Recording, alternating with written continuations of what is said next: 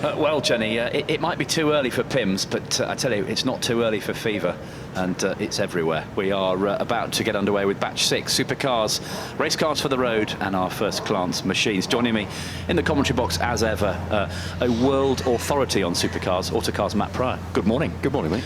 Nice to see you again. And you. Bugatti Chiron, I mean, quite honestly, what on earth?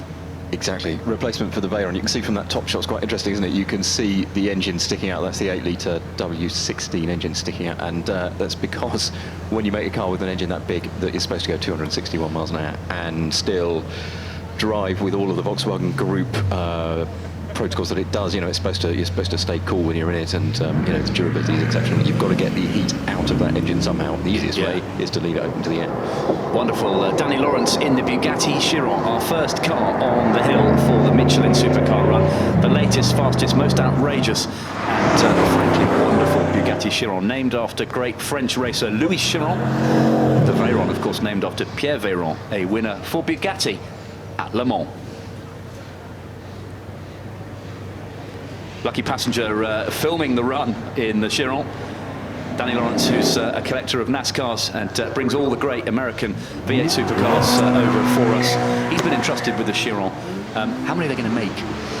Unlimited, as many as people would like, I think, is the truth of it. But you're always limited, as they were with the Veyron. They're limited by the number of people who have the wherewithal to have them. But a lot of collectors will have more than one. I'd like one, but I wouldn't mind. I don't expect that to make a dent on the production numbers. I suspect that's I expect that won't be a part of the problem. I suspect the phone will just keep ringing. Yes. It's so quick with the air brake there as well. We've got our Russian arm out there filming all the action as well during the Michelin Supercar run. Matt, we say this every year, and of course it's a bit of a cliche, but it remains true. This is the de facto British motor show. It is, yeah. I think it is other motor shows that you can see from the fact that there are so many new car launches here. That this is the one where people like to come, and we've had the Moving Motor Show earlier this week, and you know, it's the nice thing about it is you don't only see cars underneath lights in a hall and on carpet. You know, you see them in their natural surroundings, and being driven, and you can drive them. Yeah, it's whisper it. It's a bit more glamorous than the NEC. It is. It is. Yes. Fantastic. We've got all the Sir Lord March, isn't it, at the wheel of one of the latest Lambos? Yeah, Lamborghini Huracan Spider. So that is the 610 horsepower four-wheel drive, sort of entry-level Lamborghini, if you like, but with no roof on that one.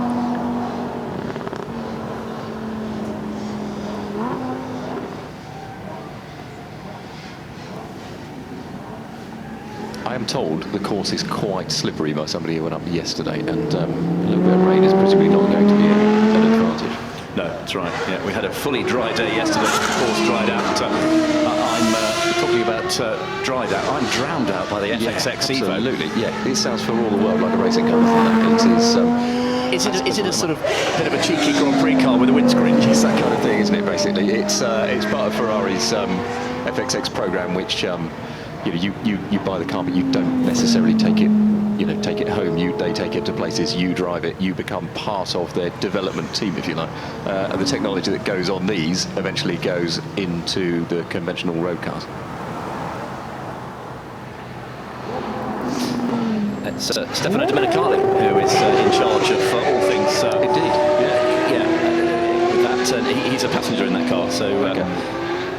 In the Lamborghini, of course, and there's the Aston DB11, a global debut for that car. Yeah, I mean, we saw it static earlier in the year, but this is the first time we've seen it in motion. And Andy Palmer, boss of Aston Martin, was driving it yesterday. I don't know if he is today. I'm sure he is, actually, by the looks of that. But yeah, that is part of a new dawn for Aston Martin, really. It replaces the DB9, which had been around since about 2005, I believe, and yes. It's finally had a whole new model, if you like. And it's got a twin turbo V12 still, so it should be pretty rapid, but it will be cleaner, faster, lighter, nicer than the DB9 in every way. And it's chasing the Vulcan. Just chasing the ultimate expression of what Aston Martin can achieve. Yeah, absolutely. Again, it's a racing car, isn't it? It is a racing car, yeah. It feels like a racing car, but with the it has all the integrity of a racing car. You know, you feel like you could lap it hour after hour. And in fact, there was a Vulcan track day for owners on Wednesday at Silverstone, and simply did just keep, they go around and mixed with it. Instead of, you know, some race cars feel a bit raw and a bit rough, but it has the integrity of a race car, but all of the fit and finish of an exquisite concept car. Fantastic stuff. The one of the latest Lexus machines on the line. Is that the LFA? No, the LFA is behind it, yes. I think. Yeah, this is an RCF, I think, and then yeah, the LFA, the V10 powered carbon fibre supercar, will follow that up. Where does Lexus sit in the supercar hierarchy, if you like? Well, it's funny. They are the sort of luxury arm of Toyota. So, but in terms of outright supercars, they've had the LFA, which is absolutely exquisite. It's a beautiful thing and lovely to drive. And then when it comes to performance cars, they have their sort of saloon and coupe-based cars like this one, which is the nice thing is they have retained naturally aspirated V8 motors for theirs rather than going smaller and turbocharging. Yeah. So they sound great, and as you can see from this one, they go quite sideways. They do, yes. Oversteer over there, Yeah. and now coming right past us. Yeah, very slippery out there now. The little sprinkling of rain on top of the rubber that's been laid down this morning, it makes it quite treacherous. These things have got a lot of power, as evidenced by that one. Indeed, yeah. I think that's the RCF GT concept, so it sits somewhere between the RCF production car and their GT3 race car.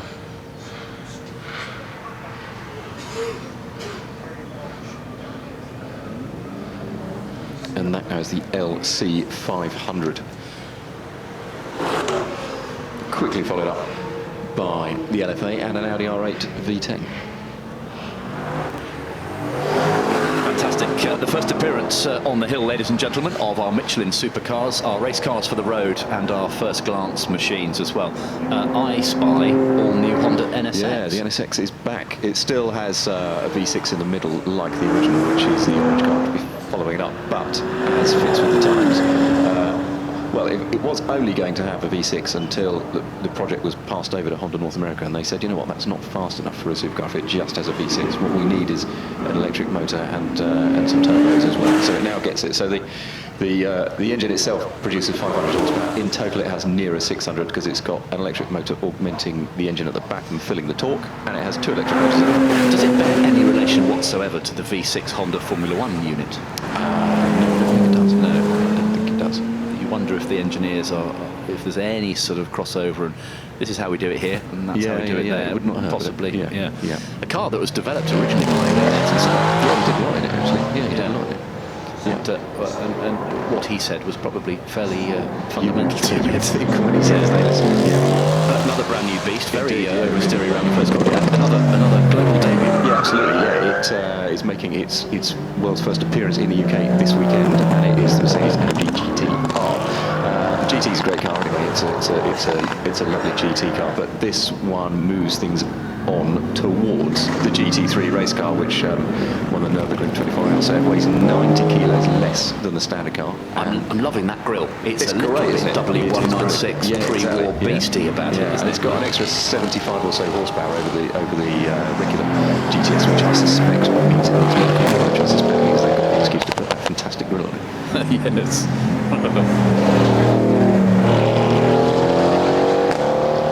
Fantastic. The all-new Mercedes AMG GT-R, fitted with GoPros there, I see, on the side.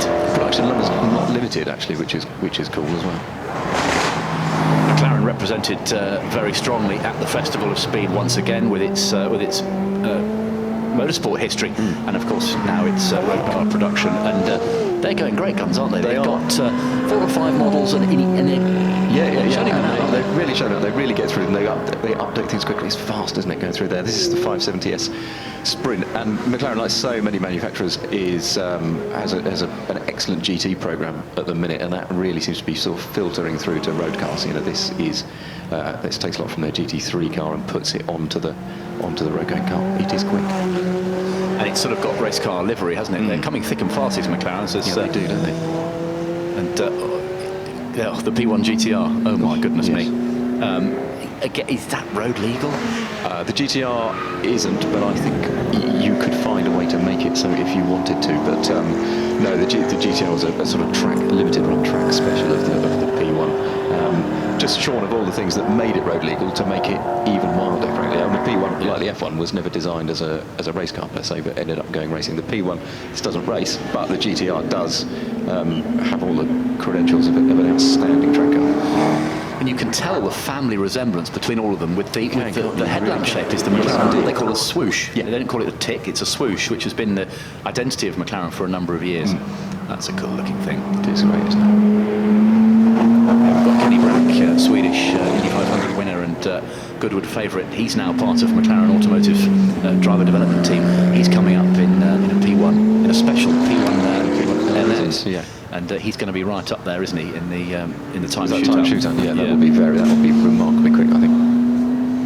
Yeah, that comes at about 10 to 2 this afternoon, our Supercar shootout, which has been won in the past by Jan Mardenborough in the Nissan GTR, but that was a stonking run. Was that the Toyota GT86? Yeah. Was that Juha Kankinen driving it? It does appear that way. It was at 90 degrees to the road. It does like going very sideways, a GT86, I must say. I mean, it's not the world's most powerful car, but the nice thing is it has the same tyres as a Toyota Prius, which are not massively grippy, pilot super sports or whatever. It falls into a slide nice and easily and at controllable speeds for track day enthusiasts who are not. It just brings fun down to your level. Yes, you need just the right amount of power that the chassis can't quite cope with. Yes, exactly. Yeah, and it has exactly that. It's a really lovely balance. Well, we've got Chevrolet stopped out on the course. We're going to get a great big smoky burnout My guess from him. That is why, but he's been stopped there for a little while. So.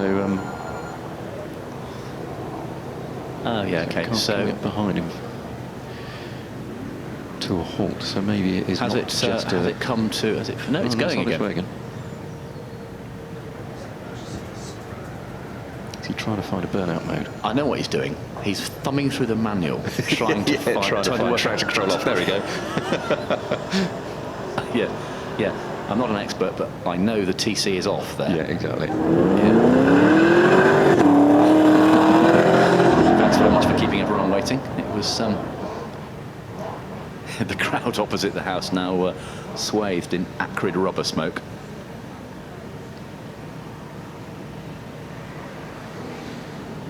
Yeah, that's the new Camaro ZL1, which the strapline is mind over muscle. It's not. It's got 640 horsepower, so it's quite a lot of muscle. So it must have quite a lot of mind after that. But you can have it. Get this with a 10-speed automatic gearbox. Wow. I think I'd still go for a 6-speed manual, frankly. But yes. As the drive for lower emissions on everything gets bigger, so the number of gears you can get in an automatic gearbox rises too. It's another of the very trick AMG Mercs, really sideways on the exit of Morecambe. And we briefly saw the Bentley Flying Spur. They're getting sportier and sportier, aren't they? Yeah, that's helped by being in GT3 racing. Oh, absolutely. Yeah, I think that's definitely helping, because of the Flying Spur, they do the sort of S version, which is slightly sportier than standard. And if you get the Continental GT, you could get the real GT3 inspired Continental GT3S, I think, or GT3R it's called, and that is much lighter and much more focused than the standard car, but still it has that sort of Bentley luxury to an extent that that they won't give up.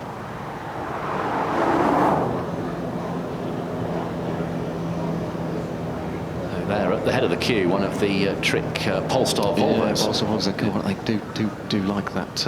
Do like that blue, and it's a bit Matra. Yes, exactly. Yeah, they're trying to, as you would imagine, Volvo is seen the success of BMW's M cars and AMG, and Polestar is its sort of equivalent of it, and so they will get there with that. The thing that Volvo do, though, is that they don't make anything now with more than 2 litres and 4 cylinders, so all of their engines are relatively small, because they think much bigger than that is too inefficient, too dirty, and so on and so forth. So they take on supercharging and turbocharging at the same time, and they'll augment it with electric motors and stuff like that. But the V60 Polestar has a supercharged and turbocharged 2-litre motor as he just goes over the line to left by that Camaro. It's a handsome sort of mid-size estate, that, isn't it? It's in the mould. It is, yeah. BMW 3 Series, as you say. Just about gets it stopped at yeah, I could hear the ABS working. Yes, chirp away, which is always a sign. On the screen, the very handsome new Alfa Romeo Giulia. Yes. Yeah, that's a nice looking thing, isn't it? It is, yeah. And Alfa is due a resurgence, isn't it? So the Giulia is its new sort of BMW 3 Series Mercedes C-Class rival, and it turns up. That's a Quattrovalve. Yes, that's the the fast one is the fast one is the first one. So BMW launching with the M3. So yeah, this is the all-singing, all-dancing twin-turbo V6. Probably with rear-wheel drive this one, I think, but it would definitely go sideways if it is. But yeah, interesting to launch with the fastest flagship version, I think. Do you believe in the adage, you're not a real car fan until you've owned an Alfa? I don't entirely, if you're under a certain age. Because you've never owned one, and you are a car fan. Exactly, I'm a car fan. But I think if you're under a certain age, I don't think it's true. But I think it used to be true. But I think yeah, they've had a bit of time in the semi-wilderness and are now coming back, which is great news. Yeah, I mean, at our father's age, they all had to. Yes, exactly. They spent many hours scraping the rust off their Alfa soot, didn't they? Exactly. But it does not like that anymore. No. SUVs are a great topic for debate. Jaguar's F-Pace has been wildly sort of approved of by you guys and by everybody, really. Yeah. It's a good bit of kit, isn't it? It is a good bit of kit. It's a great package. It's mostly aluminium, so it is lighter than the norm, and it's Jaguar say it's an SUV for those who really like driving, and it certainly is up there with the most pleasing SUVs to drive. It's not it doesn't always feel its height and weight. It is I hesitate to use the word sporty, but it is a decent ride. Yeah, John Cooper Works Mini, the Challenge Edition, and that's young Charlie Butler Henderson, a mini racing champion. He was in our radio show this morning. Oh, was he? Saying how he's only done 2 climbs of the hill in his life. He's still getting to grips with it. It's a funny old car, the mini challenge race car. I raced that last year, and somebody said, the way to go faster is to feel like you're about to have an accident on every corner. Perfect. Yeah, it's ideal. But yeah, Charlie was in there, and did he win the championship last year? He did. Yes, he did. Yeah. We're celebrating 40 years of the original Mark 1 Golf GTI. Still, for me, the most iconic hot hatch. Yeah. I had one for a while. Fabulous thing. This is the latest, fastest, naughtiest Nürburgring lap record holder, isn't it? Indeed, yeah. It's got the front-wheel drive production record. I mean, the Nürburgring had some changes to its layout last year, but it is reopened and people are setting times in it again. So this went round in 7 minutes 49.21, which is pretty quick for a front-wheel drive hatchback.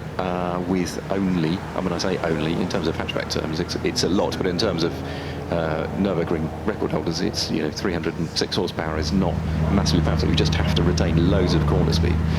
So they set up one of the settings on it turns the engine response and traction control response into its most liberal setting, but leaves the dampers very soft so that their driver could attack every single curve at the Nürburgring and make it as short a track as possible. Yeah, it's incredible how you get so much horsepower through front-wheel drive now. Yeah, it is. Diffs are very tricky. They're very tricky now, yeah. And you can do things with the front suspension to limit torque steer and stuff, but there does come a point, and it probably is at the moment, about 300 horsepower, where you say, you're right, you probably don't want too much more. Now, there was a Focus RS 500 of the last version that had 350, but it does eat front tyres at that rate, and it's no surprise that the Focus RS and Volkswagen Golf are moved to four-wheel drive when they think about too much more than 300.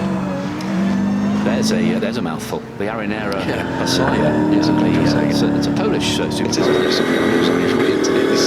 came about as a result of the GT4 Works program. It's become a road car, and I think Lee Noble has been involved in its development too.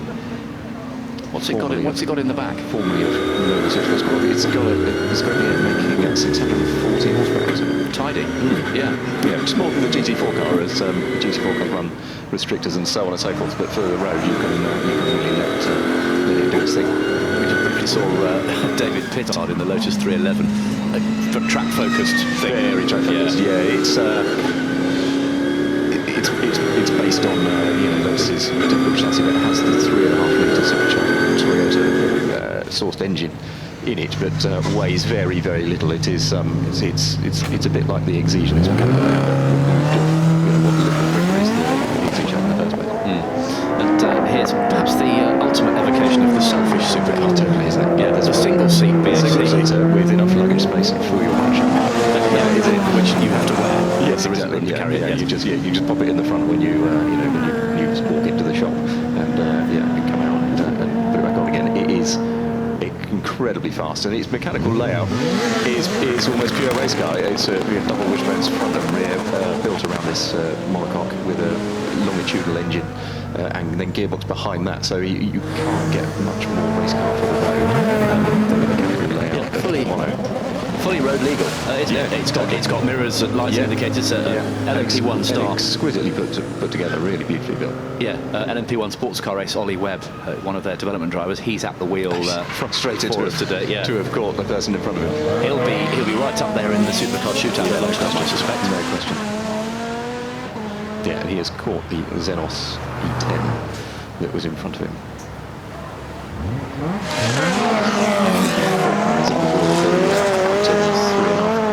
Just touching the glass as he comes around the corner. This is fast as well. He will fancy his chances of matching the mono for pace. He was the fastest of one of these cars at an event the other day. He really does know what he's doing. Yeah, he races at the members meeting and the revival as well. It's got a 3.5 litre engine in it. Oh no, they call it 3.5 really, just because they put it from Atom, then Atom 2, Atom 3, and they, rather than being a full development into Atom 4, it's a half an iteration on, so they call it 3.5R. So even though it sounds like some kind of operating system, it is a micro. It still has the old Civic Type R, Honda Civic Type R engine with a supercharger on it. And conservatively, they say about 310 horsepower, but you probably look about 330, 340, and they never have a problem with these Honda engines. And weighs a little bit less than the stools we're sitting on. Yeah, pretty much. Yeah, exactly. Fantastic. Yeah. Right, that's not quite the end of the batch. We've got a big surprise and a lot of fun for you coming up in a moment. Let's have some highlights on the screen from that first appearance of our supercars. And we kicked off with the Bugatti Chiron, first appearance at the Festival of Speed in 2016, the latest and craziest Bugatti supercar, the Chiron.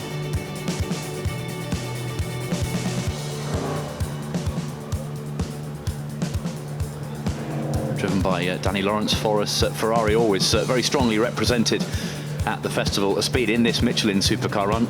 Our event host Lord March got a passenger ride up the hill in the latest Lamborghini Huracan, which, Matt, stands for wind, am I right? I think so, yeah. Yes, as in going like the... Going like it. Yes. And the DB11 making its global debut here at the festival. The all-new hand-built British Aston Martin DB11. Lexus here in strength.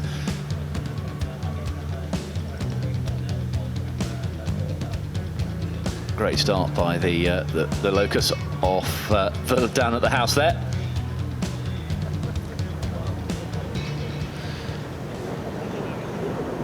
Live pictures with Terry Grant in the Jaguar F-Pace. He went all the way to the top of the hill yesterday. He did. And he's had to put it down. He's had to put it down, and I think as he's put it down, something has happened, because it is there is quite a lot of it's smoking, isn't it? Smoke coming out of that. Yeah, stunt legend Terry Grant, who's been coming to the Festival of Speed for many years and doing all sorts of tricks with his little legend car, his TVR.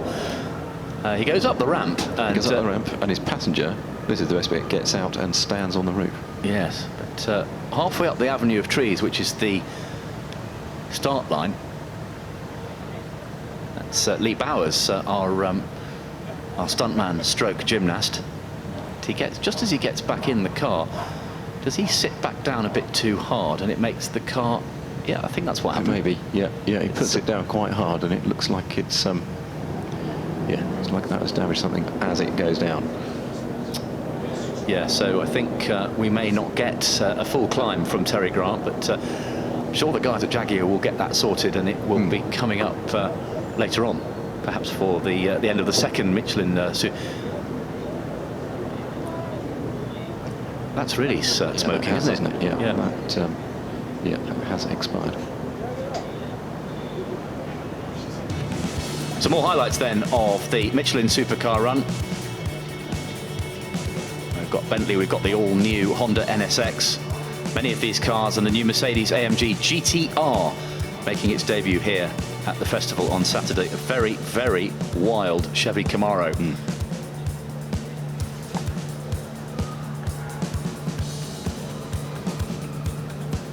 some of the latest cars from Lexus. The Alfa Romeo Giulia flashes across the line. The fastest record-breaking Golf GTI in the 40th anniversary of everyone's favourite hot hatch. The Arinera all the way from Poland. First Polish supercar on board with that car up towards the Flint Wall.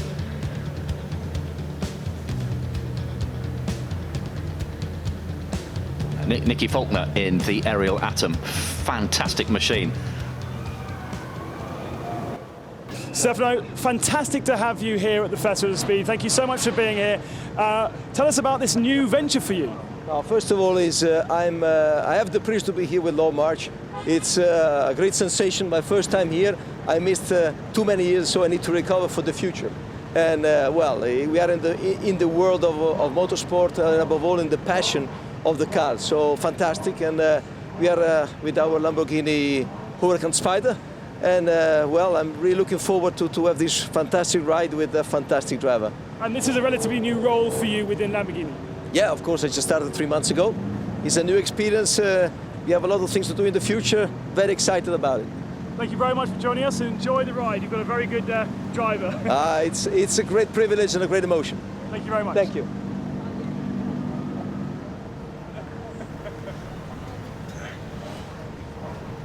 And there are some highlights of Lord March taking Stefano Domenicali up the hill in the new Lamborghini Huracan, and we can go up to the top paddock, catch up with Bruce Jones, who spoke with Lord March. Into this morning, the Lamborghini Huracan LP610 Spider with the roof down, I gather, most of the way. Yeah, no, we were good. The rain didn't start till we got to the very top, and then Stefano put the roof up as we came up. So all good. No, lovely car, and you know, perfect up the hill actually.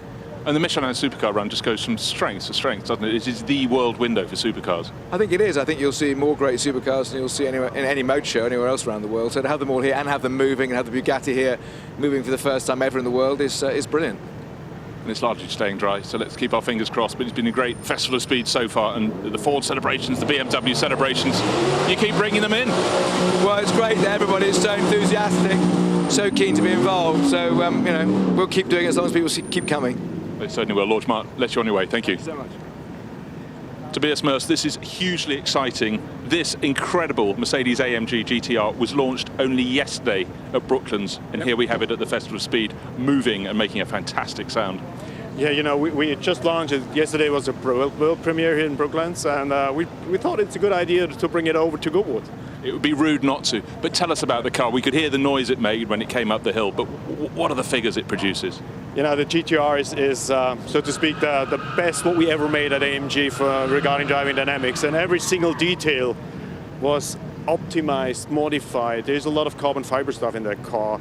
We changed the power output, it's 585. We reduced the rotating masses on the engine, so it revs much faster up than a standard GTS. We introduced a rear axle steering in that car regarding driving dynamics. We introduced a traction control, which is perfectly linked to the GT3 race car, which is a pretty successful car. Yeah, it's an exciting car. It's more than exciting. We're privileged to have it here at Goodwood, Tobias. Thank you very much for bringing it. You're welcome. Freddie Hunt, the Michelin Supercar run, you hardly know where to look, but the P1 GTR McLaren really stands out. And this one, specially draped in your father's helmet livery, it looks astonishing. But what's it like to drive? Well, terrifying is one word. Not terrifying, but I mean, it's just so much car. You know, wouldn't dare go full throttle on it. I think the maximum I got to about 80%. It was, you know, tailing all over the place.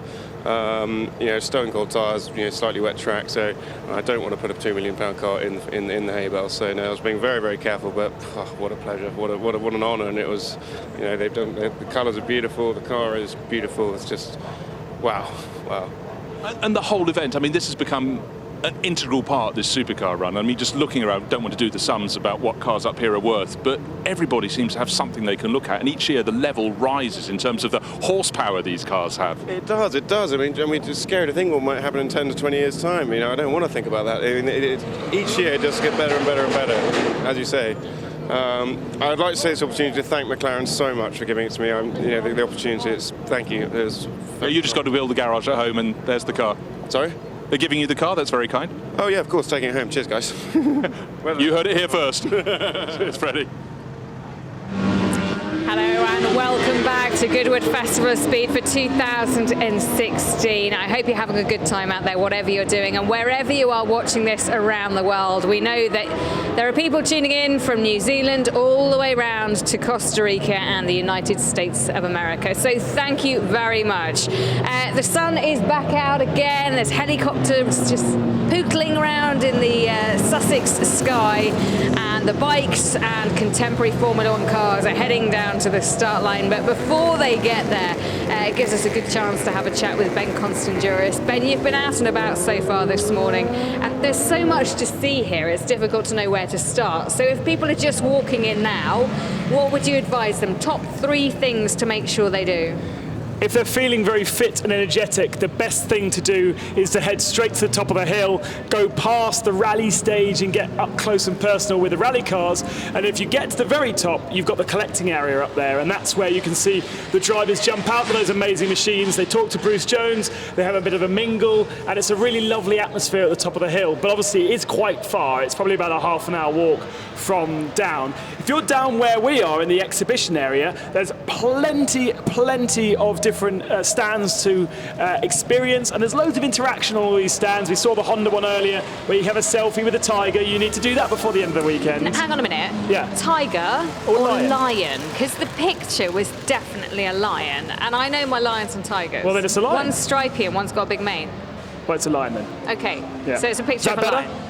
Okay, what else? What else? Well, we've got a great place. We've got Ford just behind us here that's got a very nice viewing platform. You've got the stand-up challenge on a bike. We have to balance on a bike. I did that on Thursday. Yeah, you were particularly bad at that. Yeah, that was really, really bad. That's not just me picking on you. I mean, you were just rubbish. No, I'm quite realistic. And you can actually jump off that and into a big platform. So haven't done that yet either, but maybe by the end of the weekend. Lots of virtual reality around the site. On the Jaguar stand, you can be virtual reality in a sailing boat in the BAR America's Cup boat. You can have it on the Nissan stand to drive with Jan Mardenborough, and on the Audi stand you can actually make decisions. So you can tell the virtual reality driver, who I think is Oliver Jarvis, if he should overtake into a certain corner or not, and that drives the virtuality story. So there's loads and loads of interaction here. It's fantastic to see, and for those of you who are watching online, I will try and show it to you throughout the day. There's lots to see though. I have to say, there were people actually physically running to watch the supercars earlier on. The Bugatti, the brand new one, have you had a chance to get up close and personal? Because when you're talking about the height of, uber supercars, it's up there, isn't it? Absolutely. One of the very first cars that I ever drove, age 6, was a little model of an old 1930s Bugatti. So I love relieved Bugattis. you said that. I thought you were going to come out with a line going, oh, well, the first car I ever drove was a Bugatti. EB110, it was a legendary car. And then obviously the Veyron and the Chiron, Bugattis now are being built to wow crowds. And certainly today, you saw that rush of people down the side, and they are coming down the hill right now, nice and slowly for you to get those photos. And I'm sure the drivers, many of the professionals inside those cars, Andy Wallace is driving the Bugatti Lucky Boy, and he will do some, I'm sure, make some noise and do some burnouts, even down the hill. They're not supposed to, but they're racing drivers. Is this the most expensive traffic jam in the world? It has to be, surely. I often say when I'm at the Formula 1 paddock that must be a really expensive traffic jam sometimes when there's a red flag and no one can get past at Monaco. But actually, this is going some. Well, at the end of my piece to camera just a few moments ago, I had the FX, and then the FX Evo, I think it's called, and then the Aston Martin Vulcan. Those three are about £4 million, just the 3 cars that were in the middle of the pack. And there's 30, 40, 50 vehicles. Even some of the road to race cars at only about 30 grand are still amazing pieces of kit. That's a noise you recognise. It's a fantastic noise. I absolutely love it. We should play Name That Car. Even though we're facing away from the hill, you could have to name what car's behind us. That would be tough. I can do it for Le Mans, so you can do it for Formula 1. I'd give it a go. Yeah. Whether they'd be right or wrong is another matter. But that's neither here nor there. So, Ben, if people want to see these cars up close and personal, the supercars, where's the best place? Direct them to them. Well, that's interesting, because obviously the F1 paddock is where most people migrate to, and everybody knows that to be just above the main bridge. So you go sort of over the bridge and right. But if you go left past the house is to your right-hand side, then there's another paddock area down there, and it's a supercar paddock, and it's the Mazda raise the roof area, and it's the Cartier Style Lux, and it is the first glance area. So you can go down there, you can listen to some bands in the Mazda raise the roof, really cool place to go. And then you've got all those supercars parked up once they get down there after this run. Be there for a couple of hours, then they've got a second run this afternoon about 2 o'clock. Love it. Okay, well, as you can see, the cars are getting into place at the moment. So as they get into place, let's hear a few words from our sponsors. Thank you so much to all of you for joining us here at Goodwood. So the cars are on their way down to the start line. Let's cross over to our commentary team. I think we have Chris and Toby standing by to talk you through the contemporaries and the bikes. Yes, indeed. Thank you, Jenny. Thank you, Ben. Toby Moody, Chris Druitt up here in the commentary position, watching the last batch return to the paddock as the next batch is already on its way down to the start line. Look at the amazing exhaust pipes. Is that the V12 Honda? Stuart Graham drove it yesterday. In the meantime, we've got the rallying happening at the top of the course, where we've got Tony Jardine and Javier up at the top of the hill. Good morning, gentlemen. Good morning, Toby. How are you? I'm very well. How are you? Yeah, fantastic, fantastic. We're having a great time up here, and we've been really enjoying the presence of the Dakar vehicle with Janelle de Villiers. Excellent. Who set the fastest time this morning, Toby, 3 minutes 16.2. Absolutely superb.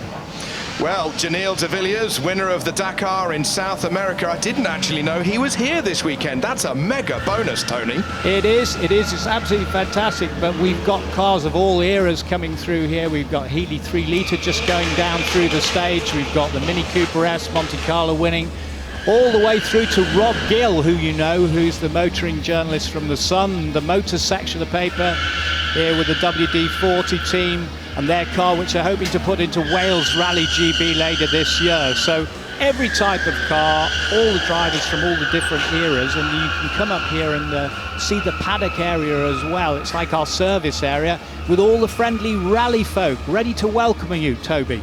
Yes, and it's a course that is timed, Tony, isn't it? So there will be a best time of day up there with you. There will be the timing going on as we see a Lotus with skis on the back. That's very James Bond, just drifting through Samaritz, isn't it? For your eyes only. Yeah, Terry Maynard, we've had some great cars here this morning already, and queuing up beside us here, there's 15, 20 ready to come into the stage. Little skiffery this morning has made it tricky, but very, very enjoyable for everybody that's making their way up from the hill, and then conversely down from here to join you at the bottom of the hill. Bill Gwynn there in the Fiat 124. It's been a great opening morning. Very slippery indeed, as Tony said, Javier. It's that sort of clay type greasy top surface. It's going to catch a couple of people out, but that's what it's all about. It's a great arena to see all the variations and generations of rally cars that we have here. I mean, Tony and I have been spoiled this morning. We have all the people coming up to join us. We have the camera footage, some great camera work that you're getting down there. We've had a great morning here. Escorts, some Nissans, some Toyotas. You've got the Talbot Sunbeam Lotus up there, and you've got a Ferrari as well. You don't see many of those rallying nowadays. No, Tony Worswick has been very good this morning, Tony, hasn't he? Oh, he's been brilliant. But this guy, you know, European Rally Championship up to the end of Group B. And he's won series, you know, in racing as well, racing and rally driver. But you were talking about how slippery it was. It dried out a little bit after the rain for the likes of the Ferrari, but we had Jason Lepley damage the right rear of his car. We had Tom Williams going straight on. It was only a little shower, but it just showed how treacherous a surface can be, which is what you were saying, Toby, because as soon as the water mixes with the chalk on the downs here, then it becomes like a skating rink. And you're looking at pictures now of Janelle de Villiers in the Hilux Toyota truck, and he was attacking like that off the banks, over the flying fin, the big long suspension soaking up the jumps, but the noise of the big 5-litre V8 was astounding. And he'll be coming up here during the day. So I urge people to come up and see it. Yes, Janelle de Villiers, winner of the Dakar Rally and winner with VW. He's now with Toyota, the car that is built in South Africa. And if you want to catch up with the rallying, then make sure that you go up and see Tony Jardine and Javier McCartan up there with the action from all the way through, from Mini Coopers to the latest Dakar cars. Great action up there, great action down on the start line. We're going to get the bikes and some of the early Grand Prix, the contemporary F1 cars. Fabulous noise, not totally contemporary. We can't have the current cars, but Toby, this is your scene. Yes, we've got the motorcycles now, ladies and gentlemen. For those of you trackside here at Goodwood's, it's your two-wheeled moment this morning, or if you're watching us online, wherever you are around the world. Good evening to you in New Zealand and Australia. I hope that you've had a great barbecue and you've got something nice and cool in your hand whilst watching the action here from Goodwood. Or if you're here in Europe, you're just coming up to maybe a cup of coffee or an early lunch, or if you're maybe in America, it's a very early morning and you've got a cup of coffee in your hand. As the motorcycles are on their way, we have a whole raft of motorbikes from all the ages, and we've got some great superstars as well. Fred Walmsley himself riding the very early Gridley Peerless past the house. He goes up underneath the bridge on his way. The pioneers of motorcycle racing, whether or not they were initially racing at places like Indianapolis, which held a motorcycle race before it got going with the regular Brickyards races that we now know as the Indy 500. Sammy Miller on his way, catching the bike on his way up towards the top left-hander, the Gridley Peerless chap. Fred Walmsley at the helm. He's nice and safely towards the top of the hill. Joys of engineering. You can actually see what's been engineered in the motorcycle. No fairing, of course, as we've got the rest of our runners on the line. And we've got Carl Fogarty, we've got Freddie Spencer. There is fast Freddie Spencer. He's riding the triple here this morning. This is the three-cylinder Honda motorcycle. It won in the championship in 1983. At the time, he was then the youngest ever 500cc world champion. Spencer, part of the whole Australian-American wave of riders that came over to Europe, the heartland of the Grand Prix World Championship, and then took it by storm. Following the likes of Kenny Roberts Sr., who won 3 world titles in the late 70s after battling with Barry Sheene. Freddie Spencer wheeling out of Molecombe here at Goodwood, going on then to win the 85 World Championship in 500 and on a 250. And it's great to see Freddie back in those familiar Rothmans Honda leathers. They've been replicated by Alpine Stars and absolutely tip-top as well. As we have the Kawasaki on the hill at the moment. The Kawasaki that's won a couple of world championships in the world Superbike class. Got Tom Sykes riding here, the 2013 World Superbike champion. Hopefully we'll be seeing the likes of Jonathan Ray, his current teammate, here at Goodwood as the day progresses. In the meantime, it is Giacomo Agostini, the most successful motorcycle racer ever. 122 Grand Prix victories under those leathers for Ago. And Ago with the MV Augusta, the colours, the Italian flag, the green, the white, the red on top of the crash helmet with a little bit of gold, and the MV Augusta motorcycle, it just encapsulates motorcycle racing history. And to have Valentino Rossi here last year, the man who is surely knocking on the door and thinking about overtaking Ago with that, with those victories, who knows what Valentino Rossi can do. He'll be just preparing for his qualifying session at Aston at the moment before the Grand Prix in Holland, which is taking place tomorrow for the very first time on a Sunday. Agostini, very much a friend of the Goodwood Festival of Speed, and fantastic to see him here. Quick as always. He really is just not aging at all, is he? He doesn't age one jot. He must be taking the same Weetabix as Dan Gurney. Jackie Stewart He's just got the love of motorcycles, regularly attending Grand Prix to this day. More motorcycles leaving the line. Looks like we're going to have Keanu Reeves leaving the line in a moment's time. That'll be interesting to see Keanu Reeves leading. Indeed, one of the Keanu Reeves motorcycles leaving. Is it Reeves on the bike? He may well be. Now this is the one-off motorcycle that has been engineered by Keanu Reeves and his Arch Motorcycle Company. A huge fan of motorcycle racing, Reeves. Always attending Grand Prix at the Circuit of the Americas, and it's not him, I've just been told. So he was here yesterday, Keanu Reeves, but the motorcycle is here, looking to manufacture it and put it on the market and enjoy motorcycle cruising, should I say, wherever he may be around America, particularly if you're on the West Coast. I know that George Clooney is a big fan of motorcycle racing. He turned up to a photo shoot, I know, the other month, on his own, without his PR people, on a Harley. Just cruised in, did his photo shoot for a well-known international brand, and did his photo shoot. Meanwhile, for those of you at the top paddock, you're enjoying seeing the superstars arriving. Freddie Spencer there with his Honda.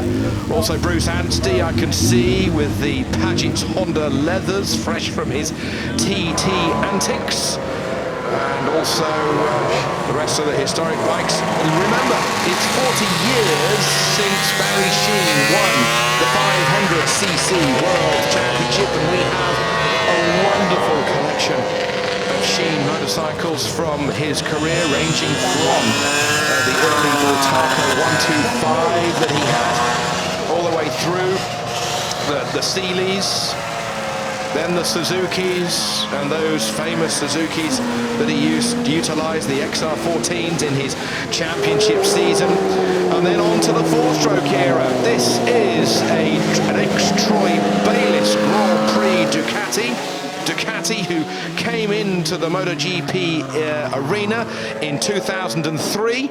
Loris Capirossi, Troy Bayliss, who were the Works Ducati riders that year. Loris Capirossi going on to win the Catalan Grand Prix in dramatic style that year. It was a boiling hot day, and it was a boiling hot motorcycle. Had an awful lot of heat in the engine. It ran very hot, and Capirossi was on top of the podium that year.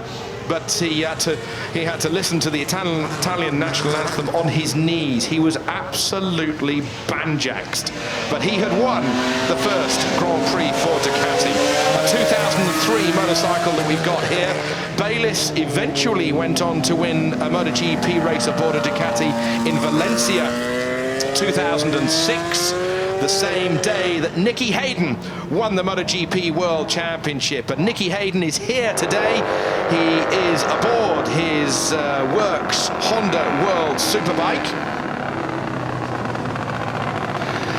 And he is going up the hill and enjoying once more being back here at Goodwood, this time on a Fireblade. As a Honda 250 makes its way up towards the top of the hill. This is the more aerodynamic, the Super Nero motorcycle with the dustbin fairing. Talk about lowly slung, talk about your feet well out the back, talk about absolute head first.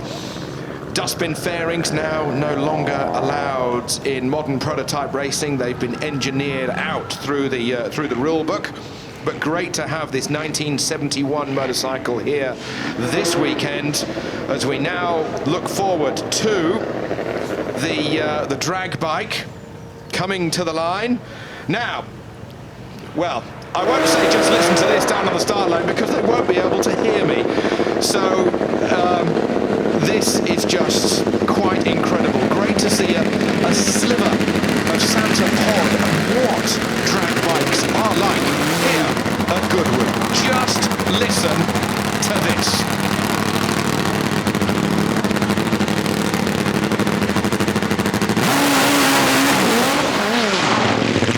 It can do 0 to 235 miles an hour in just 5 5.8 seconds. It does 15 gallons a mile. It's not about MPG, it's about gallons per mile, GPM. Electrifying acceleration, not much steering lock. They don't need that on a quarter-mile strip, do they? But what a feeling! Your heart must sink to the bottom of your leathers. But what an adrenaline rush and a smile on everybody's face in the foreground of that shot. Unfortunately, for those of you towards the top of the hill, you won't get a chance to see this because it can't get round Molecombe. The corner is just too tight. We now see the return, though, of Matty Griffin. Matty Griffin aboard the F800 BMW, a stunt rider motorcycle combination.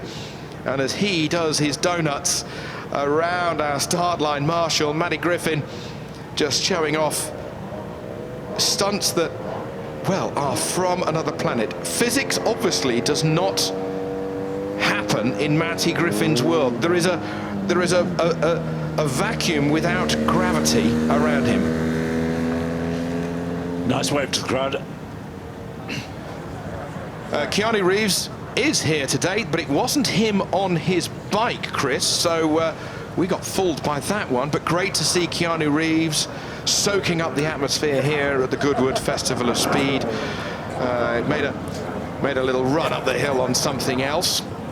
I hope you managed to see Nicky Hayden aboard the number 69 Honda CBR 1000, the Fireblade, the 2006 world champion, and a man victorious in MotoGP races when he was en route to that world championship now 10 years ago. Congratulations to Nicky. He's recently got engaged, so he'll be making those wedding plans whilst he's in and out of a World Superbike paddock. In the meantime, more antics from Matty Griffin in front of the Goodwood house. And give him a round of applause. He's chucking that motorcycle around as if it's a scooter. He's put it on the floor. Was that part of the act? Well, maybe. One-wheel donut. It's when he gets on the bars and his feet are over the dashboard, I just can't understand how he pulls the front up, as there are more autographs being signed at the top of the hill with Keanu Reeves. I bumped into a couple of guys last year who managed to get Valentino Rossi's autograph, and they were just over the moon. They looked up, he was there, they thrust the autograph book into Valentino's hands, and their day was made. So if you're at the top paddock, make sure you come a little bit forward and try and get an autograph of one of your heroes. How many of us remember that Barry had a go at four-wheel with this Toyota Supra? Nigel Garrett's brought it. Nigel has just finished a major rebuild of this. It got severely shunted. Now, it's Barry Sheen's car from the 1985 British Touring Car Championship, so it's part of the Barry Sheen celebration. It's Class 18, ladies and gentlemen, page 37 of your Goodwood programme. If you haven't bought a Goodwood programme, please do. It'll maybe give you the opportunity to leaf through it, and you'll think, oh, I didn't know they were coming. Is that Freddie Sheen driving it? He's in the programme down with Nigel Garrett to drive it. Be great if it is. Well, that's an apt driver to be in the car, that's for sure. Keanu's still working hard. It's a great place to be, up at the top paddock. Drivers love going over and chatting to the crowd, who probably know more about their careers than they remember. Yes, very much so. I don't remember driving that car. Where did you get this photograph from? Well, that's what the British fans and the international fans are all about. Bringing out programmes, maybe an old Goodwood programme, an old Silverstone programme, maybe a Grand Prix programme from Australia or Austria or Zeltweg or the Nordschleife or the Nürburgring, or, you know, who knows what somebody's got up their sleeve, and just that last autograph to complete the collection. I guess Matty Griffin's still doing his stuff. We're waiting for this beautifully restored Toyota Supra that Barry drove in the 85 British Saloon Car Championship.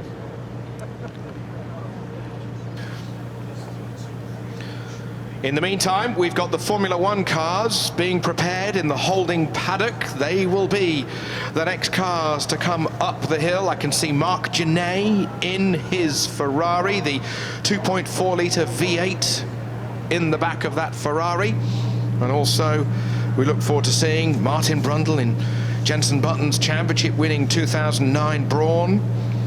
And I believe Jensen Button in a McLaren. Not sure which McLaren he will be driving, but I met him a moment ago in the paddock, and he looks as sleek and as fit and as enjoying Goodwood as always, as we have the final runner in our Barry Sheen celebratory class, celebrating those 40 years ago. My goodness me, 40 years since Barry Sheen won the 500cc World Championship, and he then went on to 9 years later drive the British Saloon Car Championship with this Toyota Supra. 2-litre straight six mounted in the front of this car. Not the most competitive car, but he did turn his hand to driving. His best buddy Steve Parrish turned to driving and won truck European World Championships with Mercedes. So like Heworth, had that extra edge. Now there is Nicky Hayden, 2006 MotoGP World Champion, here today riding his current World Superbike Honda, already a winner in World Superbike races. He won in Sepang a few weeks ago. Meanwhile, the Ferrari leaves the line. Marc Genet now on the hill here at Goodwood. Marc Genet, Spaniard, Ferrari test driver, ambassador and winner of the Le Mans 24 Hours in 2009. This is the Fernando Alonso car from the 2010 season, taking 5 victories in eventually pushing Sebastian Vettel right to the end of the championship title run, coming down to Abu Dhabi. But it was the German Vettel who just got the championship with Red Bull, the first of his run of 4 consecutive Formula One world titles with Vettel, Red Bull, Adrian Newey, and the powerhouse that Red Bull had from Milton Keynes in those days. Mark on on full wet tyres, so not optimistic about the track, but actually it's nice and dry. Red Bull, RB8, I think driven by Pierre Gasly, GP2 driver. It is Pierre, really enjoying his chance to hop in the F1 car. Not, of course, going for time, doing some burnouts, screaming this lovely little 2.4-litre V8 engine. We're so used to, of course, seeing the Formula One cars on the TV, but it's it really brings you to your notice how wide they are and how narrow the hill climb course is, as we have now Jolyon Palmer, his father Jonathan here. I just bumped into him, a friend of the Goodwood Festival of Speed. Jolyon Palmer driving a 2012 Renault, a normally aspirated car, and Jolyon in his first full season of Formula One Grand Prix racing, victorious of course in GP2. And now got the Formula One race wins in his sights, and eventually, for all of the drivers, of course, eventually the World Championship. That's his plan. Lotus and Aston with good, serious long-term plans. It's going to take a year or two. And it's great to see that Renault have turned things around with their engine. They had some problems last year, but now winning races and back at the sharp end. In the meantime, the Formula E, the electric-powered car, Stefan Richelme, Formula E, looking forward to their race, their double-header in Battersea, London. Is it next weekend? I think it's next weekend. Yes, next weekend. Can't be the weekend after. That's Silverstone Formula One. So it's next weekend. In the meantime, this is the ex-Ayrton Senna McLaren, and Stoffel van Dorn driving Ayrton Senna's McLaren, 1991 car. Stoffel with a great future in F1 ahead of him. Certainly coming man, star in the GP2. Test driver, of course, now drive for McLaren. Got in the F1 when Fernando was injured at Adelaide. And this a V12 3.5 litre. McLaren Honda, they went to the V12 after the V10. It was a bit longer, but oh, did it sound good. Ayrton Senna, Marlboro McLaren, #1, Honda V12 3.5 in the back of it. Does it get any better than that? I don't think it does. Not for me. Williams.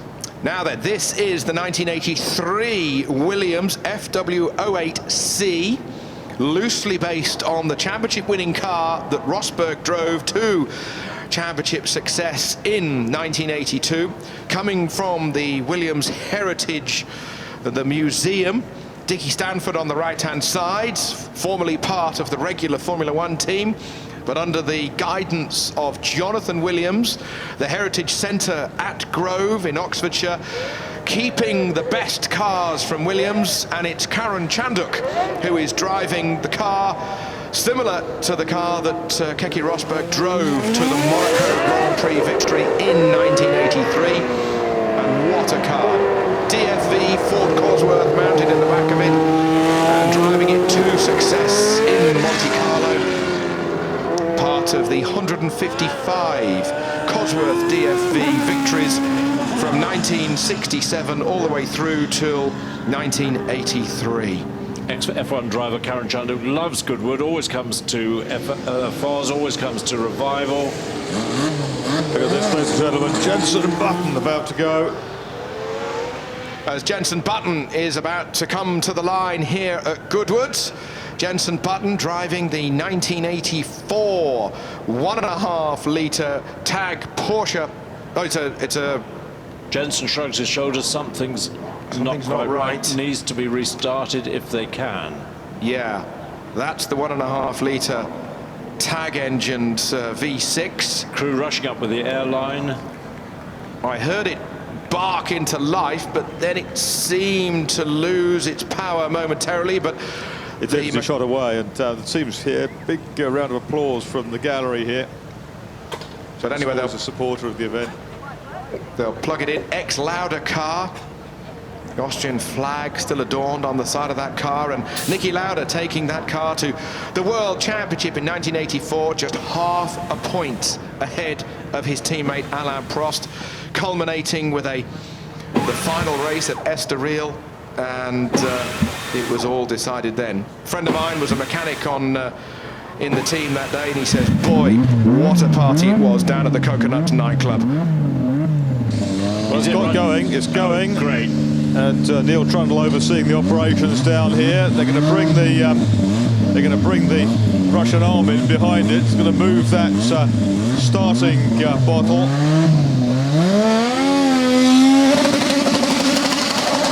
And Jensen Button has started his climb here with the McLaren. Give Jensen a big wave. Not having an easy couple of seasons in the current McLaren, but what a great driver. And I bet he looks at that Brawn with great interest.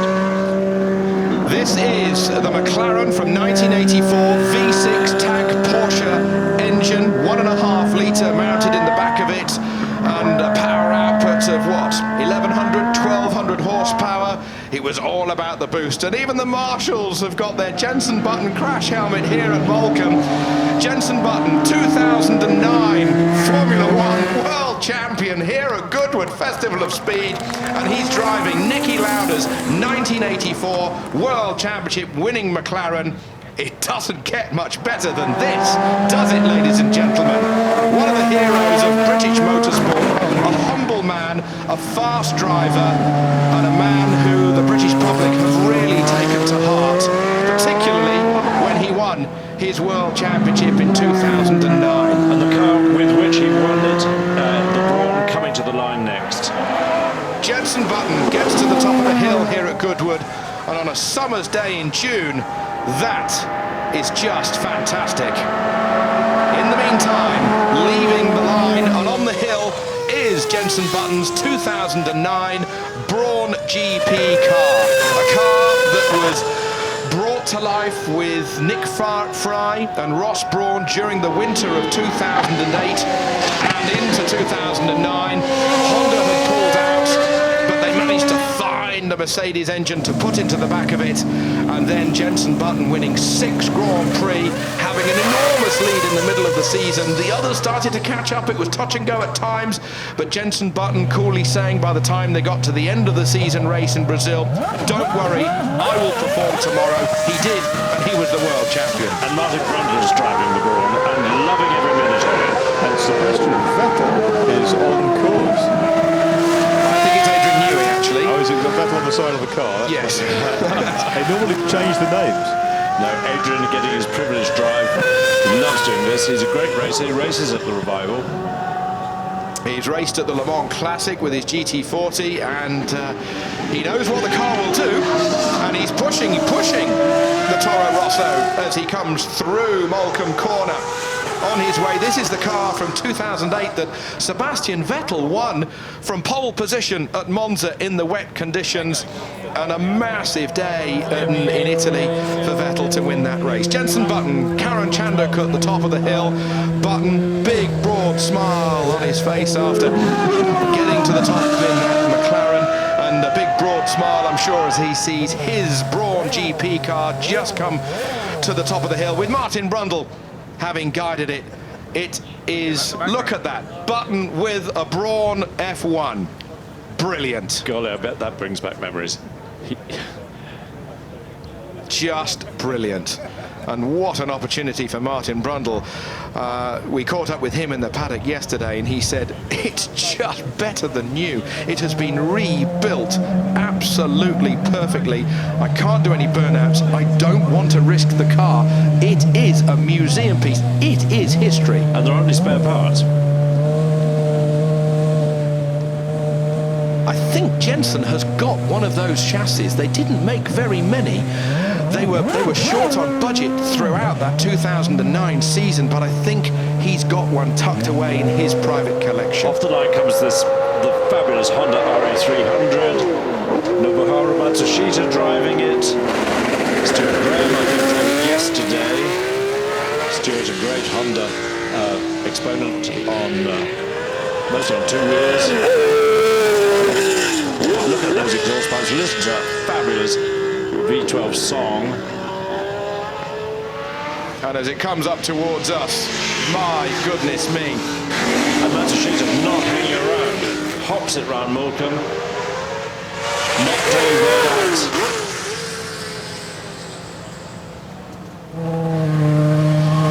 Harold Fuchs away in the Toyota. As the 3-litre V10 Toyota from 2005 is now on its way. And Toyota, it may not have gone their way in Formula One. The big testing effort that they did, the great names they had behind the wheel, but it wasn't quite to be. And that was unusual for Toyota. TTE in Cologne, they had dominated with very many different cars the World Rally Championship under the guidance of Overly Anderson, but it was not to be. But they were battling against the might of Michael Schumacher, who was at his absolute peak. Toby, do you think they suffered from not being in the Thames Valley? Yes, I suppose that's very true in the, I call it the Motorsport Silicon Valley of Oxfordshire, and down the M40 corridor, it was not to be. People in Maranello might not agree with you, but that's the centre of British motor racing. Totally. 3-litre V10 howling through the trees. Oh, goosebumps. Brilliant.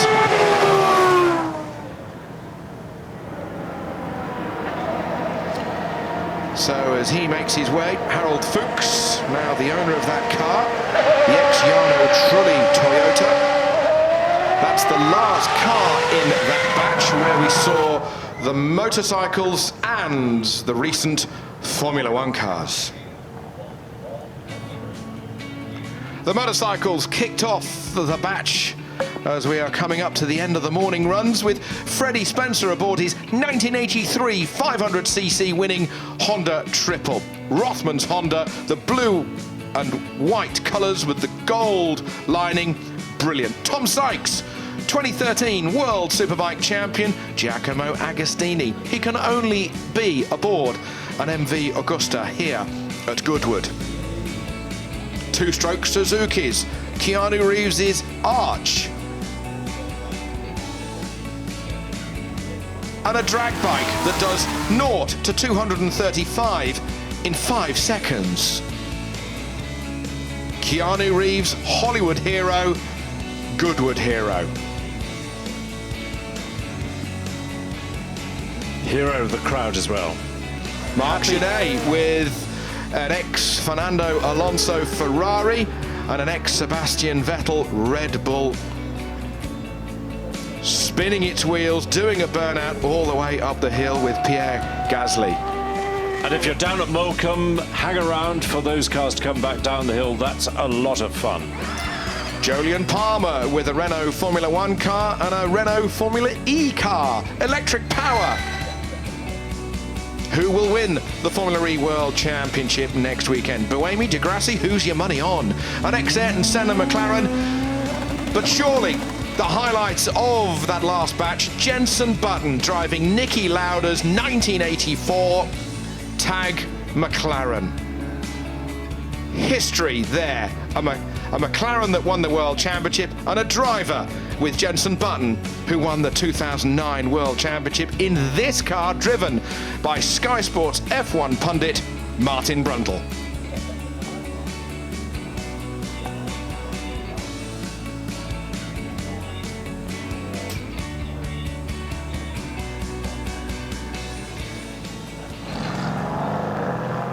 So there were some big names at the top of the hill after that batch. Bruce Jones at the top managed to catch up with some of the big names. Keanu, trying something new today, or more to the point, something old. The Bruff Superior, quite a bike. Yeah, I mean, I've heard of the reputation of a Bruff, and it's, you know, I guess for me, you know, it's one of the legendary machines, and these gentlemen over here were kind enough to kind of bring us through and talk about the machine. So what's the story of this bike? Like I say, this bike is a 1924 Brooklands Racing Bruff Superior. It was used for record break. We don't know the... Sorry about that.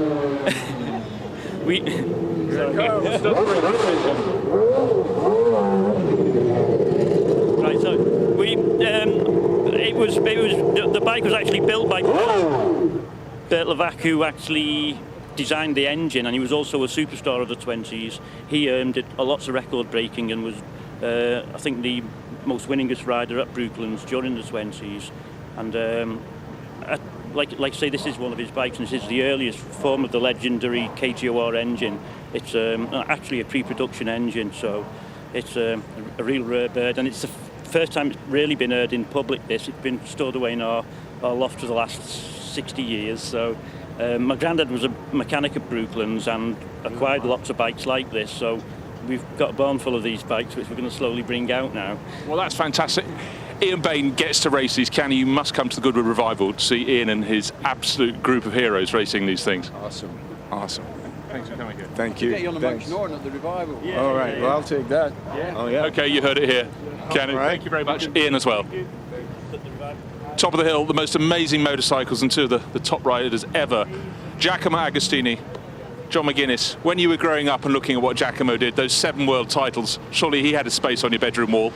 I think he might have 15 world titles, this fella. He's a few more than 7, but... No, on the Bugatti. Yeah, oh, yeah, but no, I mean, I think Ago was everybody's hero in his time, and definitely a hero of my dad's, and definitely a hero of my mother's. My mother definitely liked his good looks, but yeah, massive respect for Giacomo Agostini, you know, and become a good friend as well. So, and still, I don't know how old he is. He might not tell us how old he is, but he still gets a leg over the MV and makes a bit of noise up Goodwood Hill. Giacomo is 40. Giacomo, John McGuinness still does all the stuff he used to do, and his heroics on the Isle of Man, they still impress you? Yeah, I'm very disappointed because he win more than me and Isle of Man. He win double. Oh, he's very, very fast, and he's a very big champion, because I think win an Isle of Man is like win the world champion, because it's very, very difficult, very hard race, and very dangerous also. And it takes more than a lot of skill and bravery. John, looking back at everything Giacomo did. Does one thing stand out for you, or is it just the incredible ability to keep you going across the decades as the top man? Well, I think the most impressive thing, I think Ago tried to get my mother in his car in 1968 on the promenade in his Lamborghini, I think. So I was just a little bit disappointed in my dad. I said to my dad, you should have let Ago go with my mother. I might have been a bit more handsome and I may have been a world champion. But I mean, he did an amazing thing on 2 wheels and not off 2 wheels as well, apparently. So Giacomo, the sun is shining at Goodwood. It's not a bad place to be, is it? Yeah, because yesterday in Italy you have 32 degrees, so I bring sunshine. But maybe tonight rain. yeah, we won't stay here long. It's England. Exactly. Giacomo, great to have you here. And John, great to have you mixing with Giacomo. Thank you. Cheers. Nicky Hayden, great to have you here at Festival Speed. Looks like it's gone from sunshine. We could have rain any time now. Not going to dampen your fun, though. No, clouds are okay. The rain, I'm glad stayed away. It's definitely be slippery, but it's the first time I've been here in a long time. So it's great to be back, see the fans, and see all those bikes. But it is an incredible mixture of bikes. We're used to the racers looking at the ones that they'd watched when they were young, but it's so entertaining seeing Keanu Reeves coming from his main job to his hobby and looking at all the bikes here. Yeah, of course, the bikes are cool, and also the riders. A lot of legends here. Just had a few chats with some guys, so it's something you can kind of only do at Goodwood, I would say. And Giacomo Agostini gives an example to everyone how to look cool well past your riding days. No, he gives lessons on about everything, I think. Nicky, great to have you here as the Formula One arrives. Yep, all right. Well, thanks for having me. Cheers. Where to look in the top paddock? You're sandwiched between a McLaren from 1984 and a car that means a lot to you, the Brawn, on your left-hand side. Yeah, it's 25 years between these two cars. This one I was only 4 when this raced. This one, obviously, I won the World Championship with, so lots of special memories. It's always great driving the heritage cars up the hill. This one's really tricky, though, because it's got the turbo, and you get nothing. You get no power initially, and then it kicks in quite late on. So, but it's such an experience to drive, and lovely to see the Brawn out as well this weekend. Well, it's been such a treat because they were parked at the end of the 2009 season. The champagne was fired in the sky. Do you actually have one of these at home? Yeah, there are 3 of these, and this is obviously one of them. This is Ross's car. Mercedes has got a car, and I've got the other one. So yeah, I have a car with an engine and everything. So it looks very similar to this. I've got a different colour scheme on mine. I went for the Abu Dhabi sponsor scheme just because I thought that's the race where I was already a world champion, and I got to race that race in the Brawn as a world champion. And Martin Brundle hasn't stopped smiling since he had his first run yesterday. Seems to be settling in rather fittingly. The problem is when you drive these cars, it's such a lovely experience, but you're also scared because you don't want to touch a barrier or anything. And if he's coming up the hill behind me, so if he does damage it, I'm going to beat the crap out of him. It's a lovely experience for him. It's a pity I didn't drive up the hill, but I've got other heritage cars to drive, and I'm a busy man. Exactly as it should be. Thanks, Jensen. Yes, thanks. Thank you, Bruce, and thank you for all of the superstars at the top of the hill. There's James Hillier, Keanu Reeves aboard their motorcycles after Nicky Hayden was thrust the microphone from Bruce Jones, John McGuinness, and those pre-war motorcycles as well. So as we wait for the batch to return, let's have a quick word from our commercial partners. Well, what a treat that was for the eyes, all of those bikes and the contemporary F1 cars making their way up the hill. They will make their way back down the hill now, so another chance to get a picture with all of those very famous names and slightly maybe even more famous cars and bikes as well coming down there. Adrian Newey in a Toro Rosso, Jensen Button in that McLaren, and of course Martin Brundle in Jensen's car. I kind of want to see Jensen in Jensen's car, but I can understand that when the guys come here, they want to kick it back. They want to have a go in a different car or on a bike maybe that they've never had the chance to do it. So fair play on them. There'll be another chance to see them this afternoon making their way back up the hill as well. Lots of you getting in touch as ever. Thank you so much. Keep your tweets, your social media messages, your videos as well coming in. We love to see them. And if you're one of the people lucky enough to get your phone stolen by Terry Grant and then he uses it to record a video, video, make sure you send it in to us. We'd love to see it. You can go online and there are many ways to get in touch with us. So you can see just underneath me, goodwood.com/Foz. And you can also get in touch with a hashtag FOS or @FozGoodwood. Now, yesterday, the big screens were alive with you guys waving because it was raining. We're going to do some more of that in just a second, hopefully. But let's have a look at some of your tweets first. Living the dream, says Philip Bishop. And I love the fact that if you've got one of the cars on the big statue in the centre coming out of your head, we like a good bit of framing here. Ash Grove saying John Surtees, yes, he's one of the many famous names here at Goodwood this weekend. And if you want to, you can go to the side of that driver's lounge and meet them along with Tag Heuer. Steve Cruchin saying, let the wife drive. Yes, that's Susie Wolf giving Toto Wolff a lift in the Mercedes. Thank you very much for your messages. This one's saying, my first Foz with Daddy. Yeah, lots of people bringing their kids here this weekend and having a fantastic time. Here we are, another one, another perfect bit of framing. Our cameraman's pleased with that one. And the GP Club is unreal, says Tyler Smead. Kevin Thomas, thank you for yours. A bit of rain won't dampen our spirits, it certainly won't. And Greg Bainham, Foz, waiting for the supercars. That obviously taken a short while ago. Get your tweets into us. We want to see as many selfies as you guys around the site as possible. And maybe if you're watching somewhere further afield, let us know where you're watching. Luke Hawkins saying, happy birthday to me. Have a cracking time with the family. Good on you, guys. Andrew Bateson, 3rd year in a row, Vroom. Look at that, beautiful statue in the background. And there is Jensen Button once again. You can see him, the number 22 helmet with a Union flag emblazoned on the back. And in 2 weeks' time, he will be taking to the track at Silverstone to see what he can do for the British Grand Prix. But he is at the top of the hill and all of the cars making their way back down again. The number 8 gleaming. And then just alongside him, you can just see the Brawn that he drove to the championship win in 2009 with Martin Brundle in the seat. So they will make their way back down the hill very steadily. And while they do, hopefully, we'll get some crowd shots. Okay, pretend you're at the basketball in America. If you see yourself on the big screen, give us a wave. You're all standing up. You're all looking. Go on, you with the camera stroke. There we go. That's lovely. Lady in the green top. We like you waving especially. Yep, there's loads of you waving there. Very happy with that. Oh, gent in the sunglasses. Give us a big wave. You're frowning, you're looking. Yeah, there we go. We got a wave out of you. That's fantastic. Where else can we get to? Let's see if some more people can give us a wave. The tow truck, the man in the tow truck would be awesome, but I think he's probably preoccupied.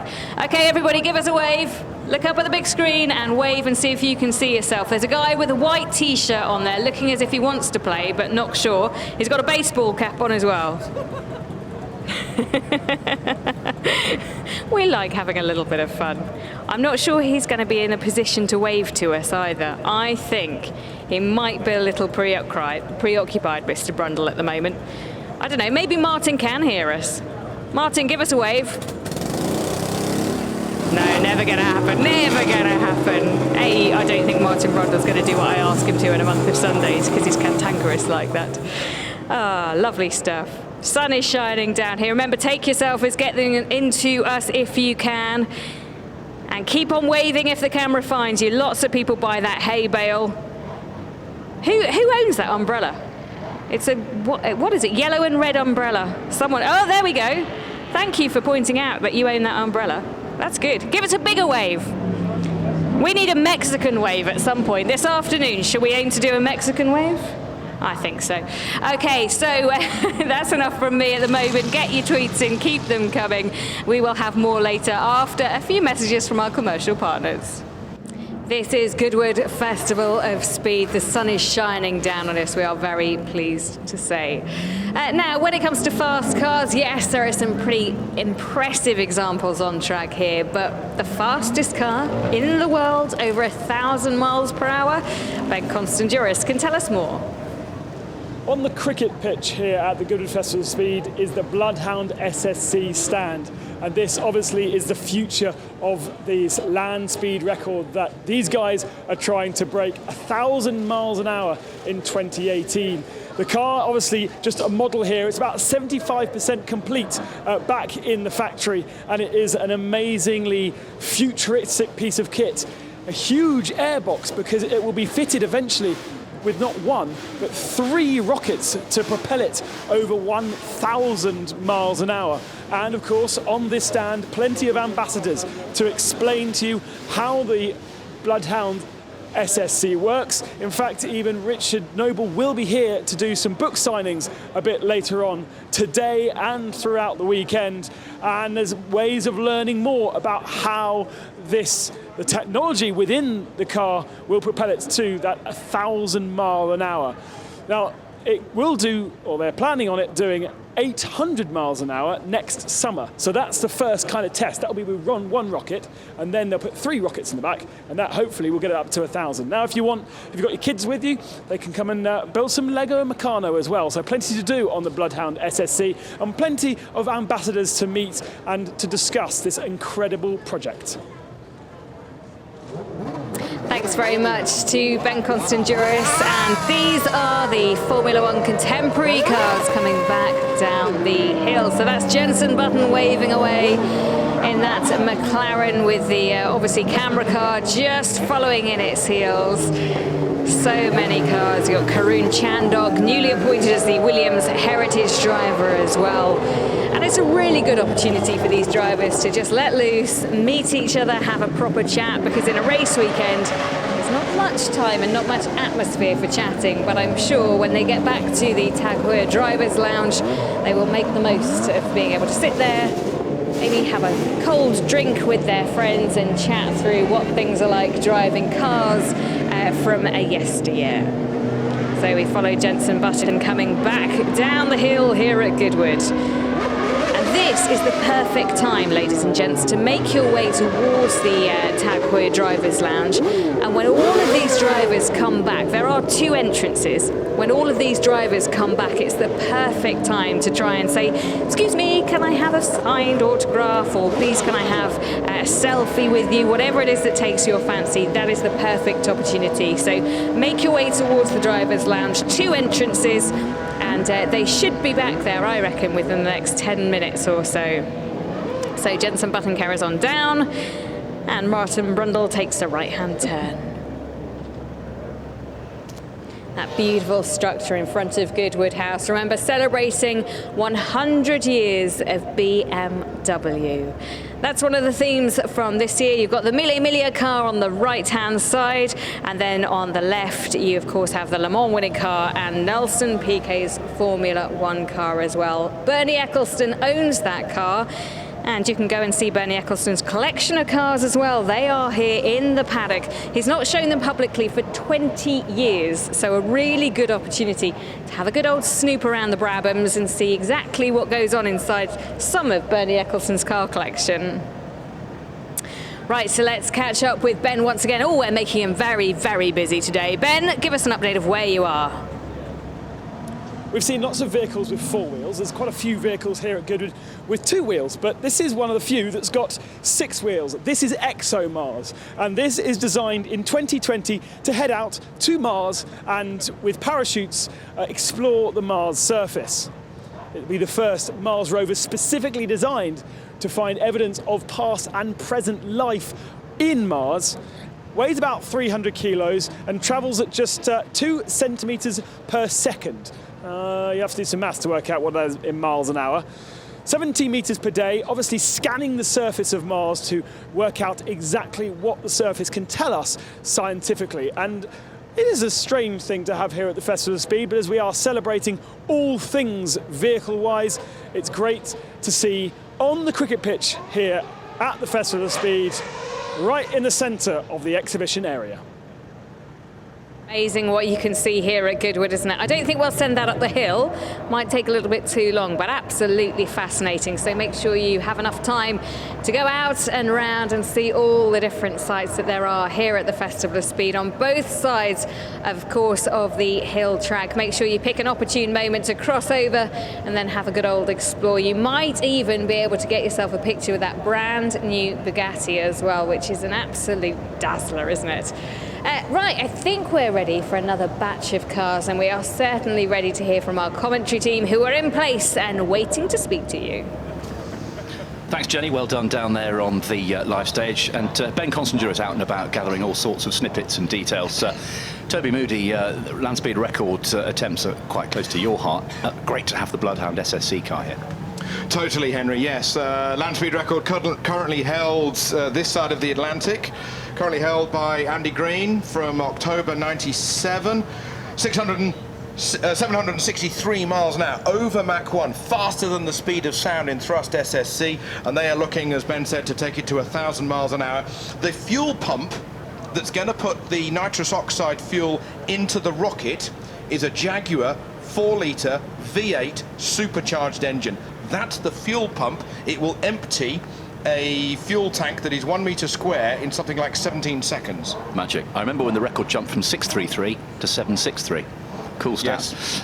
Talking of things cool, look at that BMW centenary statue down there, the central feature, and we're celebrating 100 years of BMW this weekend, and they bought all their important cars, 3 of which are high up in the sky on the Jerry Judah structure. There's a close-up of the 328 BMW, the 1940 Mille Miglia winner. Was also a winner at Le Mans in 1939, the year before. Camera moves across, and I hope we will pick up the unbelievably fabulous Brabham BT52. Don't adjust your sets or your laptops or your screens, folks. It is genuinely upside down. And when you were drifting through an Italian supermarket and you saw something Parmalat, you just had to buy it, Henry. Absolutely. The proper win on Sunday, sell on Monday for dairy products. Yes, from Parma, Parma Latte. Correct, yes. Parma Milk. And Santal as well was involved in that game as well. The BT52, the BMW turbo-powered car in which Nelson Piquet became the first driver to win the World Championship with turbo power. Turbo very much the theme of the weekend. Full throttle, the endless pursuit of power is our catch-all generic theme. There's another super powerful race-winning machine, the V12 LMR BMW from 1999. A Le Mans winner, suspended up in the sky above Goodwood House. Wow and super wow. Spoke to Steve Soper about that car this morning whilst leaning on the long-tail McLaren F1 GTR. I said, is this McLaren the best car you've driven? He said, no, I drove that car. And I said, oh, forgot that. He said, I won a few races in America. He said, it is still the best car I've ever driven. With JJ Leto. Yeah, absolutely right. So there's the wide-angle shot of that incredible structure, which is brought here in pieces and is welded beautifully together. I mean, you wouldn't be able to see the joins even if you got up close. Welded beautifully on site, and the house was evacuated when they welded the spike that leans over the top of the house. And remember a few years ago when Mercedes had that arch right over the house. Sensational. Yeah. And there's quite a concrete base hidden under the grass, because otherwise it would just pull itself out of the ground. It's all the foundations under the grass. Get on Facebook and Twitter and Snapchat and Vine and check out all the fabulous pictures and videos of that central feature. We want you to share them with us as well, of course, using the hashtag FOS. The official Twitter tagline of the event is @FosGoodwood. And of course, you can follow every single second of all the action here on goodwood.com/FOS. Guys, we've got the modern sports prototypes down here, and some Can-Am cars, lots of Americana. Also in this next group will be the extraordinary funny car from the drag racing world. 50 years of Santa Pod this year, and at the end of the session, if you're on this main avenue or in front of the house, you'll see the Gladiator funny car go, and that certainly will be impressive. Certainly fits in with our theme, doesn't it? Yes, full indeed. Throttle. The endless pursuit of power. Jochen Mass in the Mercedes Sauber down here.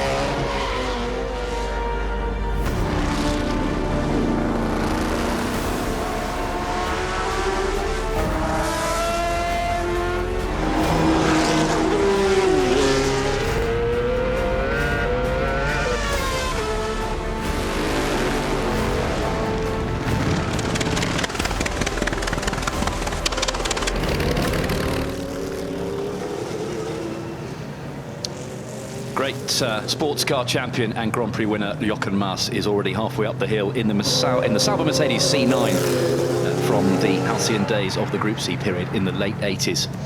And here's another crowd favourite with a soundtrack to match. The Mazda 787B, the only Japanese marque to win Le Mans. And didn't Toyota come so close at Le Mans last weekend, just minutes away from the maiden victory. Here's the winning LMP2 car just going up the hill by the Flint Wall. The Signatech Alpine Nissan. Gustavo Menezes is currently on his way in the 36 car, still battle-scarred and dirt from France. We had a tremendous downpour just before the start of the race. We thought it was going to rain as the race progressed, but it actually didn't. We got away. There was a window of literally 23 hours where it was dry over the Circuit de la Sarthe. Now then, local pheasants and wildlife are about to get sucked into the trumpets of a McLaren as we now have on screen the Mazda from 1991, the winner of the Le Mans 24 Hours, and a rotary howl to die for. I'd just like to say at this point, most appropriately because that car's on the screen, a very happy birthday to one Jay Herbert today, who anchored that winning car, did a stunning double final stint in 1991, was so exhausted at the end and dehydrated that he couldn't go on the podium. There was a lovely ceremony in 2011, 20 years on, when he got back into his Mazda overalls and went on the podium for a little ceremony. Andy Newell fires the thunderous McLaren M8F Can-Am monster, one of the greats from the Bruce and Denny show back in the day. He's having a go. He's having a go. He doesn't know anything any other way. Yeah, he is, and he's also one of the stars of the Daily Telegraph bags this year. You get the bag with the JCB McLaren M8 on it. The Mazda, by the way, had big ignition problems yesterday. It didn't actually complete a run, but today it's working well for Max Werner. That was a good time there, 53.2 for the McLaren, 124.9 miles an hour as it crossed the finish line. Meanwhile, we have got Ben Collins in the F-150 Raptor, a Mint 400 car, a Baja 500 car, a Baja 1000 car. Baja, California, just goes south of the border to Ensenada, and that is the start of the near 1,000-mile rally raid, one-stage event that really is America's version of the Dakar. Big stage, not 2 weeks long, not 10,000 kilometers long, but a massive event in American off-road racing. Meanwhile, the Renault makes its way up towards the Flint Wall. Renault attacking Le Mans with their V6, and heady days at the end of the 70s, early into the 80s, as the turbos were appearing at Le Mans. Ross Hyatt crossing a little bit of the grass on the entry to Moulcom. A timed run that we've got here with this big Can-Am car. That's 9.2 litres. That's relatively puny by Beast of Turin standards, but it's flying well. That's the ex-Helmut Kellener's car, one of 3 built in 1970. It's the only one that was updated for 71, winner of the Croft Inter-Series round. And as Ross makes his way up towards to break the beam at the top of the hill, the McLaren did a 53.2. Ross does a 61.9. But it's all safe, and it didn't touch both sides at the same time. It's barely wide enough to fit up there, isn't it? Wonderful stuff. Like a wheeled building with a massive V8 strapped to the back of it. Now, Nissan's first Le Mans effort was in the 80s. There was an effort from Milton Keynes, Nissan Motorsports Europe, and there was also an effort to the other side of the Atlantic. This was the IMSA car, and they had great success, but they never managed to quite crack Le Mans. Mark Blundell putting the European designed car on pole position with that tremendous turn the boost up, seal all the radiator ducts up. It was a one-lap special. It came down the pit lane with soot coming out of the exhausts, and engineers went, "What's going on there?" Pole. Yes, and they took that Banzai qualifying motor out of it and put a slightly more reliable one in for the race. It was a special. It was a one-lap special. The film of it is on YouTube, and you need to watch it from the other side of the room through fingers. Staggering. The line is just covered with the Swedish Air Force liveried Ferrari Daytona 365 GTB4 Competizione.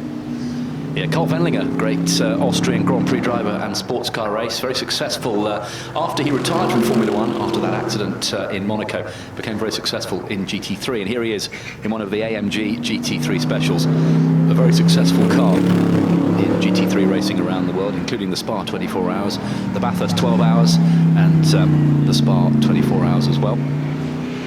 Former Mercedes protege. He was groomed by Jochen Mass, one of the senior members of the team many years ago. Great to see Mercedes' brand new GTR appearing here on the Mercedes stand. It was launched yesterday.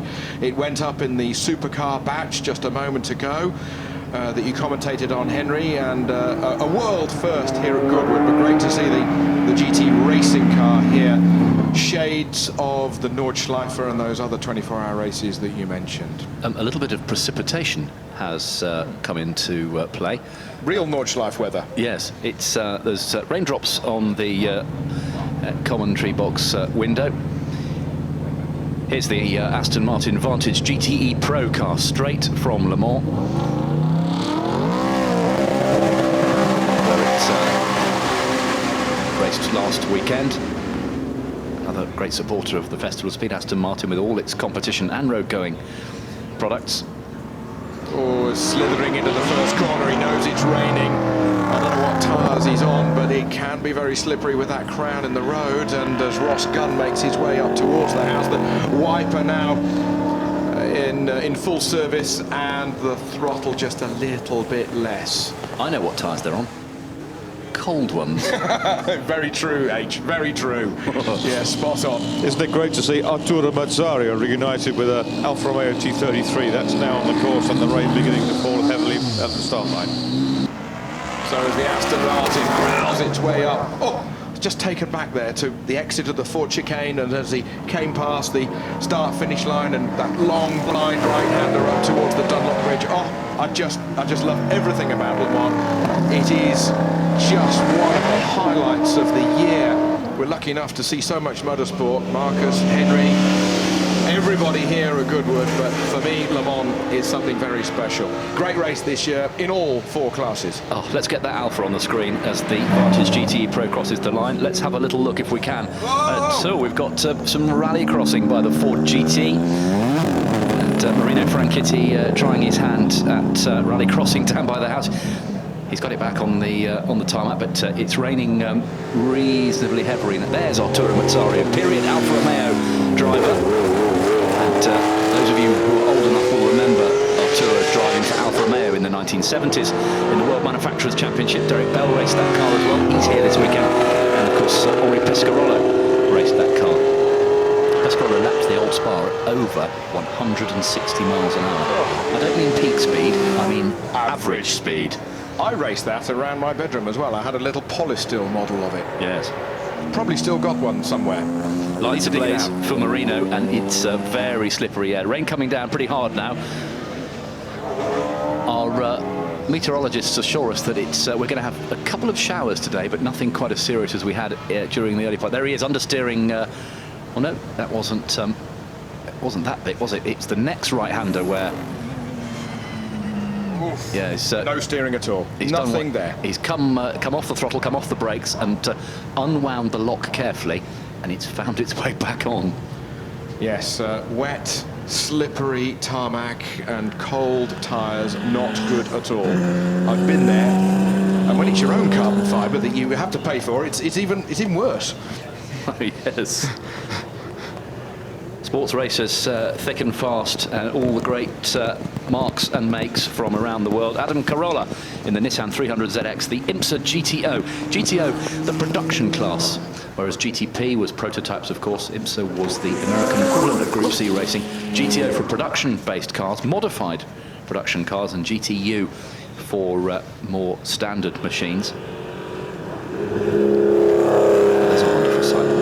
Porsche 93677, 2.1 litre turbocharged flat 6 Le Mans winner of Le Mans in 1976 and again in 77. There's Richard Atwood, who gave Porsche the first of what are they on now, 18 wins at Le Mans. Gave Porsche the first one in 1970 with Hans Hermann in the 917, and here is the great Richard Atwood, podium finisher in Formula One as well.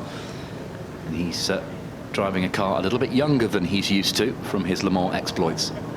Yes, Porsche had the T-shirts out very quickly after that dramatic last lap last weekend, last Sunday at just before 3 o'clock. Just turned 18, it said. Yeah, fantastic. And I loved the advertisement they took out in the press saying essentially a victory is only as good as the competition you face. Our respect for Toyota forever. Well done. Yeah, well done. Classy, Yes. really classy. You only need to lead on one lap, and they did at the end of the race, but it was a Le Mans that everybody will talk about for many, many a day. Beautiful car on the line, the Ferrari 275 Dudley Mason Styron, and that in the familiar colours of Maranello concessionaires. Colonel Ronnie Hoare, he was a Bournemouth Ford dealer, and he ran Ferraris in sports car racing. Chris Druitt's old boss. That's right, yeah. Dudley and wife Sally here as well, as of course, in the little Ferrari Barchetta. One of the very first people to go up the hill climb here back in 1993 when it first started. Everett Laumann, the great museum collector in the Grant Piston Ring Special, the Ferrari 375 Ferrari IndyCar. How cool? Well, they nearly went back to Indy, didn't they, in the middle 80s when there was a bit of a hoo-ha between Maranello and Formula One. They built a car. It's in the museum, in the Ferrari Museum in Modena, and it's a beautiful looking thing. It's like a front end of a Formula One car, but then the back end of an Indy car from the late 80s. Hardly a sticker on it. Yeah. Beautiful. We'll never know how much of an empty threat that was, but Michele Alboreto did test that Indy car. Did he now? They came close to it, but it could have been a smokescreen, of course. Now here is the M6 GT McLaren, the sort of first McLaren road car in its day, and Bruce McLaren, he had one of these as his road car. Martin Bolsover bought one in 1984, three-time British hill climb champion, and brought it to the hills up until last year. But in papaya orange, I have never seen this one before. What a vehicle, what a car, way ahead of its day. I mean, if you were a young lad, an early teenager, and you saw this in the car park at a Grand Prix circuit, oh, it's just brilliant. It doesn't look out of place now. No, all those not years. at all. Yeah, fantastic. Chris Ward absolutely on it still in the Bob Tullius Group 44, the ferocious V12 powered IMSA Jaguar. JD Classics star driver. We've seen him win a lot of races at the members meeting and at the revival meeting as well. So coming up behind him, I saw briefly the Jägermeister CSL of Patrick Blakeney Edwards, another great historic. And on the right, John Surtees, 1966 Can-Am champion, launches Grant Reed's 270 Spider towards the first corner. The Grande John. 82 years old, reunited with a car that he raced 50 years ago. That is utterly tremendous. The only T70 Spider to be raced by 3 champions. Jackie Stewart drove it, Mario Andretti drove it, now owned by Scotsman Grant Reed, looked after by Jade Motorsport, and raced by Tony Sinclair, of course, in Whitson Trophy events and McLaren Trophy events at the Goodwood Motor Circuit. And don't forget, if you are getting your withdrawal symptoms, indeed. Have you put your teeth back in? Oh, yes. Teeth are right, gums will come out. Then don't forget the Goodwood Revival, second weekend in September. We look forward to seeing you there with the wheel-to-wheel action, 4 wheels, pre-war cars, post-war cars, and these big Can-Am cars and the motorcycles as well. It is an event that is world-leading. Absolutely. And a 2-part Barry Sheen Memorial Trophy for fantastic and indecently quick 500cc bikes from the 50s and 60s. David Franklin now on the line, former British hill climb champion in the ex-Peter Shetty Chris Amon Ferrari. This guy knows how to drive very quickly up hills. Won the Sprint Championship and the Hill Climb Championship in the same year. And he always has some nice cars available to him. And this car, the Ferrari 312 Spider, 3-litre, 12-cylinder Ferrari. This is what a racing car should sound like.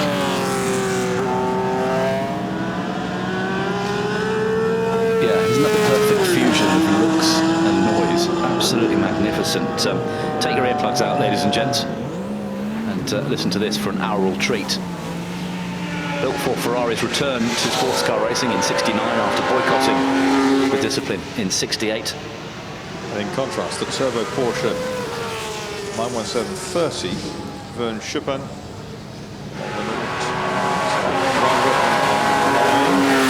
In the meantime, Franklin on the big screen. Oh, and it's pouring with rain for him as he approaches the top of the hill. It's not raining here at Moulcombe at the moment, but there's a little localized shower, and you can see on the screens and you can see on the world feed, ladies and gentlemen, he's hugging those bales on the left-hand side. The time will not be representative of the car-driver combination, but he still crosses the line at 87 miles an hour in a priceless car that is literally irreplaceable. Meantime, here is a Le Mans winner, Vaughn Gittin. Yeah, the Australian won for Porsche in 1983, and this is their Can-Am monster of a decade earlier. The, what shall we say, 1,1300 horsepower, depending on whether you'd twiddled with your buttons or not. Mark Donoghue's monster that won, cleaned up in Can-Am in '73. And held the Talladega lap record for all those years. It was quick then, boy oh boy. And we've had a bit of an off in the 917. Yes. That, unfortunately, is, you can see where he's hit the bale on the outside. He's come through Moulcombe, picked up the throttle, and it's just had a bit of a tank slapper on him. And Stefano Macaluso? It's Brian Redman. Is it? Yeah, oh, I'm afraid it's the great Brian Redman. Happens to the very best of them. It's really, really treacherous out there. And the car jumped sideways. And the Heworth BRM will get pushed back to the start line. But it's not raining there, Henry. I know he's under the trees, but that is how lucky. I think it was raining at the top of the hill at the end of Franklin's run. Yeah, Toby, it's raining at the start as well. And it's now come down to the bottom of the hill, and the trees keeping that BRM dry for a moment as the course car makes its way up. A little bit of bodywork damage. What a shame. And very slippery indeed. There's a little bit of mud maybe that's been brought onto the course when the service vehicles are going up and down after hours, and maybe that just caught him out. But you know, tire temperature, that's the key. Even if you're on wets, you need to get some heat into them, and it's only a short hill climb. And yes, very short wheelbase, of course, in that car, and that'll catch you out. Yeah, cosmetic damage, that's all, to the ex-Joe Siffert Porsche 917 PA, the Can-Am machine. A Porsche 917 with the roof cut off, and the great Brian Redman, whose recent biography is an absolutely wonderful read. I implore you to read Brian Redman's new book. Let's take a look at some highlights from that batch so far. Sports cars was the name of the game in this batch, and we see there the LMP2 Le Mans winner, the Signatec Alpine of Gustavo Menezes. He won the race with Stefan Richelmy and Nicolas Lapierre at Le Mans just last weekend. Fabulous overhead shot of Andrew Newell in the McLaren M8F Can-Am monster, and there he is, successfully negotiating Moulcombe before the rain came.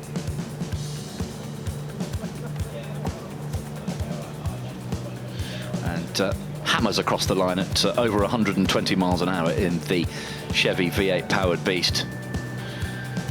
Former Top Gear Stig Ben Collins was out in the Ford F-150 Raptor, left half of his rear tyres behind on the start line. Michel Leclerc, period Formula 2 and Grand Prix racer in the Alpine A442B, Le Mans winner, the ex-Didier Pironi Jean-Pierre Josot car.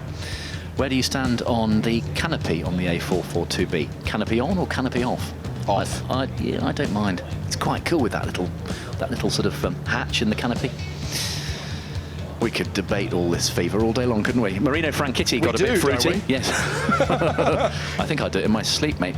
Marino had a bit of an understeer problem in the Ford GT, the class-winning Le Mans GT from last weekend at Le Mans. Took it very easy on the way up thereafter.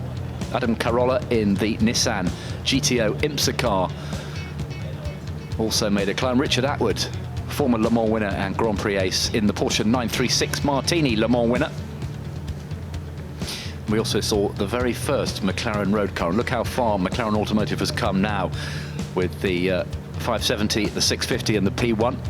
That was the very first McLaren road car, the M6 GT, built by Bruce McLaren. David Franklin, a hill climb ace, knows how to thread a big and powerful car up a narrow piece of road.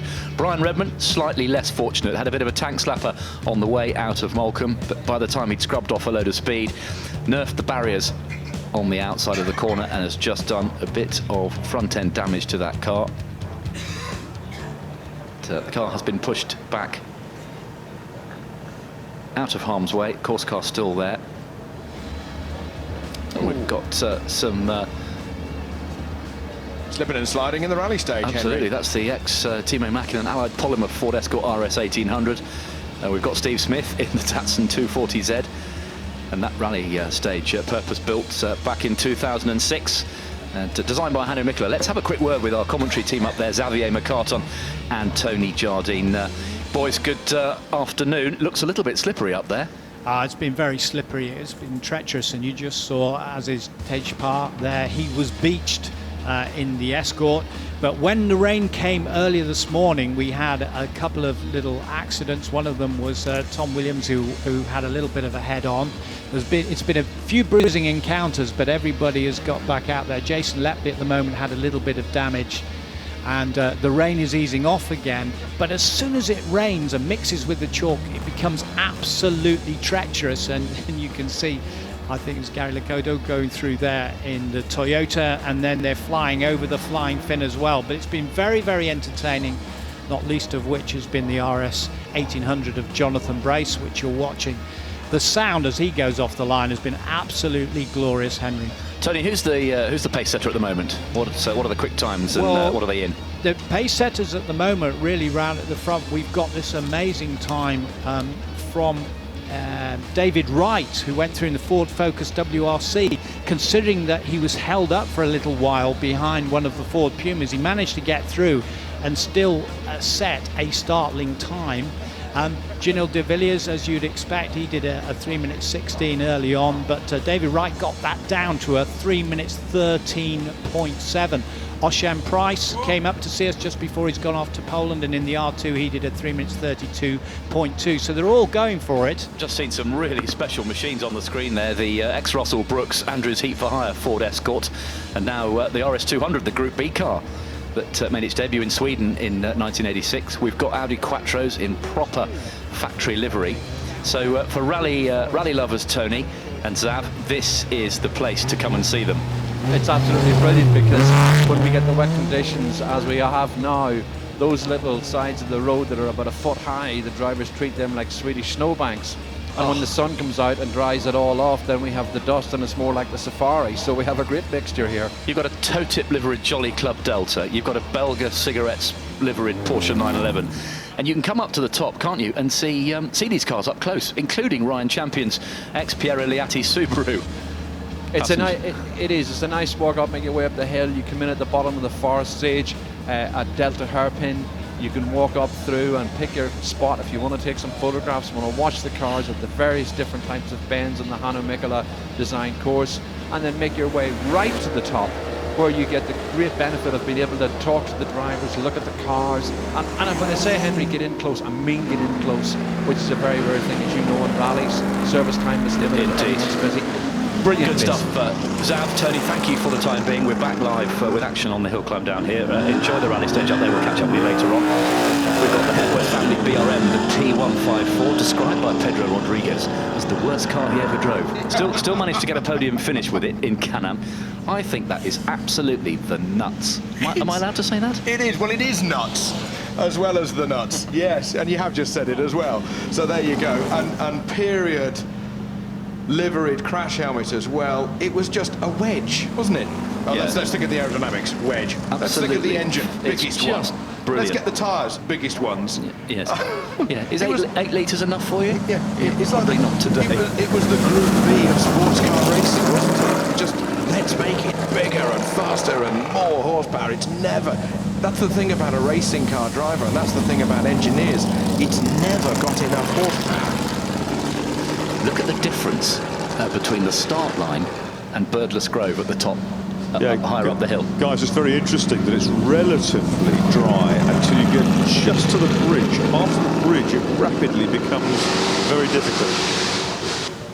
I think the horse chestnut trees down on the start line are certainly doing their thing as the BRM gets to the top of the hill, and now we have a world first once more here at Goodwood. The Heworth Chevrolet GV1, yes indeed, another of the Heworth family steeds, and this one lovingly brought back to life, not been seen running in anger before, and here it is. It's on the slicks, guys. It's on slick tyres with its 5-litre Chevrolet V8. Classic. But, yes, he's going to get a shock, isn't he, when he comes around the first few corners under the bridge. Andrew Hepworth in the GB1. Look at that rear wing. Look at it. And the way that the wing end plates are attached to the bodywork above the rear wheels. I mean, it was just aerodynamics. They were nearly there, but they were just big. You said yesterday, while I was thinking it, that's what we used to draw on our exercise books at school. We were gazing out of the window doing double English on a Thursday morning when I'd finished Autosport, because that was Thursday morning. Yes. How I got that A level, I'll never, ever know. Read it cover to cover by 10:30. Twice, probably. Shakespeare, never my forte. I read mine a bit slower because the following Thursday was such a long way away. Yeah. Very squirrely in the Hepworth GB1. The Garvin Brown Racing Team machine was extensively damaged in testing in period, but the Hepworth boys would certainly make their old man proud. David Hepworth no longer with us. Big slide. Yes, they've recreated it, haven't they? They've recreated it.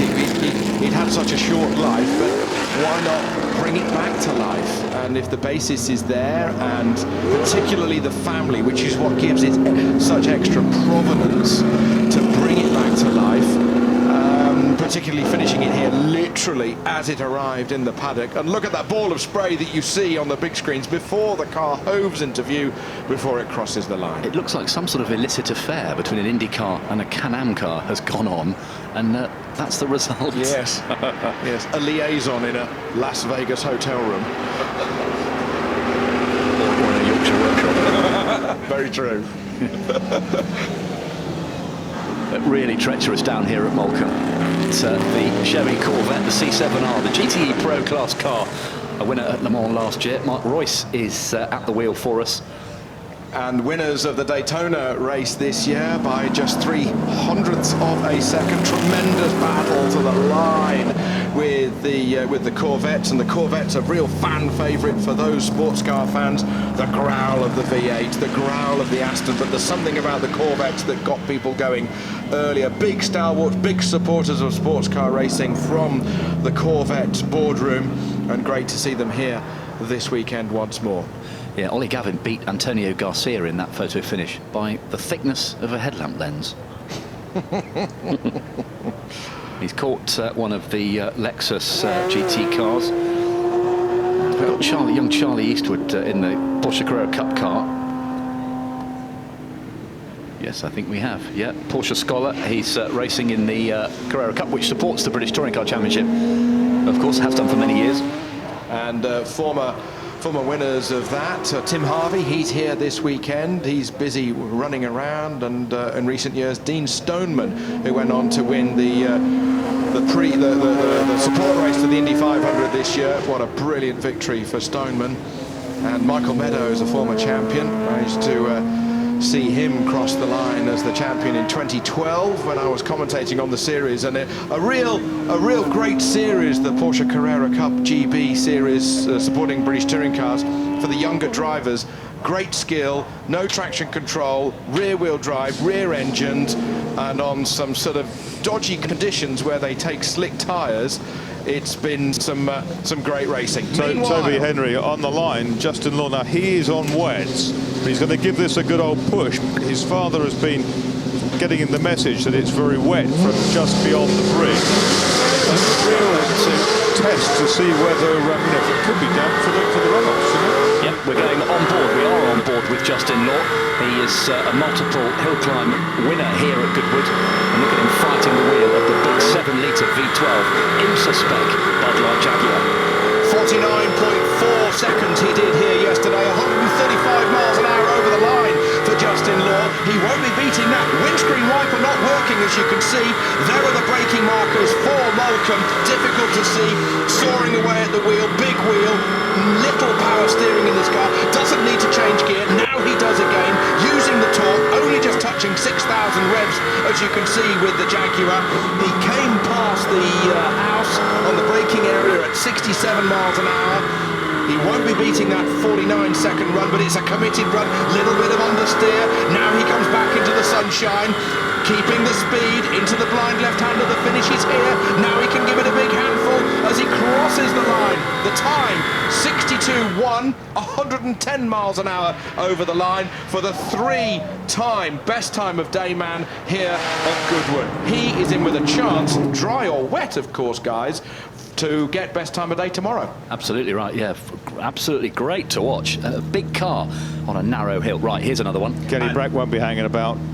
Kenny Brack in the brand new McLaren P1 LM. They're only making 6 of these cars, and you will be invited to express an interest as to whether or not you would like to purchase one by the McLaren Automotive. It's been run by Lanzanti Automotive, Dean Lanzanti heading the charge of his guys here this weekend, and 1,000 horsepower coming underneath the foots of the former Indy 500 victor. He finished 3rd here 2 years ago in the long-tail F1 GTR McLaren, but he's taking it a little circumspectly here. He's just playing around and just seeing what kind of grip he's got. If he's on slicks, he's going to keep that car in one piece, and that's exactly what he's doing, because if you are on slicks now, you have absolutely no grip. You might as well be in Sweden in winter. I wonder if he had no idea. I wonder if there was no communication, and he's come under the bridge and shocked himself. No. When they left the paddock, it wasn't raining. He was on slicks when he left the paddock, and they won't have taken wets to the line. Yeah, and it's the difference between the grip down at the start line and when you come under the bridge. You saw Kenny got on the brakes, turned left, gone back into the paddock. I mean, there's lots of cars you can't shunt here, but that's one of them. And it's still raining here. There's a lot of water as this Ferrari 575 GT is on its way. Ferrari making their return to Le Mans with the GT class, initially with ProDrive, and a lot of these cars now in privateer hands. Remember, Colin McRae drove a Ferrari ProDrive car in Le Mans and did so very well indeed with Freddy Door's operation in partnership with ProDrive out of Banbury. And a lot of these cars in European hill climb hands, and you can imagine one of these V12s going up. Corsa Salita in Italiano, the name for hill climb in Italian, up a long mountain pass. They sound wonderful. Great to see this sports car here, even if the conditions are a little bit difficult towards the top of the hill. Yeah, Colin shared with Rickard Rydell and Darren Turner, didn't he? Darren on Aston Martin duties, still under the ProDrive umbrella, of course. Ferrari 575 GTC across the line. We do have a fair amount of blue sky lurking around. I think these shadows will come and go. That is the end of the batch. I think we've got the Coyote, haven't we? The Grand Am. That's going up with, I believe, a passenger on board. So that runs up between the 2 Mercedes course cars. Right.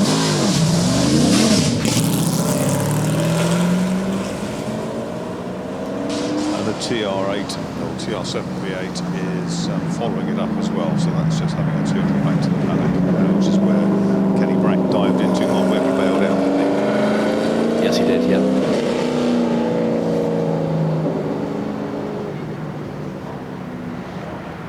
I'd never seen that Jan Speed Triumph before.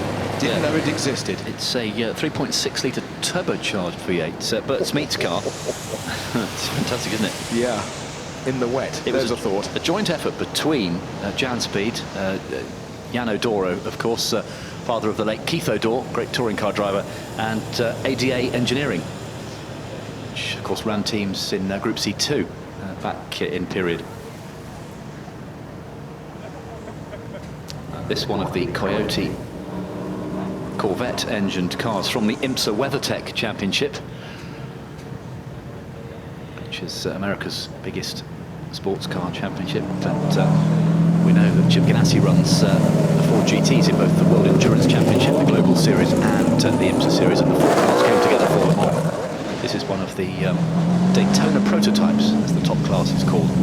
Yeah, that IMSA series growing in stature year on year. There's a lot of manufacturer interest, particularly in the GTE class, the homologated class, as it were. So the Ferraris and the Porsches, Corvettes, and as you say, the Ford GT with Chip Ganassi, as well as the Daytona prototypes at the forefront of the field. They will have a support race at the WEC race that will take place at the Circuit of the Americas in September. There's a real coming together between IMSA and WEC. So as they get to the top of the hill, let's have a quick review of what we've just seen. At the beginning of the batch, it was dry, and as the BRM Can-Am car made its way up, he could get his toe in. The Heworth Can-Am car then left the line, and although it may be recently finished, he was certainly not shy of getting it a little bit sideways, even on slick tyres. Brave man, but great to see. That's exactly what the fans here at Goodwood and on the live stream around the world have come to see. Never mind the sound. You saw the plume of spray before the car came into view over the crest as it took the finish line. The GTE Pro Corvette, a welcome visitor whilst we rode on board with Justin Law with his Jaguar. All armfuls, bags of torque and bags of speed as he sped to the top. Not a time representative of his dry time of yesterday, but he still crossed the line at a hell of a rate of knots. The rain continued to pour and things got a little slower. Okay, that's the end of the batch. The course cars will make their way up to the top, as will the support vehicles, to bring some of those machines back down. Let's go up to the top paddock, where Bruce Jones has been talking to some of the drivers from Richard the last Albert, batch. always great to see you at the Festival of Speed, and I've got a very soft spot for the 936 Porsche behind you. Not a good idea to have an open top right now, because it's starting to tip down at the top of the hill. Well, I always found that any race car, whether it got a top on it or not, leaked like a sieve. So you might still be getting on your head, but nowhere else. But it's only a little bit. It's not like it was the other day.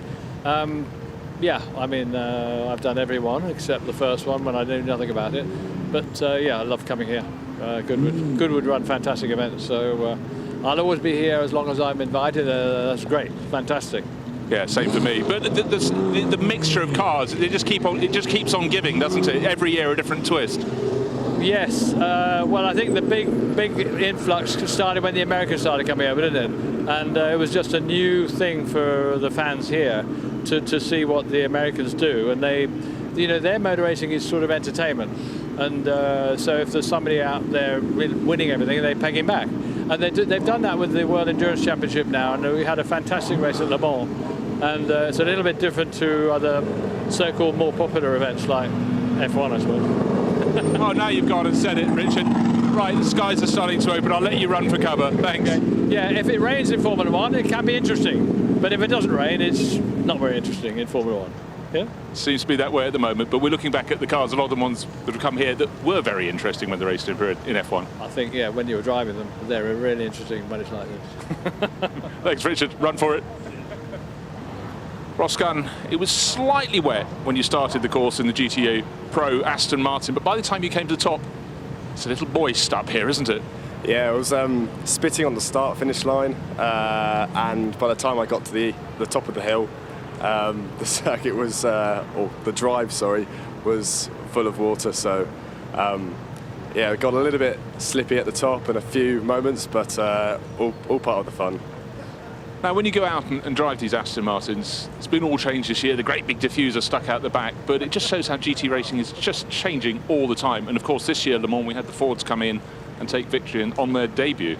Yeah, exactly. You only have to look at the lap times that were produced last week at Le Mans. The cars are now 3 seconds quicker, effectively.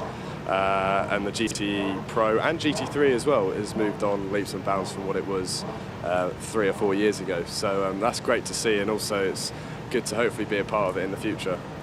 Well, it definitely seems to be the growth area in motorsport. Fields are booming. But for you, coming to something like the Festival of Speed, I mean, there's so much to see. How much do you focus on what you're going to be doing in the Aston Martin versus how much time you can go around with your jaw on the floor looking at cars you loved as a child? To be honest, it's actually relatively easy to balance your time. There's a lot of things to go and have a look at.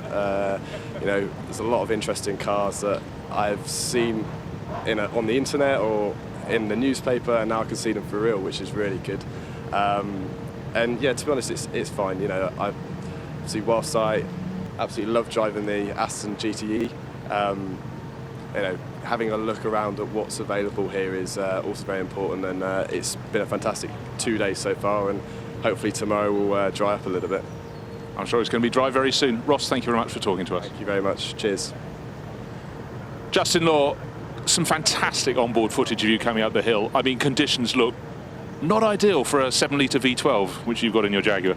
No, it was really, really slippy, just about everywhere. Didn't feel fantastic from inside the car at all, but you know, that's the nature of hill climbing, and if you get a shower just beforehand, then you just got to deal with what you've got. Yeah, and a few people came up the hill on slicks. What are you wearing on this? Well, fortunately, we went for wets, but the sun was shining when we got the wets on, and I was sure it was the wrong decision, but at least we had the right tyre. Yeah, well, I mean, on slicks you wouldn't have got around Moulcombe, but it was 62.13 seconds, which is a pretty good run, a very good run considering the conditions. It's not bad, yeah. I mean, yeah, I've done a 58 in the van, but that was in the dry on slicks. So, no, that's not a bad time for considering the conditions. Well done for keeping your foot in and getting around the corners. Thanks, Justin. Well, this is, of course, the Mazda of Mad Mike, and I believe that Lord March has the very special honour of being his passenger. I'm not quite sure that's an honour that you want or that you're terrified of, but either way, I am sure that Lord March will love every moment of that experience. And in the rain, just to add a little bit of jeopardy to it as well. Fantastic. The drifters are going to be coming up the hill next. That is why Lord March is being prepared, being ready for that moment when Mad Mike will take him up the hill. So we do have it on board. There is Lord March. These are moments before he's going to be taken to the hill, and I just wonder what goes through your mind when you're sat there thinking, okay, so I've got a crazy guy next to me. I'm in a Mazda that's going to go mostly sideways up a hill. I am sure he absolutely loves it. This is brainchild. This is the thing that he loves doing more than anything else when it comes to a summer in beautiful Sussex. And you can see the cars just leaving the holding paddock and heading up the hill, or heading towards the start line so they can then head up the hill. You've got some serious muscle there, haven't you, in the British Touring Car Championships, NASCAR, Drift and Rally. Ben Constanduris, I believe you have the best seat in the house, maybe, apart from Lord March. It's wonderful to see these cars heading out, and as if timing was perfect, the drift cars and the rally cars are taking to the track when it's most slipperiest. A lot of them on the wet tyres, thankfully. The touring cars are going to be enjoying the wet conditions too much because, of course, the rear tyres are going to have no temperature in them at all. But for four-wheel drive machines, far easier. The drifters actually might not enjoy it so much because the slipperier, the less control you have in wet conditions. So Lord March is going to have quite a ride with Mad Mike. Ken Block is also in this group, as with the rest of the drifters like Vaughn Gittin and Butsy Butler.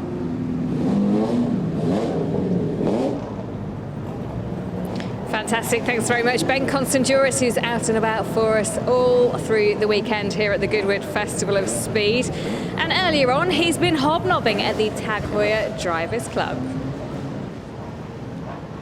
Welcome to the entrance to the Tag Heuer Drivers Club. This is exclusive VIP access for drivers and sponsors. But because I'm VIP this year, we're going inside and I can show you exactly what we have to our left-hand side. The celebrations this year of the Aston. This is the Aston A35 that James Hunt used as a runaround in Wimbledon. And if you look in the back of his car, loads of luggage, Wellington boots and all the rest of it, because both of his sons are here this weekend celebrating James Hunt's 40th anniversary. And they remember going to school in this little van when they were 5, 6, 7, 8 years old. Obviously, we've got the Honda NSX designed and sort of fettled by Ayrton Senna, and we are about to celebrate. We've got the brand new Honda NSX here. This is one of the original Honda NSXs, and then Steve McQueen and the Ford Mustang also here. 3 cars to line the wall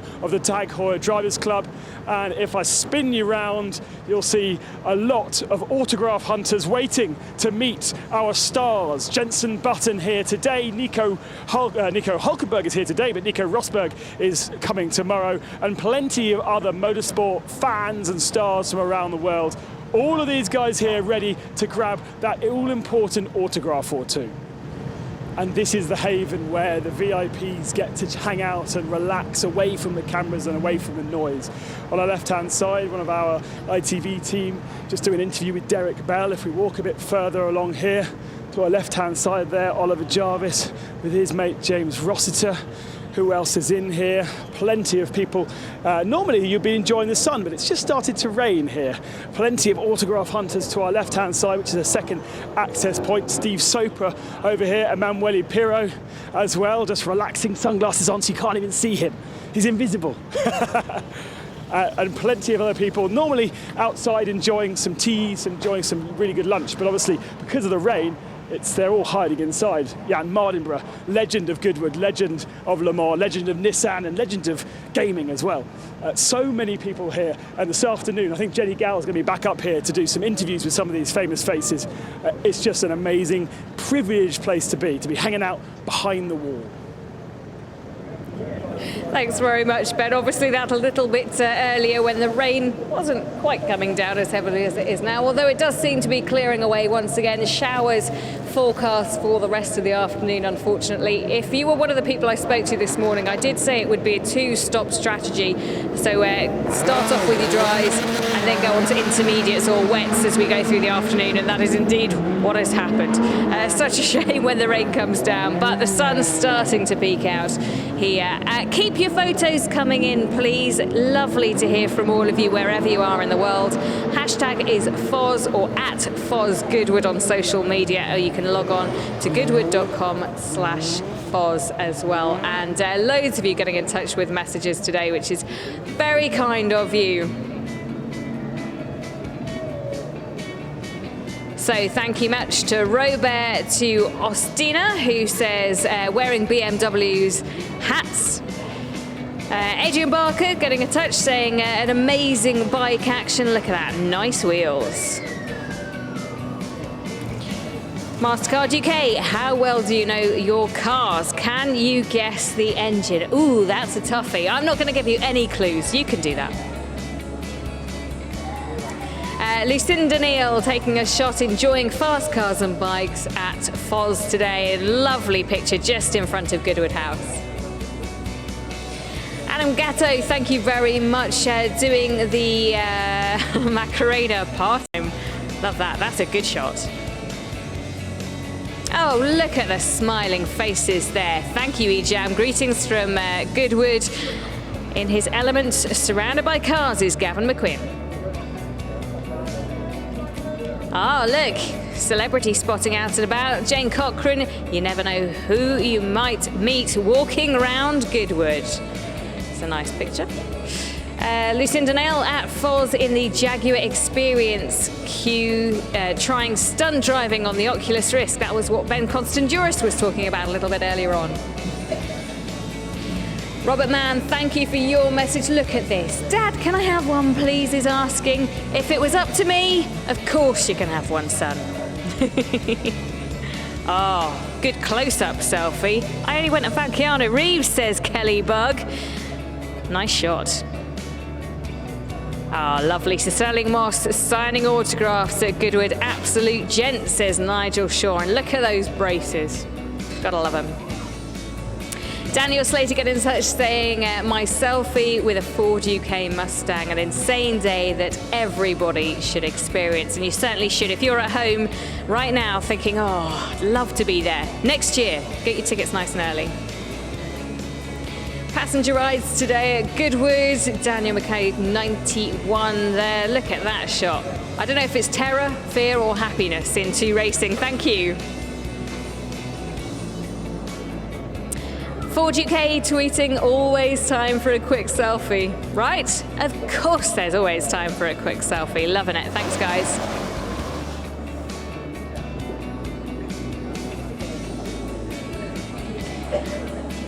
Thank you very much to Gareth Herrings, who says, love the Lego Ford GT at Goodwood Festival of Speed. And how cool is that? A full-on Lego Ford. That's amazing. So thank you very much, guys, to do all that. And look, John Surtees just getting himself into the car. We see him year after year, don't we? Driving some spectacular cars. A couple of years ago, he and Kimi Räikkönen had the pleasure of dovetailing up the hill. And it was an experience I think both of them absolutely adored.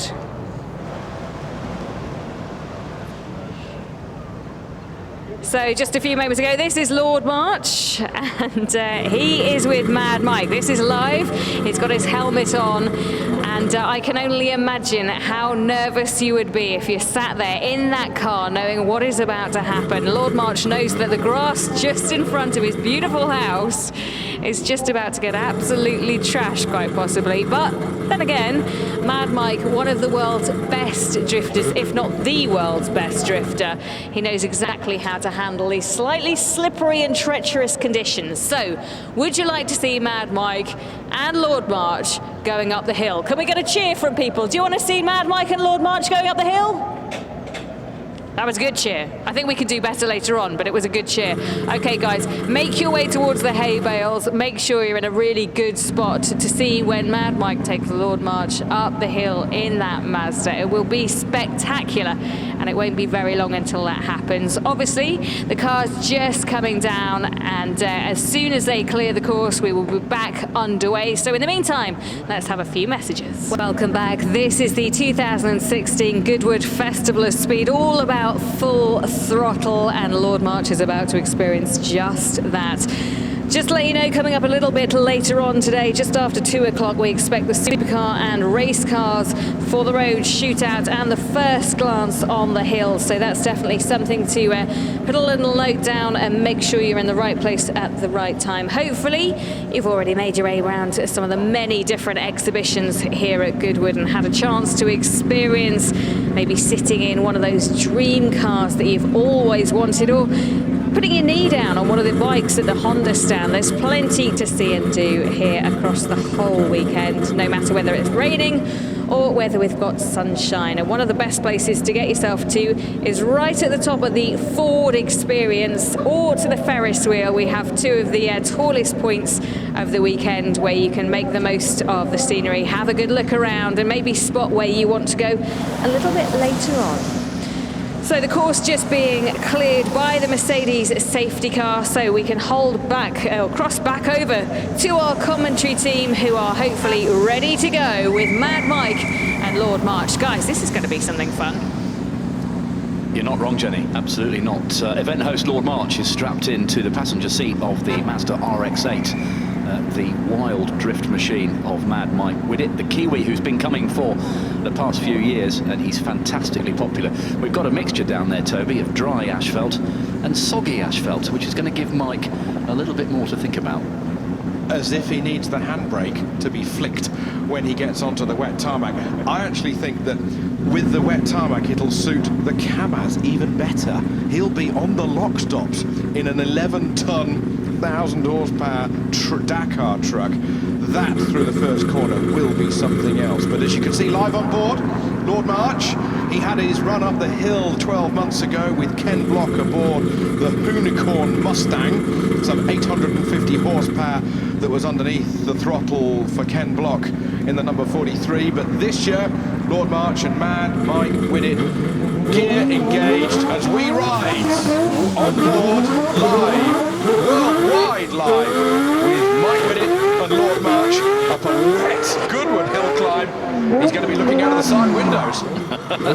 Absolutely, yes. He's keeping his gaze fixed out the front. The RX-8 completely sideways. We might get some on-board footage. We've got the rear racing camera on the dashboard. Mike Whitted tucks the RX-8 into the grassy apex. He's absolutely sideways with his right foot hard down. He's got a huge fly-off hydraulic handbrake. And here we go, outside Goodwood House. Lord March is being donutted in the RX-8. Look at the size of that handbrake. It's close to his left hand. He can just give it a yank. And Whitted knows that he's on the big screen and just gives us a quick wave with his right hand. Brilliant onboard. It really gives you a sense of the moment and the vibration and the violence in the car as he speeds up towards Molecombe. I told you he's looking through the side window. He's going quicker than most through Molecombe at 90 degrees to the direction of travel. Sorry? Here he is, grabbing another gear, and the rotary howl from underneath the bonnet of that Mazda RX-8 as he comes up towards the flint wall. He goes right, the steering wheel goes left, the track goes left, and the steering wheel goes right. Brilliant. Look at the precision in the steering movements. It's all quite calm, considering 1 million miles outside and not very many inside. Through Birdless Grove up into the last pair of corners, the right-hander, the left-hander. Looks quite calm. I think there's a bit of a smile going on underneath that crash helmet. There's a bit of a twinkle in Lord March's eyes as he crosses the line. What a run! Big thumbs up and a congratulatory handshake from Lord March. He just loved that. That is a once-in-a-lifetime experience. Yeah, wait for a final donut in the top paddock, which will cover Bruce and all the fans up there in an acrid stench of tyre smoke. It's bound to happen. Is that the same stench that we have in this commentary box regularly? Yes. I have the same thing at home and at work.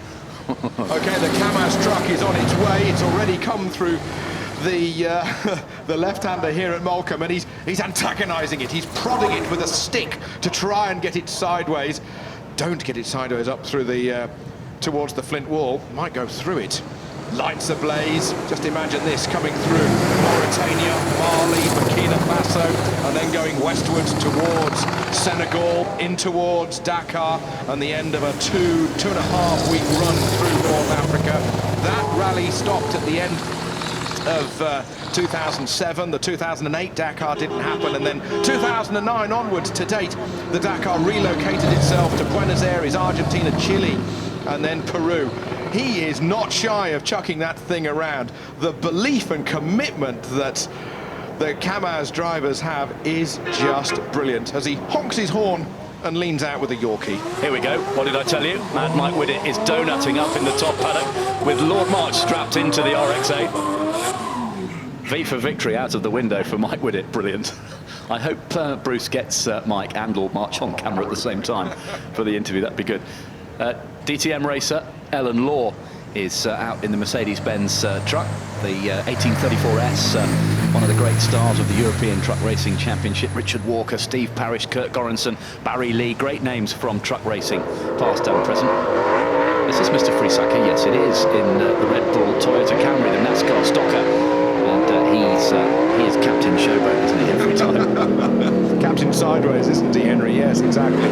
As he regularly gets the tyres down to the canvas, and indeed the whole carcass of the tyre gets exposed, because he leaves all the rubber on the hill climb here. He had a burnout last year, caught fire to the back of the car. And there you have a burnout with a NASCAR in the English countryside in front of Goodwood House. You know what he's doing, don't you? He's drying the course for us. All we need now is the Brabham fan car. Yes. Is this a Chevrolet V8 powered Red Bull sponsored hairdryer? As the red smoke starts to appear from behind the car. Brilliant. Absolutely brilliant.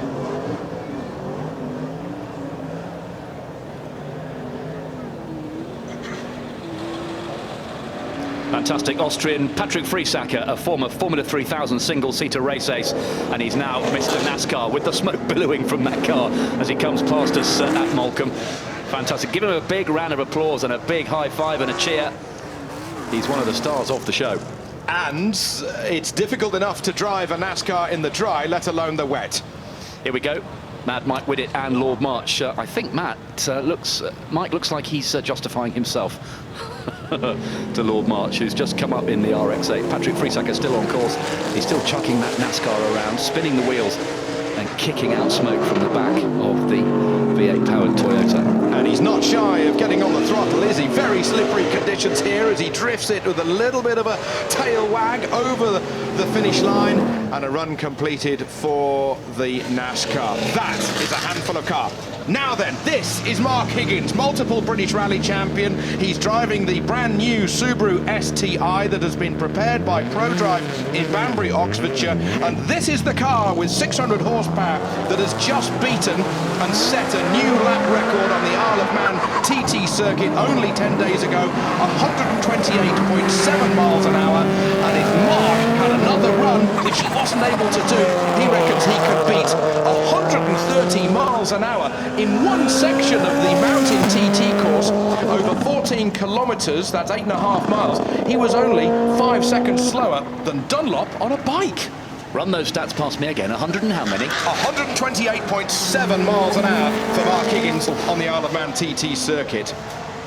And that was only his second flying lap, Henry. And he's not been there for a couple of years. And he's not been there for a couple of years, but Mark Higgins, multiple British Rally champion, and now James Bond stunt driver. So he is in a car every day of the week, whether or not he's Pierce Brosnan or sometimes even driving M around in an old Aston Martin. Yeah, get yourself onto YouTube when you get home, because there are some stunning videos of Mark Higgins, a Maxman born and bred, hasn't lived on the island for a dozen years or so, but he is spectacular around there, and the onboard footage is out of this world. And there's some brand new onboard footage that has been released last night, so go and dig it out. I've been told by the chief mechanic Richard Thompson, Tomo at Banbury, that the footage is absolutely fantastic. Great cars that we've got here at Goodwood. Everywhere you look, there's another superstar in a supercar, and the history is just all around us. This time, it's the Ford Capri as we go on to touring car icons. Yeah, it's the 2.6-litre V6 Ford Capri RS 2600, one of the stars of the European Touring Car Championship, and a car similar to this one took Jochen Mass to the European Championship in '72.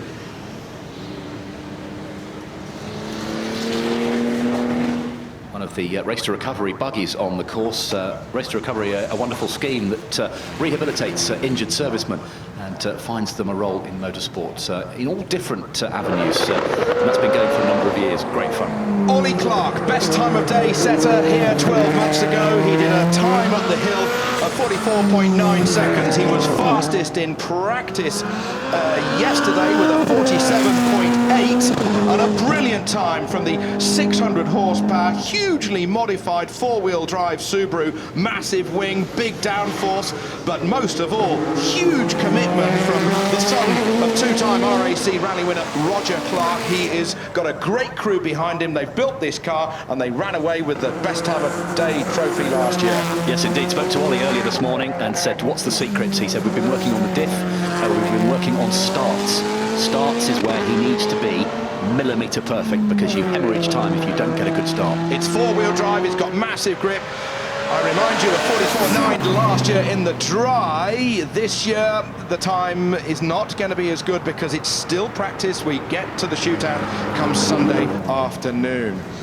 Well, here's a bit of a difference in cars going up the hill, isn't it? From the violence of 600-plus horsepower of Ollie Clark's Subaru Gobstopper to, well, enjoying the English countryside with a hint of walnut and leather inside your car as you go underneath the bridge up towards Molecombe Corner.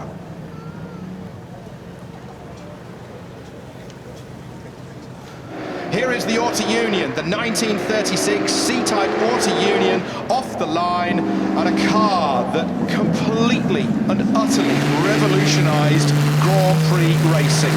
6-litre V16 supercharged engine mounted behind the driver, very forward seating position for the likes of Hanstuck, Caracciola, Nuvolari, Rosemeyer to drive these beasts in the late 30s, and with some 600 horsepower then, with just such skinny tyres, it really gives you a perfect example of speed is nothing new, but stopping and going around corners is certainly something new nowadays. They had the speed in those days, but they didn't have the suspension, they didn't have the tyre technology. No, absolutely not. Great racer and collector Nick Mason, drummer with Pink Floyd. He's in that 6-litre supercharged V16 Outer Union from 80 years ago. A completely different kettle of fish, but no less fierce. Peter Pentel's unbelievable Lancia Delta clone, a silhouette time attack machine with a turbocharged V6 engine in it, and he's absolutely flying in that machine. You can see its styling cues from the Lancia Delta Integrale, the great Italian rallying icon of the 1980s. Peter Pentel really pushing hard in this machine. Called the Lancia La Supra, 3-litre turbo 6-cylinder engine. And he touched the bail there, didn't he? He's trying very hard. It's got a mid-engine 900 horsepower 6-cylinder turbo unit in the back. Peter sits a long way back as well for the perfect weight distribution. And he hammers the Italian clone across the line. Yeah. 900 brake in the wet. The adjective I was going to use was squirrely. Henry, Toby, hi, it's Chris down on the start line. It's all peaceful down here. Hello, Chris. I just got a shot of you on the big screen. Oh, did you? You lucky man. You can almost reach over and touch this ex-Handstuck Mark 1 Golf GTI. Isn't it lovely? Just started the engine. One of the first Tamiya kits I built, one of these. In the Kamai livery. Hans-Joachim Stuck, the great Hans-Joachim Stuck. Grand Prix podium finisher, DTM champion, Le Mans winner, Group C hero. That trademark midnight blue helmet with the white stars. Son of the great pre-war hill climb ace, Hans Stuck Senior. And we've got rain coming down at various points on the hill climb course. Stucky's got the wiper going in the Golf. Frank Bieler coming to the line in the big Audi. Another DTM champion and Le Mans winner. 5 times a Le Mans winner, in fact. Frank Bieler for Audi. Frank Purrs off the line in the big Audi. It's the big V8 Quattro, isn't it? The car in which he won the DTM championship back in the early 90s. Audi very successful in touring cars. Post-rallying, they went into touring cars. They won the DTM championship. They won the IMSA Sports Car Championship as well, and of course they won the BTCC with this man you're watching now, Frank Bieler, the great German champion. He won the BTCC in the A4 Quattro, having already taken the DTM title in this massive V8 Quattro in those wonderful black, grey, red and white corporate colours of Audi. And he was a mainstay of its LMP1 programme, winning Le Mans 5 times in their various LMP1 cars.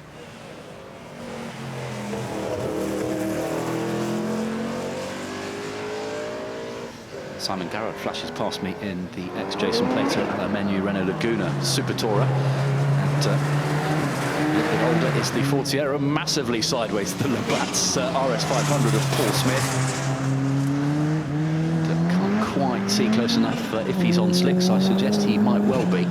With all that oversteer, there are dry patches and then really treacherous greasy bits on this course as he comes over the brow into Molecombe. Got to get the 500 horsepower Sierra flame-spitting Group A touring car stopped. He does that. It's wiggling under power as he guns it out of Morecambe and up towards the Flint Wall.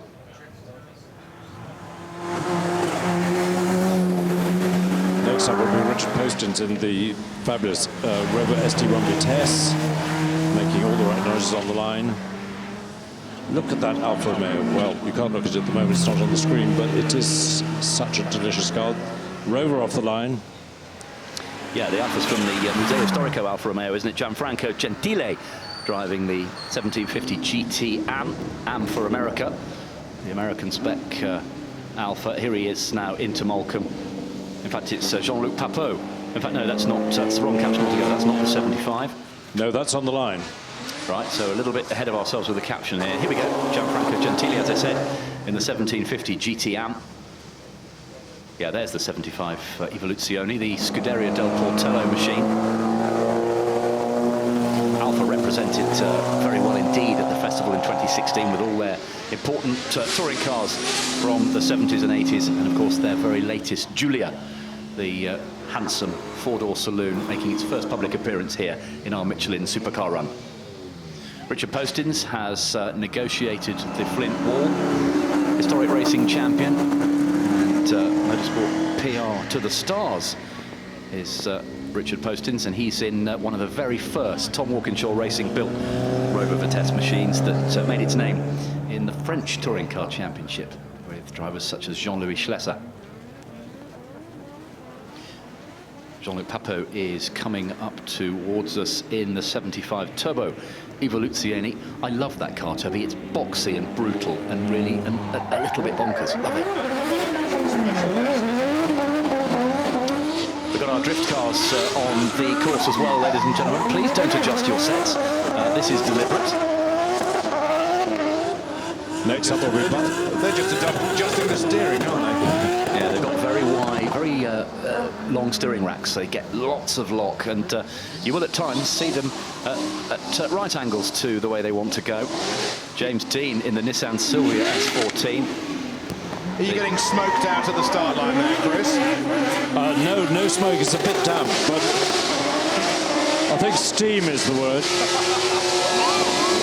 Well, it sounds good through the microphone, I can tell you that. Bussy Butler looks sideways. Look at that huge engine poking out of the bonnet. That's one way of getting the air into the cylinders, isn't it? Stick it right out the front. There's a little bit of mud being drawn onto the track at that first apex, and here he is outside the house doing a donut. Perfect spin turn. Brilliant. One hand out the window. Supercharger whirring away.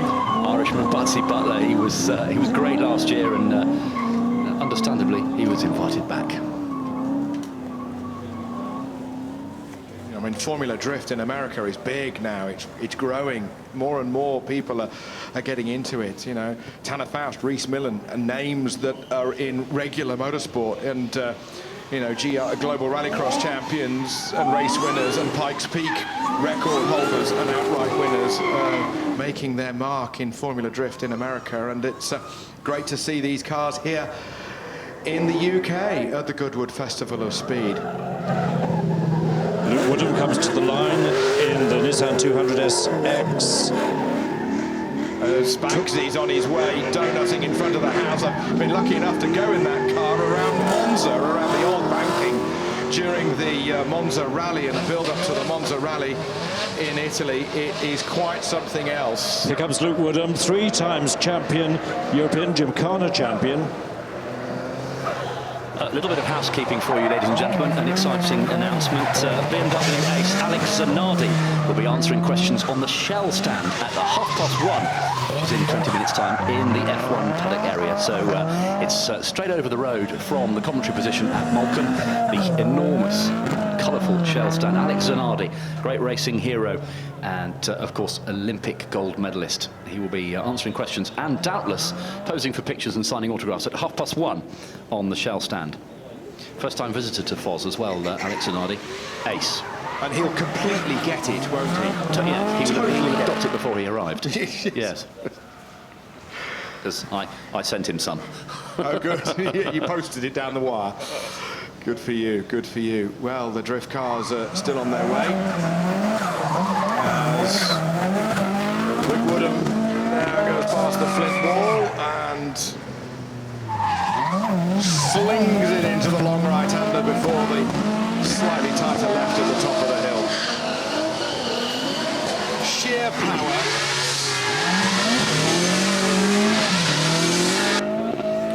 Chris opened his microphone. He did. Thank you, Chris. Did you hear that? More please. Yes. We got steam, we got noise, we got everything down here. Vaughn Gittin Jr coming to the line. This will be even more steam. A slightly modified Mustang. Just a bit. Yeah, the Mustang RTR of Vaughn Gittin Jr.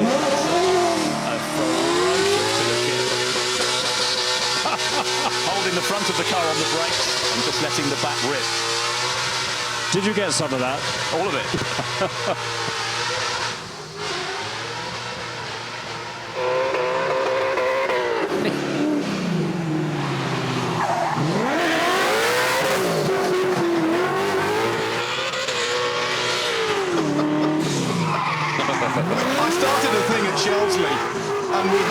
certain cars, Chris, don't we, where we don't commentate on them, you just listen to the noise. And I think that's one of them here at Goodwood. It is, and we have a smart car with a 2-litre turbocharged Toyota engine.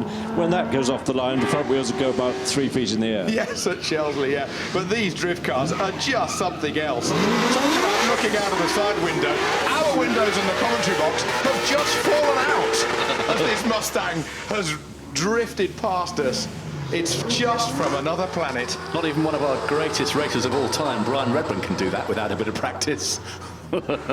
Vaughn Gittin Jr in the Mustang RTR, through the wall, flicks it sideways in both directions. Do we hold up our artistic impression boards with the 6 on? Totally. Indeed. Yes. And from the commentary judge, a 6. But it does just show you how the Goodwood Festival of Speed embraces all disciplines. A moment ago, we were looking at a Mark 1 Escort and an Audi Sport Quattro on the rally stage, and now here we are with Formula Drift. Touring cars, Mark 1 Golf. It's just fantastic. British touring cars here. It's getting serious. These are timed. It's a shootout, BTCC shootout. I guess qualifying. Jason Plato brings this fantastic little wall. Just talking to Marcus about this car. The engine's right back alongside the driver. In the meantime, Josh Cook on his way. 31.06 at the first intermediate split. He's going to be the first to put a marker down of these British touring car racers. It's wet. They've got the Dunlop wets underneath them, and as Cook comes to the top of the hill in his 888 MG, he crosses the line with a time of 65.88, 96 miles an hour as he crosses the line. Next car to cross the line is Adam Morgan. Here he is with the Mercedes. He's got a 65.8 to beat. And Toby, next up is looks like Matt, doesn't it? Yeah, but Morgan's coming to the top of the hill. Morgan is quicker on the split, so he should be beating the 65.8 that we saw from Josh Cook. 65.8 to beat, and he does it just by a couple of tenths of a second. So Adam Morgan quickest at the moment. Jason Plato's on the hill. Matt Neal in the Honda. Yeah, he's on his way, but Plato's going to be next to get to the top. Plato not as quick as the previous two at the middle intermediate point, and not as quick at the second intermediate point. He's taking it steady. He is taking it steady. I would argue that rear-wheel drive is more treacherous at the moment than the two front-wheel drive cars we've just seen. Will you watch because Sam Tordoff's on his way? Yeah, let's see. Matt Neal chasing, though, Jason Plato towards the top of the hill. Here is the 3-time British champion. Matt Neal made his debut in the championship back in 1991. Matt Neal currently on a 31.4 at the intermediate. He's not going to beat Adam Morgan, I don't think.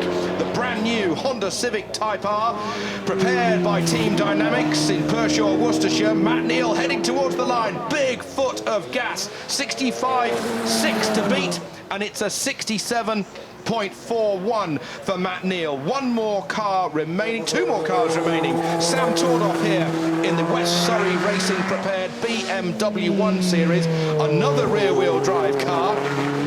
Got to beat a 65.6. He's in touch on the intermediate splits that we've got up here in the commentary booth, and this could give an opportunity for Tordoff to go top of the pile. 65.6 to beat. He's going to be very close. Oh my goodness me, that's a 100th of a second that he's quickest. 65.63. He beats Adam Morgan by a 100th of a second. Andrew Jordan, champion from a couple of years ago, 2013, now on the hill, and he's annihilating them on the splits as we're live on board with Jordan coming through the long right-hander. He's got to beat a 65.63, 95 miles an hour that Tordoff did over the line. Jordan knows his way up the hill. He's going to annihilate the time. Jordan wins the shootout. At the moment, Kevin Fletcher still remaining, one more remaining, but that's a massive time that has been put down by Andrew Jordan. Kelvin Fletcher on the hill at the moment as he comes into Moulcombe. And he's a lot slower. Well, is he slower? I don't know. 31.7 in the intermediate split compares with the 29.4 that Andrew Jordan did in front of the house.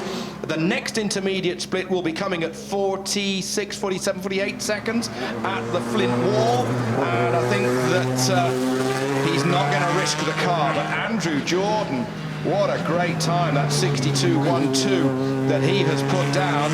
and that means that he is quickest ahead of Sam Tordoff, and third position going to Adam Morgan in our British touring car shootouts as they get to the top of the hill. In the meantime, down towards the bottom of the hill, going into the first corner, we've got Ken Block, ladies and gentlemen. The touring cars have gone. There's a Porsche in the middle. I'm getting ahead of myself with Jeff Svart. That's a quick car, that is, as it belches unburnt fuel and flame out of the back of the car. If he's going to beat Andrew Jordan, he's got to do a 62. He's not quite going to do it. Jordan has beaten the Porsche. Andrew Jordan from that rallycross background with front-wheel drive. He's made that work for him today, hasn't he? Ken Block is a demonstration car only in the Hoonigan, the evil Ford Fiesta rallycross machine, and he's taking it pretty easy, isn't he? He doesn't want to risk anything. No, the Gymkhana 8 Ford that he utilised in that YouTube video. Now they're planning their 9th Gymkhana. And what have they got up their sleeve? What have they got in Hoonigan Industries? They utilised the Hoonicorn, that hugely modified 850 horsepower Mustang, last year in the streets of LA. I was going back to LAX last year and I called in at a fuel station, and as I was paying I looked up and there was the donut shop that they used in the Gymkhana with the Hoonicorn. I had to go over and take a picture. There were still tire marks on the tarmac in the car park. Very cool. How cool was that? It doesn't rain very often in LA. No, it doesn't. That rubber ring will be there for a while. Enda Garvey, the hugely enthusiastic Irishman, on the hill in the 205 T16 Group B rally car. We get more qualifying for Sunday afternoon's shootout this afternoon, and that takes place at 3:35. So in just over an hour's time, the fastest cars will come out. They won't be setting times anything like as quick as tomorrow, if the rain stays away, of course.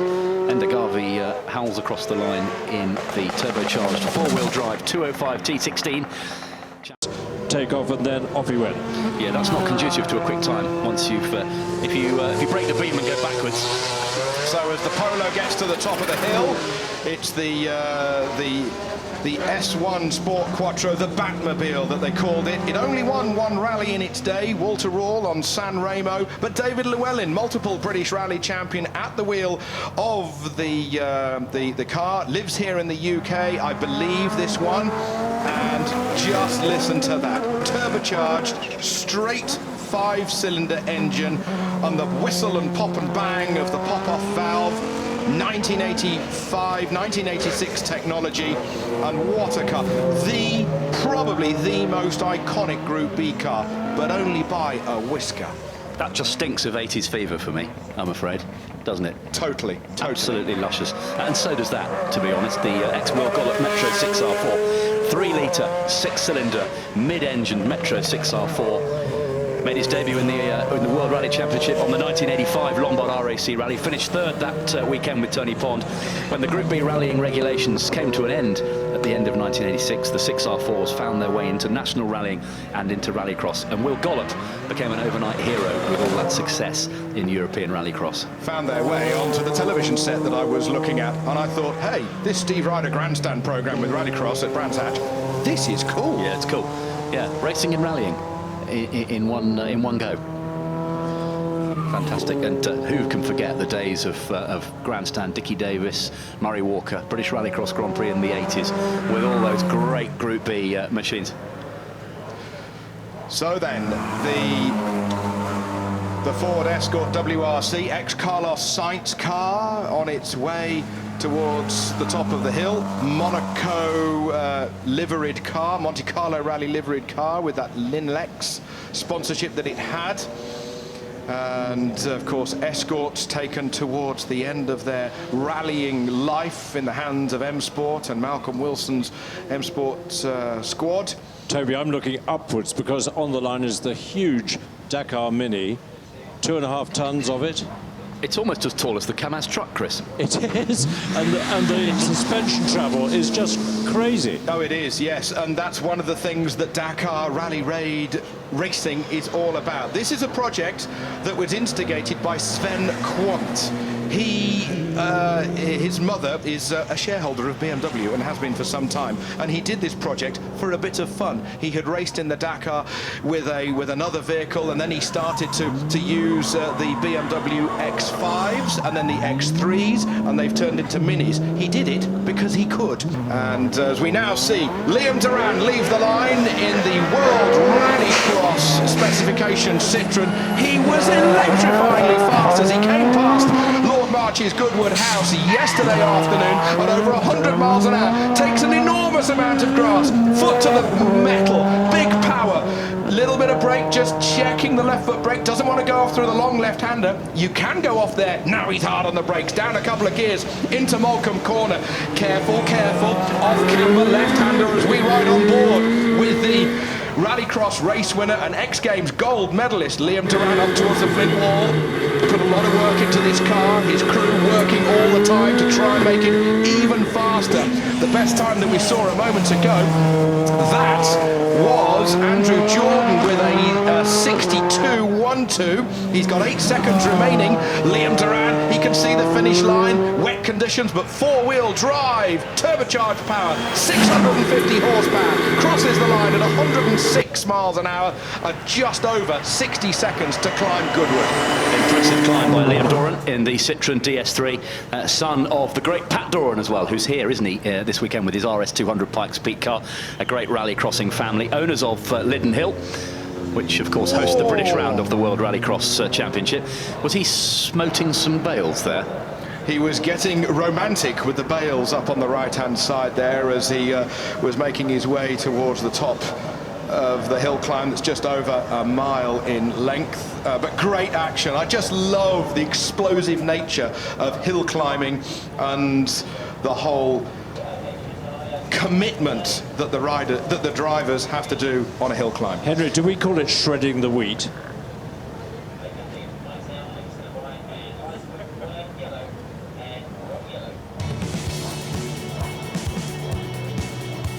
Mad Mike Widditz started the match with Lord March as his passenger in the Mazda RX-8, the rotary engine screaming all the way up the hill as we rode on board with Widdit going one way then the other around the flint wall, and Lord March loving every single moment of it as they crossed the line. That's so cool, isn't it? The Kamaz truck. Dmitry Sovnikov was out in the Dakar truck and very, very sideways, chucking this massive, great big Dakar truck around like it was a little toy. Mark Higgins was out in the Subaru WRX STI, the Isle of Man lap record holder, the ProDrive built beast.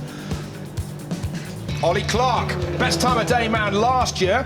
He had another sighting run with his Subaru Gobstopper. The Lancia had a bit of a moment past the straw bales, but just about got away with it. Yeah, wonderful bit of kit. RS500 Ford Sierra Group A, touring car icon in Labatt's livery, the ex-Tim Harvey Lawrence Bristow machine, always a popular visitor at the Festival of Speed. The drift cars gave us some great action, sideways as always, but in the wet conditions they were even more sideways as Vaughn Gittin Jr chucked his Mustang one way then the other. The sound was brilliant. Our British Touring Car Championship stars came out to play. It was greasy out there, but who started us off? Josh Cook in the MG6. Sam Tordoff was next in the BMW 1 Series, the West Surrey racing driver, leading the BTCC points at the halfway point. His BMW rear-wheel drive, he gave a great run towards the top of the hill, but it was Andrew Jordan who was quickest out of the British touring car drivers, nearly some 3 seconds quicker than everybody else. However, the final run went down to Liam Duran with a 60.17 second run up Goodwood as he crossed the line at over 106 miles an hour. Okay, the crossings are open if you need to switch sides, ladies and gents, to take in all the sights and sounds of the Festival of Speed. Right up at the top where the cars are waiting at the end of the batch is Bruce Jones, and he's been out and about with a microphone and a camera. Mike Widdit, no pressure when you come up the hill here at the Festival of Speed, but there was a little this time. Two factors: A, it had rained, and B, you had Lord March alongside you. You know what, I'm more worried about wrecking his beautiful, pristine grass than I am my car, but yeah, there was a bit of pressure there, you know, with having him in the car, and then it rained like literally 10 minutes before we were on track. So, you know, it was patchy underneath the trees where it was dry, but you know, we got up, we're up to the top, and it was awesome to give him the experience, you know, and just for our sport of drifting, to get the credibility here at Goodwood Festival of Speed, and an opportunity to take someone like that and shotgun in my car is just absolutely amazing. So next time you're going to give him a go, will you let him have the gear lever or the handbrake? I want to put him in the driver's seat, see how he gets on. He's driven a lot of cars, that man. He certainly has, and he recomposed himself very quickly when he got out of the car. He seemed to be right on top of it. Yeah, well, once we told him this little Mazda rotary engine can produce well over 1,000 horsepower, is like, that's when he kind of pulled the harnesses a little tighter. But you know, that's what drifting's all about. You know, we're very limited. You know, with the rules, we can do really whatever we like with the engines. We, you know, in New Zealand, that's what we know is the rotary, and it's awesome to be able to put that on a global stage. Well, we love having you here, Mike. Thanks for talking to us. Awesome. Thanks so much. Vaughn Gittin Jr, great run up the hill, but conditions were mixed, a bit wet, a bit dry, a bit wetter. Is that good for drifters? No, we actually want as much grip as possible because that equals control, but it's a bit slippy out there. It's super dangerous, but danger's fun. You know, we all enjoy it, enjoy the challenges, and man, I'm just having a blast at this event. You know, it's amazing to be driving my Ford Mustang RDR up this iconic hill with these iconic cars surrounding me. It's just an amazing, amazing experience, and the amount of people that have come out, despite the rain, despite the weather, they don't care. I'm loving it. It's not rain, but every single time you come up the hill, the conditions are going to be different. That's just the way it is, I'm afraid, in this is one side of English summer. Yeah, it is what it is. You know, I'm from the east coast of the USA, so we have a lot of rain as well. We're not spoiled like California, but yeah, you know, we'll take what we can get. I'm just happy to be behind the wheel and having as much fun as possible. Well, it shows on your face, and it shows on the faces of all the fans. Great job, sir. Thank you very much. Hope you all are having fun. Whoa! Jason Plato, lovely conditions here for us to watch you doing your demo runs up the hill in the Subaru Levorg, but keeps us on our toes, but keeps you on your toes far more. Do you know what? It blows the cobwebs away. I think it's fair to say a few of us had, you know, a fun evening. But, you know, it's a bit noisy here, isn't it? It's not very civilised. It's a shame it's rain, but you know, there's a fantastic turnout. Everyone's having a ball. We're having fun. Where would you rather be if it was raining? Probably nowhere, actually. I'm indoors watching some sport, but we're out here doing it. British Touring Car Championship starting to get very lively for you at the moment. Yeah, you know, the Subaru project's really starting to come together now, and you know, we can see, you know, massive potential in the Levorg. You know, we're confident we've done our homework. We know technically what we've got. We know we've got an advantage, and there's still more to come. You know, we haven't quite got everything working 100% yet. But yeah, I think for the second half of the year, you know, unless we're dominant, we'll be disappointed. But that's the very nature of the British Touring Car Championship. To have an advantage, it's got to be an appreciable advantage for you to get sufficiently far ahead to keep out of trouble. Yeah, but you know, the whole rules are organised, and the championship is run to try and trip the guys that are doing well up at every opportunity. And you know, you don't know what's going to happen from one race to another. But I think, you know, the fact we're going to be qualifying with no weight on should bode us well. But you know, at some point towards the end of the year, I hope we're in with a shout, and then we can get the fists and come out, and we can get stuck in. It never changes. Jason, great to have you here. Well, we've moved locations, nothing to do with the rain, but we thought we'd have a sneaky peek up here in the Tag Heuer Drivers Club. And it's about that time when the queue is at its longest, and you wouldn't believe some of the people in that queue right now. There are certainly names who do not mind queuing for their food. If you can just see behind me, we've got the lawn with lots of rain coming down. It's hardly the place that you want your tea and scones at the moment, but people bravely still down there trying to do their best, having a nice time of it. And there's certainly people around here. So as the afternoon goes on, I'll try and catch up with some. And I'm just going to try and, we're going to be a little bit naughty because just over this way, you can maybe see that Karun Chandok and Riccardo Patrese are in the middle of an interview. We're going to try and crash that interview very shortly. We won't do it quite yet because they're in-depth chatting Of course, Karun is appointed as the Williams Heritage Driver now, so he gets the honour of taking some of those beautiful Frank Williams designed cars up the hill this weekend, and as we go forward, he'll do a lot more of that. And obviously he's sitting there chatting with Riccardo Patrese about the 5 years that he spent there. So we'll hopefully get to chat to him in a short while and get to find out exactly if he's enjoying Goodwood as well.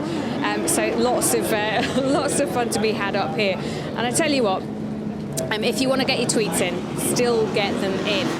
Because even in this rain, there's plenty of fun to be had. And if you've come in Wellington boots to the Goodwood Festival of Speed this year, what I want to see are selfies of you, or maybe kids, more appropriate slightly, jumping in puddles, getting excessively muddy. Take pictures of that as much as you can. So get them into us, use the hashtag FOS or at FOSGoodwood to get in touch with us. I believe lots of you have been getting in touch as well. Now, Ben Constanduris has been out and about all morning. He's probably a little bit soggier than I am, but he has some of your tweets to chat through with you. Thanks, Jenny. Thank you very much. Down in a very empty assembly area for once, because all the cars are either going down to the start or coming from the finishing line. So let's get into some of your tweets that you've been sending around the park here. That looks very nice, very sunny, and a beautiful rock on the finger. Just got engaged and she said yes, from Matthew Della. Amazing time at Foss. Met Ricky Wilson. He's here with Honda. Loza Harding sent that one in. Day made at Foss. Thanks for Nicolette. And looks like she's with Susie Wolf, who's here. Third year in a row and many more to come. Happy hubby, FOS. Thank you, Debbie Cameron. Angela Holmes says, brilliant sunny way to celebrate a 25th birthday. Foss Goodwood. Foss. Got Pims and it's sunny. That was this morning. Brilliant Father's Day present. F1 cars are awesome. Thank you, Richard Hutchins. Having a great day with the kids. Foss Goodwood. Lewis Howell. Amazing foot away from Jensen Button. Top bloke, Nicola Gunn. That's a great photo. Well done, Nicola. Gosh, he really looks like one of the doctors in Grey's Anatomy. Patrick Dempsey's here. Great catch. Fantastic, Anita Collins. Well, this will be interesting. Lord March heading up the hill this morning. The Mechanic XP sending that one, and that's Lord March a little bit earlier on. Had lots of rides today. This chap seems vaguely familiar. Michelin Sport. Reese Parker sent that one in. Loving Goodwood Festival of Speed with my buddies. Beverly Bryant, thank you very much. Lots of sunny photos, and yes, you've got to go down to the Gas Arena, a glimpse of the spirit of Foss. FOS Goodwood, UK bloggers, LB Shuggy, thank you very much to you. Jenny, you, I hope, have got a little bit more cover than I have down at the Drivers Club, so back to you.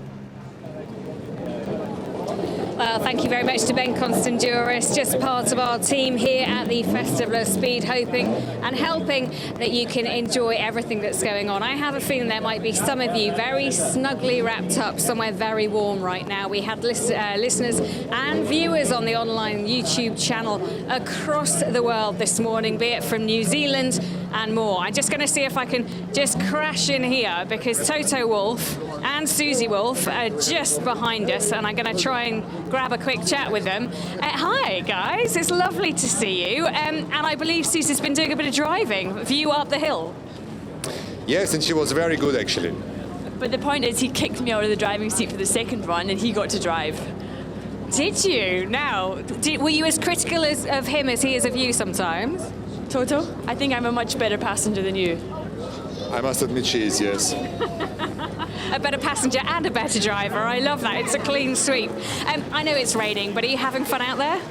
Yeah, it's great. It's such a festival of motor racing, seeing all these cars which you normally don't get to see, and then driving up the hill and seeing all people cheering is wonderful. Now, I believe we've got Pascal Wehrlein in the car today, and then Nico Rosberg tomorrow. Pretty cool? Yeah, Formula One car, modern Formula One car up the hill here shall be pretty cool. Okay, I'm going to let you guys go inside and get dry. Thanks ever so much. Let's go back to our commentary team. Thanks, Jenny. And Toto Wolff there. Here we go then with our second appearance of the day. They've come in quick succession, our sports cars and our GT racers. First away, Marino Franchitti in the Ford GT. Sister car to the Le Mans winner just a week ago at Le Mans. He's not making the same mistake again, where he had a little lock up and understeered off. He's brought it to a halt. He's going to do a wheel spin getaway for you down there in front of the house. It's pretty wet down there now, Tobe, isn't it? It is indeed, Henry. Yeah, Marino showing the car with multiple world touring car champion Andy Priaulx and also Harry Tincknell.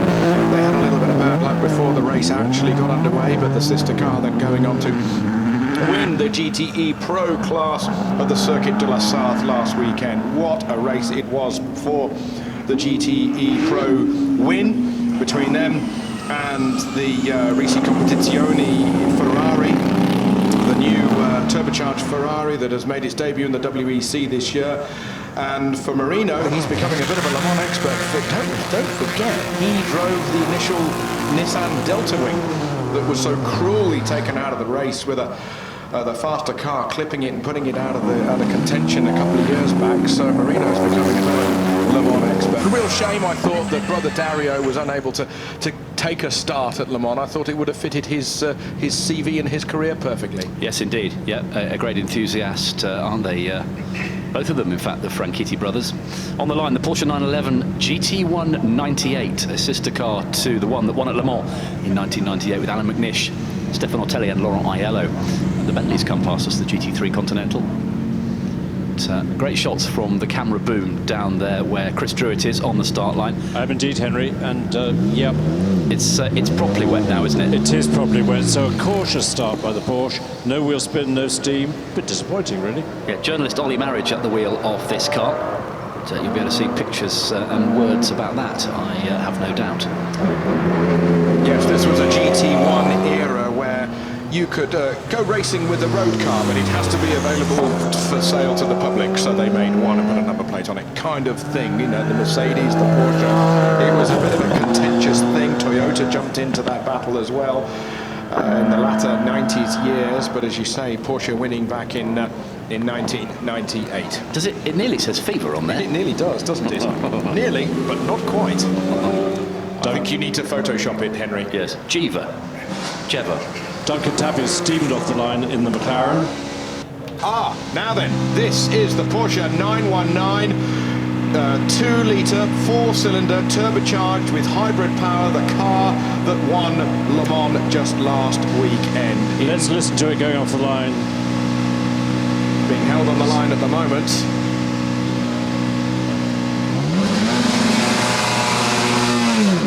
And as he leaves the line, he's been followed up by the camera car. Brendan Hartley, the reigning World Endurance car champion, is driving the sister car that he normally drives in the Endurance Championship. And Martin Roman Dumas taking the victory last weekend together with... Yeah, Neil Yarney, who started on pole, of course. Yeah, Brendan was in the #1 car with Mark Webber and Timo Bernhard. They led the race for a long time. But it was this car, the #2, that won the race. You're quite right. Brendan very, very quick in sports cars nowadays, and a great story of how Brendan Hartley joined the Porsche team. He emailed them, have you got a drive? I think I'm the man for you. He got the drive. I've written the same email. Didn't work. Legend on the line, John Surtees Liberty 70. Looking from overhead, John will slot it into first gear and take it very gently, I think, off the line. Yeah, those instantly recognisable helmet colours, the simple white with the blue bands. The great John Surtees, 7 times a world motorcycle champion. Formula 1 world title winner with Ferrari in 1964. Did the exhaust swamp you, Henry? Yeah, totally. Yeah. Is that good? Yeah, mega. So the Porsche 919, historic chassis, that historic car, and a great era at the moment in the World Endurance Championship. And what an era this must have been to witness. The Cano era and the great name driving those cars. Yeah, two on the bats for Porsche now. Their 17th and 18th win in a row. First time they've done back-to-back since 86 and 87. Almost 30 years ago. Great stuff. So as John Surtees makes his way up past the paddock, A little bit of rain continuing to fall in this part of the hill. He rushes past our commentary box, but there's a bit of blue sky over the back there, so fingers crossed that those umbrellas will be going down soon. Positive thoughts, everybody. Bring that blue sky. Rare car, a unique car on the line, the Indianapolis Ferrari. Johnny Parsons' car. Driver gets his dry gloves on. That lovely V12 sound. Big Ferrari engine. Yes, a car that was still in the front front-engined era in Indianapolis before, you know, that Lotus team turned up and said, why don't we put the engine in the back? That'll never work. But those speedy specials. Terrible dilemma, Toby, for the driver. Do I put my goggles up or put them down? Yeah. It was bad either way, I think. Yeah. Don't risk the car. No. And on the line, the fabulous M6 GT, Bruce's attempt at a road car, and what an attempt it was. And it was a successful attempt at that, wasn't it? We've commentated on one of those McLarens many a time, haven't we, Chris? Martin Bolsover's car. At Chesley, yeah. At Chesley, former British hillclimb champion and Can-Am Steigenberger race winner of the in the 90s. Not the perfect car to take up Chesley, but listen to that lovely noise. As the Ferrari continues to make its way up the hill. Here is the McLaren that Chris and I have been talking about. The very first McLaren road car, a Can-Am with headlights, mirrors, indicators and a number plate. It's the right colour, Henry. Doesn't look out of place in a modern context, does it? Not at all. Could feature in our Michelin Supercar run. Bruce McLaren's first road car, the M6 GT. James Edwards at the wheel today, taking it very easy. It's now fully wet out there, so we're not going to see any quick times in the qualifying shootout, either for the Supercars or for our 20 competition machines. I'm an optimist. I think the sky is clearing a bit. On the line, the brilliant Mercedes SLS AMG GT3. Driver to be announced. Not sure who's at the wheel.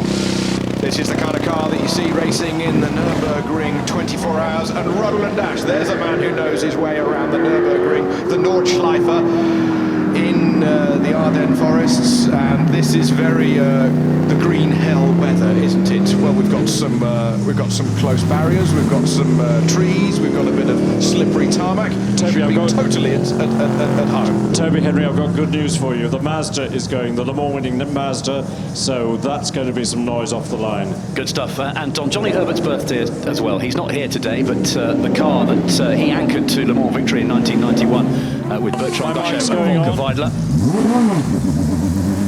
You just wait, ladies and gentlemen, until this gets on song. The 1991 Le Mans winning Mazda, a rotary engine, howled its way around the 13.6 kilometers of the Circuit de la Sarthe in France. And even though it's wet, he's having a go here at Goodwood today. He's getting into the spirit of a good run. Yeah, the only Japanese mark to win at Le Mans, and didn't Toyota come perilously close last weekend? Just a few minutes away from a maiden victory for Toyota, but Mazda remains the only Japanese mark to have won at Le Mans, and the only rotary engine car. Very wet round Morecambe now.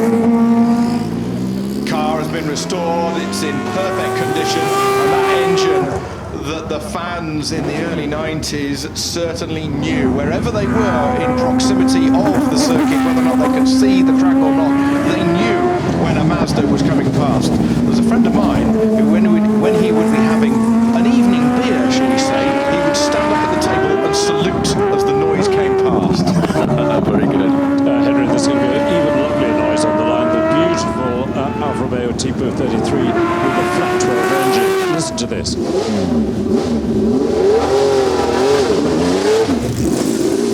Chris, could you pop some of that in a bottle for me and bring it up? I'll bring it up. It's music, isn't it? Yeah, classic. Can you keep it for a wet winter's day? We could unbottle it. I will too. Well, it's Campari. I can drink it. I can splash it on my neck and drink it.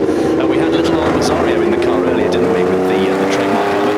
A period Alfa Flat 12 racer, along with Derek Bell, Henri Pescarolo, Giuseppe Corbett in the car at the moment. I love these mid-70s wacky races from the International Championship of Mates. Henry, you want music? Just wait a minute. Daytona coming to the line with megaphone exhausts. Oh, cool. As we watch Stefano Macaluso in the Lancia Vita Monte Carlo, the Group 5 silhouette car. One of the cars cars in Class 23. Details of the cars in your entry supplement to the programme on page 47. And as we see the Alfa continuing, you can just squint and imagine that going around Mugello in those mid-70s. Now here is the Ford F-150 Raptor, and he spun it! It's Ben's, well, it's the Stig. It's the Stig, the original Stig. The ex-Stig. Perhaps that's not why he's not the Stig anymore. Yes, he let the Stig out of the bag, didn't he? Ben Collins, the former Stig, now James Bond stunt driver, chucking the Ford Raptor around. Now listen, you've had waltzing, you're going to get the music to go with it in just a second. Oh, I see what you did there. Ford Raptor on its way as the Ferrari Daytona is now on the line.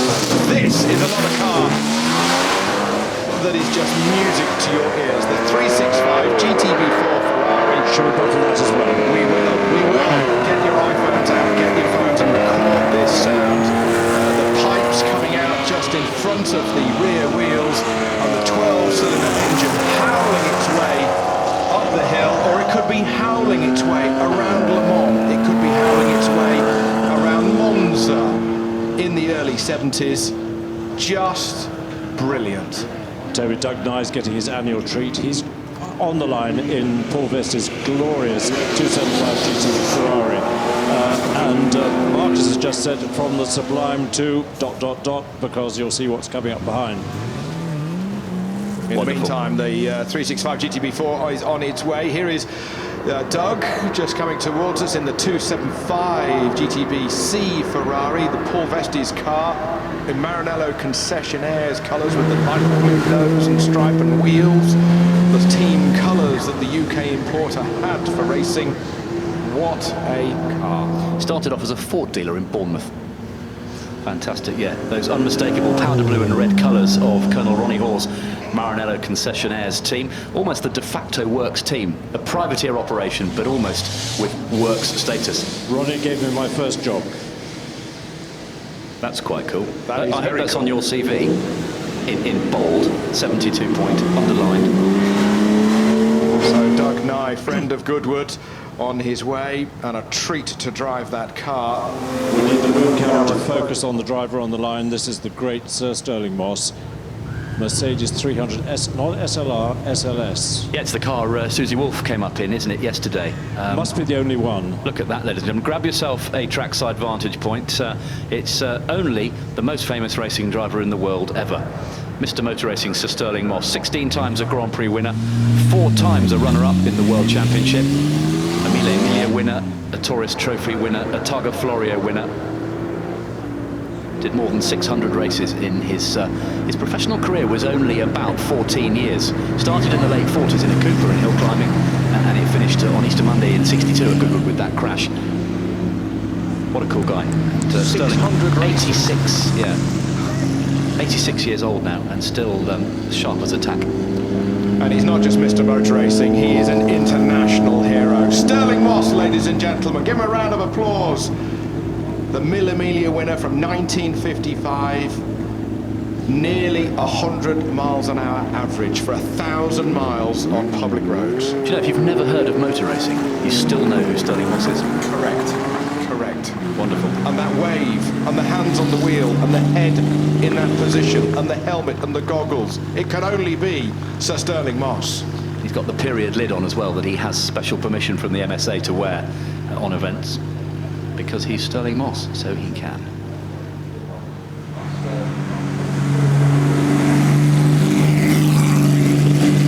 Brilliant. Just brilliant. We will never tire of seeing Moss in a Mercedes. So inextricably linked with Goodwood. He won a 500cc Formula 3 race on the opening day of the circuit in 1948, and he had all those non-championship Formula 1 wins. He anchored the Aston Martin sports car team to World Championship glory in 1959, and he had that accident in the Easter Monday Formula 1 race as well. And a lucky man after an accident such as that. Yes, indeed. So Sterling Moss across the line. I will put my house on it that Bruce Jones will talk to Sterling. Uh-oh. Two lovely Martini Porsches coming up. Just leaving the line, the 935, following the lovely 936. What a glorious sound. Yeah, not Richard Atwood in the 936 this time. Different helmet. I know Richard Meaden is down to drive one of them, possibly. Might be in the 935 in a moment. I think it's Nick Trott in the 935. Is that the baby one? Yes. Yes, that's it's Nick Trott from Evo magazine. He's going to get a rude, I believe. He's going to get a rude tweet from me in a minute. He's already had a rude text from me, trust me. Editor of Evo, Nick Trott in the 935. The cameras are trained on the 936. I wonder, I think that might have been Manfred Schurte. I heard last night that Manfred Schurte, period Porsche driver, was in that car. May well be him. I think it's Marco Sorensen also on the line with the lovely Aston Martin V8 Vantage GTE. Is it still wearing French flies and dust?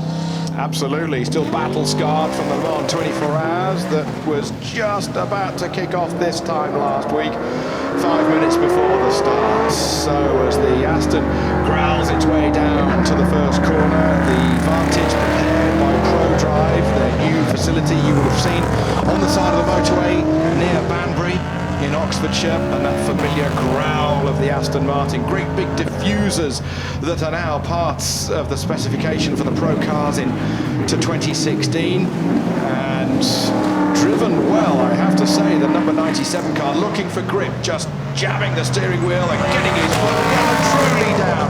Oh, memories of last weekend for me, flooding back. Brilliant stuff. Yeah, 10 years Aston Martin has been back in international sports car racing, brought back in by ProDrive. That's glorious debut win at Sebring in 2005 with the DB9. Moved into the prototype ranks with the Lola built LMP1 car. This is a run. This is a run. Yeah, he's got some cheeky wets going on. That's not a slick tyre run.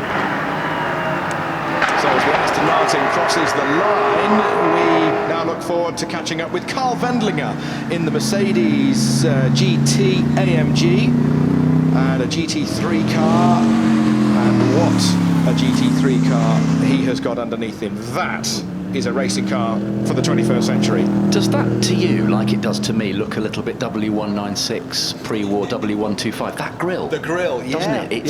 There's something about that. Now you say it. It reminds us of the first 300 SL, doesn't it? The Mexico one. Yeah, the Carrera Panamericana. Carrera Panamericana. So Carl Wendlinger, Grand Prix driver and sports car star, winner in the Group C World Championship alongside Jochen Mass. He was one of the Mercedes juniors, wasn't he, with Michael Schumacher in the late 80s, before he made his name in Formula One. Yes, and then was in the Sauber squads, and unfortunately had that off in Monaco '94. Here is this is the RS01. Adam Morgan driving this. Goodness me, he's certainly got his eye in now, hasn't he? If that's correct. But this is a quick run. Whoever is driving it, very well done indeed by the Renault. As he gets to the top of the hill, a great rooster tail of spray being thrown up by the diffuser and the rear wing. Here is once more the Corvette, Mark Royce with the C7R, another Le Mans car. You can tell the class that they're in by the green back to the number on the doors and the bonnets. And the GTE Pro class with the green back to that number. And another engine note that people instantly recognise wherever they are at the Le Mans circuit, milling around during the week of festivities that is the focus of international motorsport in the middle of June, in the middle of France. They have a clever lighting system, don't they, which tells you who's leading the class, who's second in class, and who's third in class as well. Yes, with the three red lights just by the numbers on the doors, it gave the game away for me and Alan McNish when we were commentating on the finish last weekend for the Toyota. We didn't see the actual pictures of the Porsche passing the Toyota last week because we had some other pictures on the screen, and Alan said, oh, they're slowing down for the photo.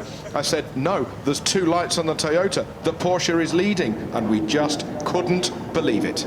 Unbelievable.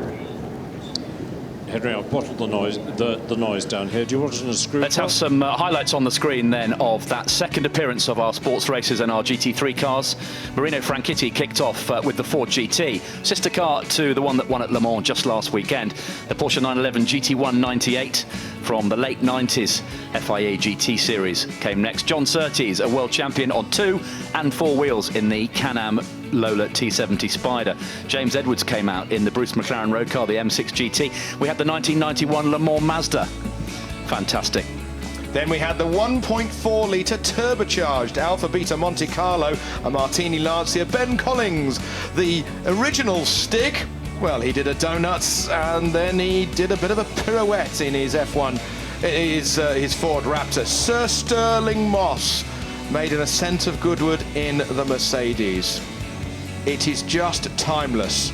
And you have seen Sir Sterling Moss climb Goodwood in a Mercedes once more here in 2016. Fantastic. And he may well have waved at you as well. The GTE Pro Aston Martin had his toe in all the way towards the top of the hill. That was a fantastic run in wet and difficult conditions.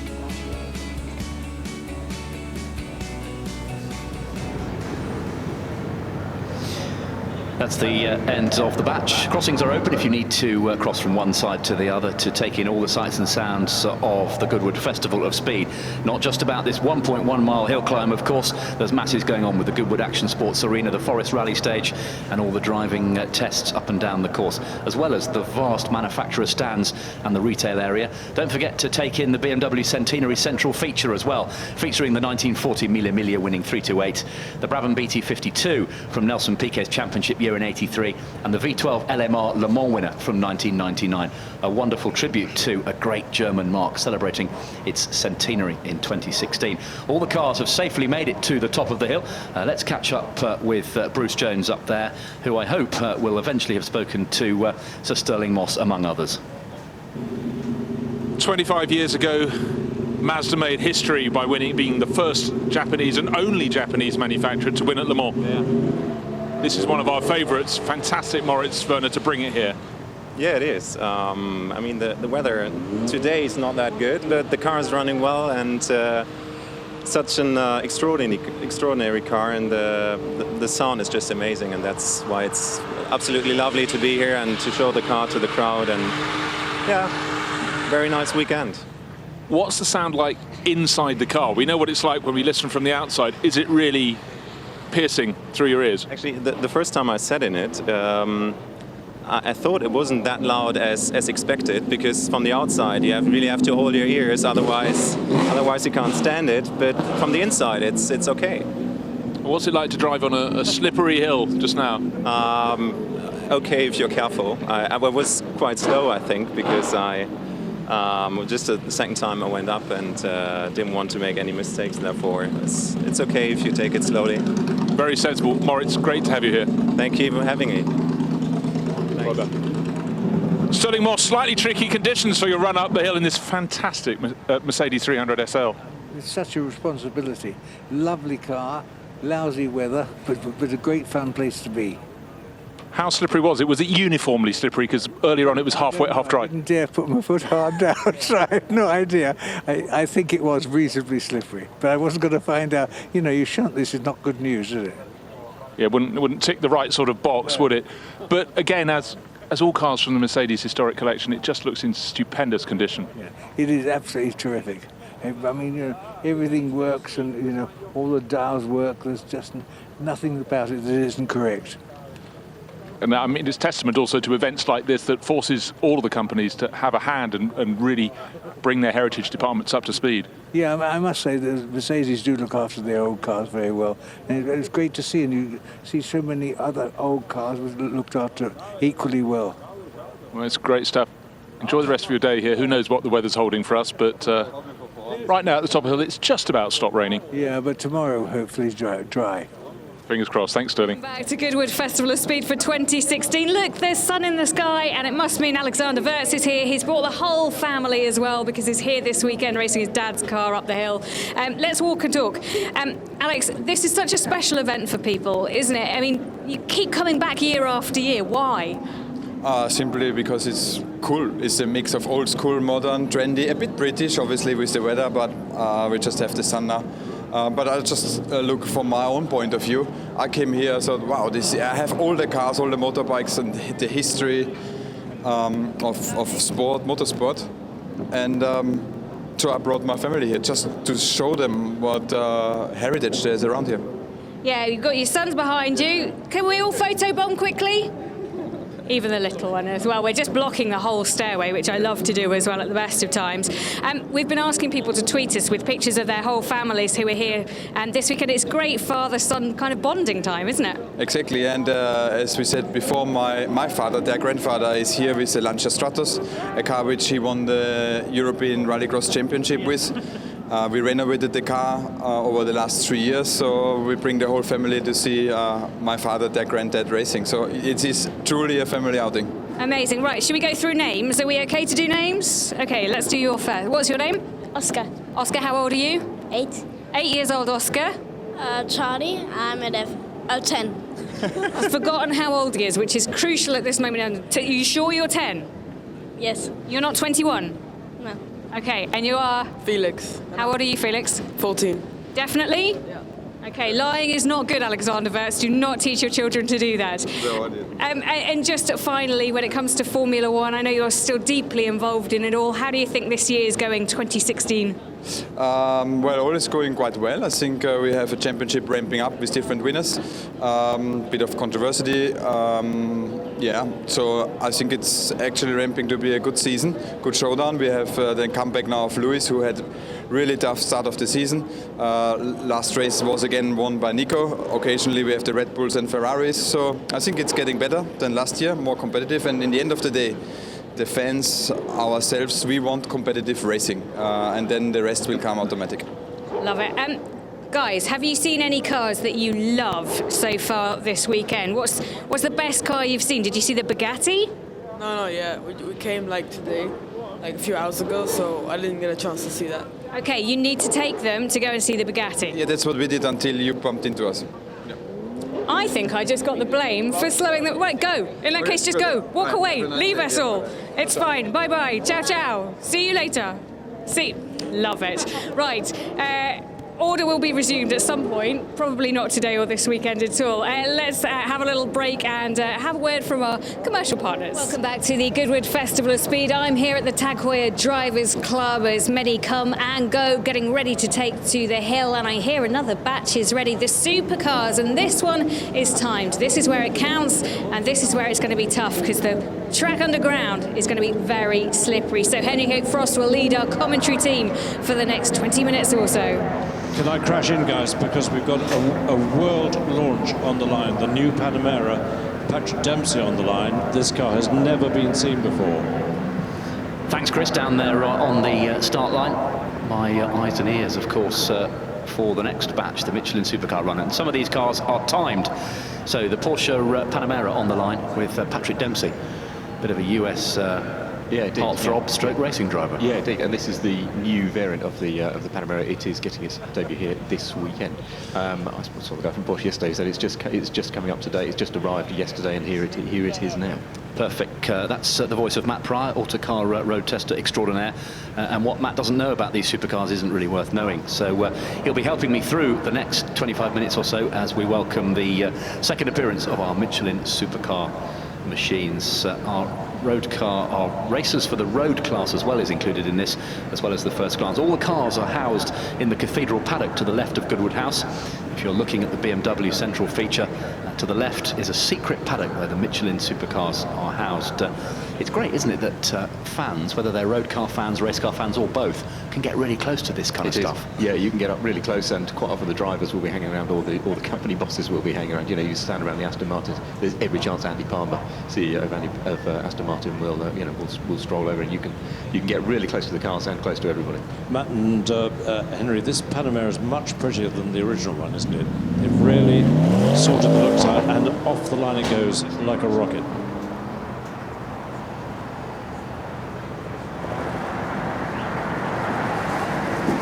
Patrick Dempsey then in the Porsche Panamera is our first car away.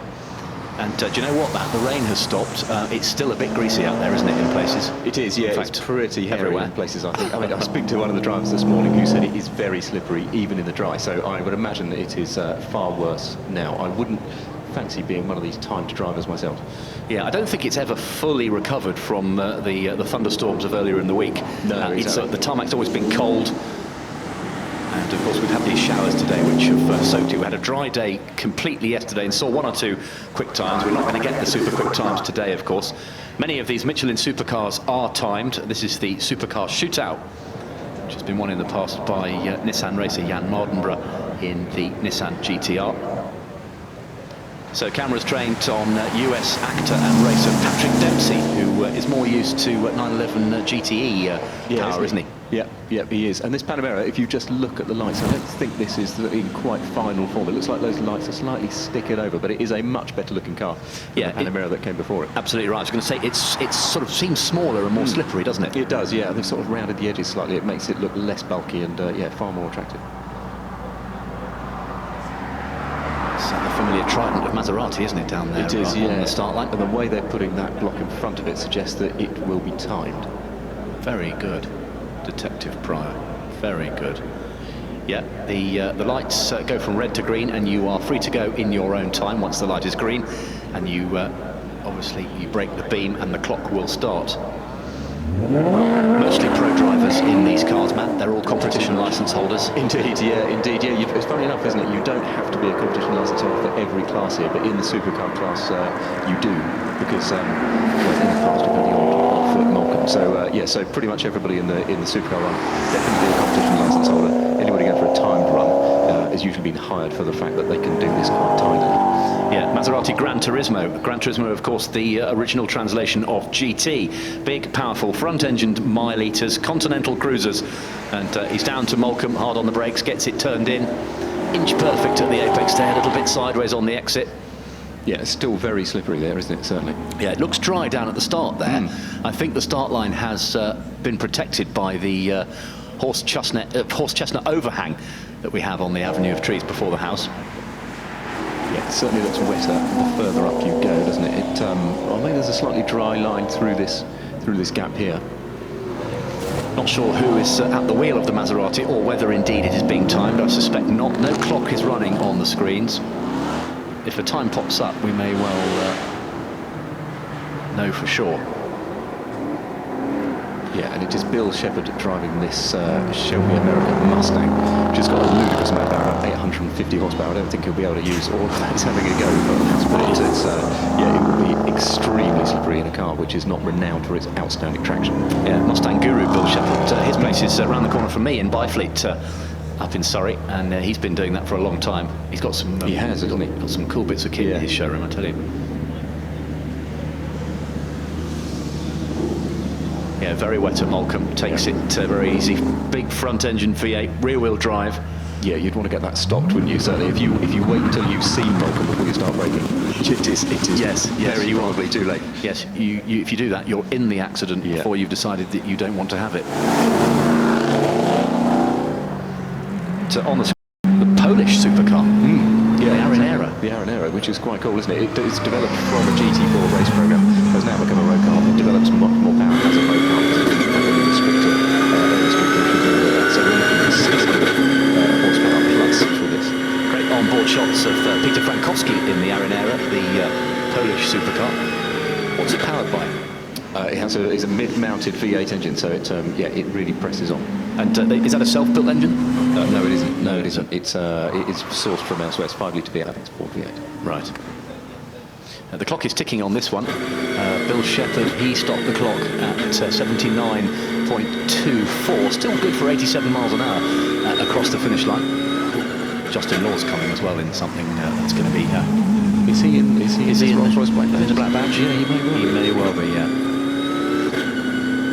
Oh, that is going to make. Yeah, we've got some different camera angles in our studio showing great clumps of mud that have been pulled onto the course where people are cutting corners.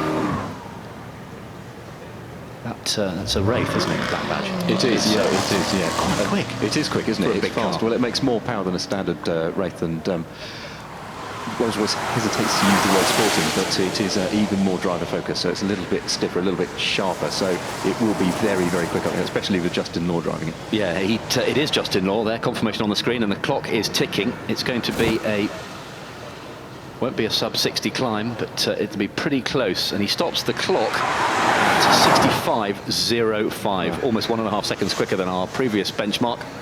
Justin Law, we've seen many years in the big Jaguar Group C cars. He's here in the IMSA Bud Light Jaguar as well. He's already been up today in that car, set a very quick time in the wet. And at the wheel of this Jaguar SDR is David Cook, who is a Jaguar ride and handling engineer, so really knows this car better than pretty much anyone else. So I would imagine this will be quite a quick time as well.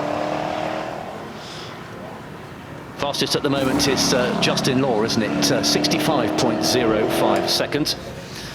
And that is quick. Is that going to be quicker? Not quite. Oh, he's only 0.3 of a second down. 65.41 for David Cook.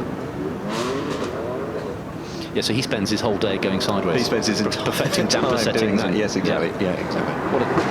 It's not a terrible draw, is it? Sure, that was being told tracks for Nürburgring. Yeah, just really making these cars ride and handle like they do. Here's a man to look out for. It's British touring car star Rob Collard, who, of course, races a West Surrey Racing 1 Series BMW in the BTCC, and he's currently second in the points to teammate Sam Tordoff, who we've seen in the BTCC shootout already. So Rob in the it's an M4 GTS, Matt, isn't it? It is, yeah. That is interesting to see what tyres it's on, because that is a sort of car that could potentially be a handful in these conditions if it's so stiff, so set up so stiff. It's sort of BMW's equivalent of a 911 GT3, if you like. So it's quite a machine, but very track for. Yes, exactly. So unless you've got real sort of wet specific tyres on it, could be quite hairy. Yeah, he's not going for any silliness, is he? He's down. He's way down on Justin Law's benchmark of 65.05 in the Black Badge Rolls-Royce. Yeah, and even some of the time drivers say they are not necessarily going to be pushing things this afternoon, because some of these cars are pretty rare. Some of them are sold to customers already. So yes, there will be differing levels of commitment, I think. Yeah, some of them will need to be polished and back in the showroom on Monday morning. Absolutely, yeah, right. Stuart Mosley is out on the course in the Audi R8. Audi R8, yeah, V10 plus. So it's a powerful car. It's 600 horsepower, but it has four-wheel drive as well. So in these conditions, you could expect it to have an awful lot of traction. Not dissimilar under the skin to Lamborghini's Huracan. Yes. They both run the four-wheel drive train under pretty much the same 5.2 litre V10, making the same amount of power. 71.27 for sports car racer Stuart Mosley. If you're just tuning in, our fastest time so far, 65.05 for Justin Law. On board with factory Aston Martin racer Darren Turner. We're going to go all the way up the hill with Darren. He's returned from Le Mans last weekend racing the GTE Aston Martin Vantage. Here he is in the absolutely ferocious Vulcan. Is he in the Vulcan or is he in the GTS? It's a GTS. It's a GTS, yeah, beg your pardon. I think Peter Dunbreck is driving the Vulcan today. But Darren will be pushing on. He's very close at that split time, actually, to the fastest there. I think he was only 30.48 against 31.12. Yeah, so we're less than a second behind. Through the Flint wall, through the S's. It's still very wet by the Flint wall. There's going to be so careful. What's he going to do? 65.05 to beat. It's going to be close, isn't it? I think he will be a little bit behind. Here we go, Darren Turner. Will he be quicker? Not quite. It goes to a 66.86, 1.8 seconds adrift for Darren Turner.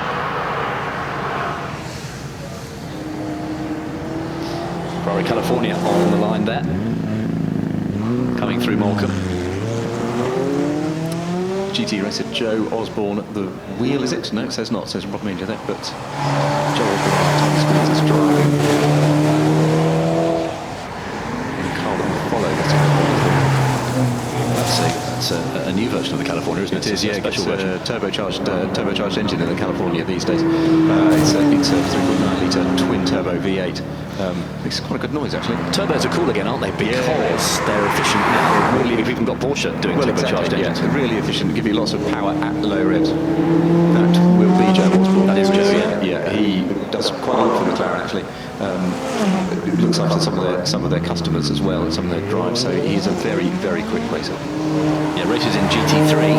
Yeah, started his life in cast number 3 Formula Renault, didn't he? That's right. Yeah, quite a big off, and yeah, does well in GT3 these days. So the benchmark time, the time to beat a 65.05 set by Justin Law in that huge but very potent Rolls-Royce Wraith black badge. Where are we? 66.57 for Joe Osborne. It's a shade off. It makes him a fraction quicker. Fastest, does it? Fraction quicker than Darren Turner.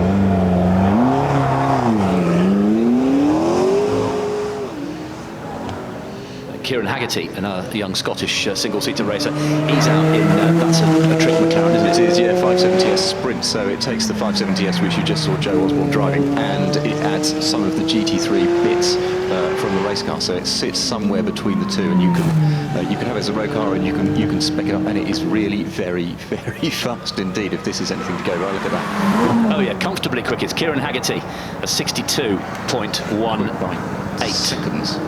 Yeah, in the McLaren.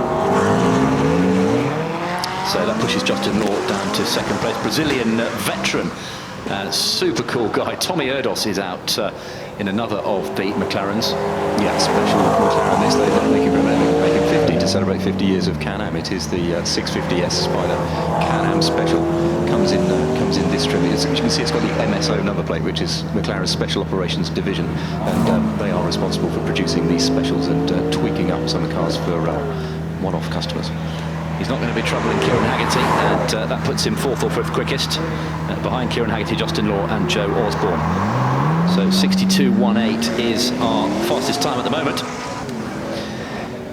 Rob Garofol is on the course in another of the McLarens. That's the long-term test, isn't it? Yeah, the 675 LT. Look at that air brake coming up as it breaks up there. Yeah, a lot of movable aero on the 675, like the 650.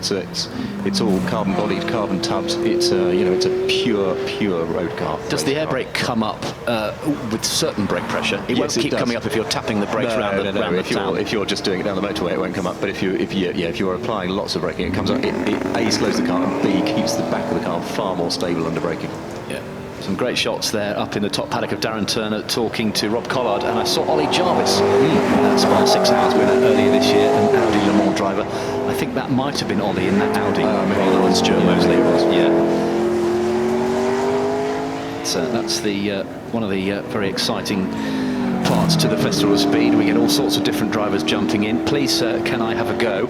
And usually the answer is yes. Charlie Hollings across the line in the P1 GTR, 66.84 for Charlie Hollings, another of the McLaren development guys. We see these guys quite a lot in the week at Goodwood testing these McLarens. Yes, of course, yeah. He's another one of those.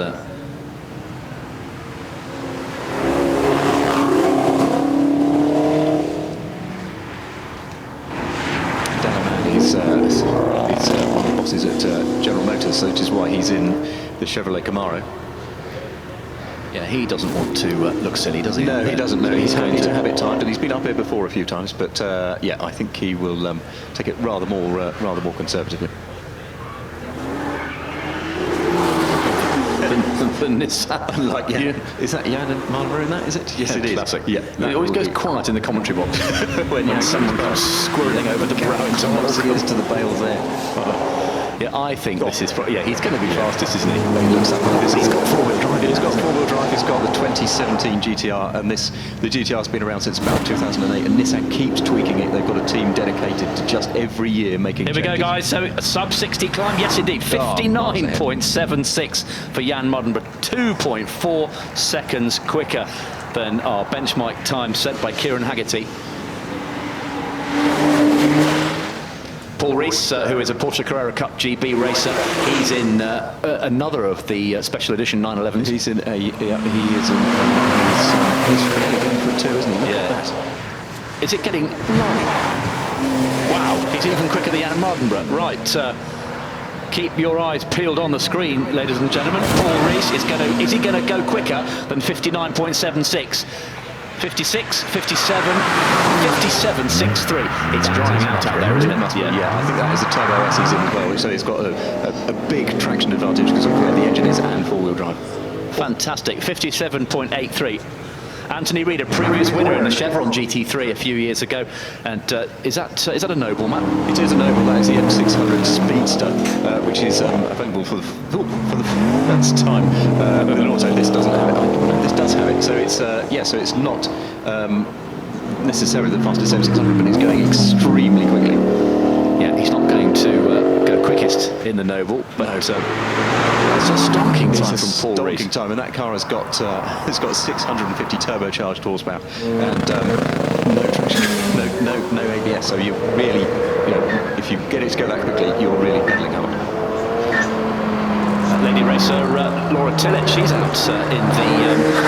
That's an interesting bit of kit. That's the Zenos E10. It's a cool car. It's an affordable track car.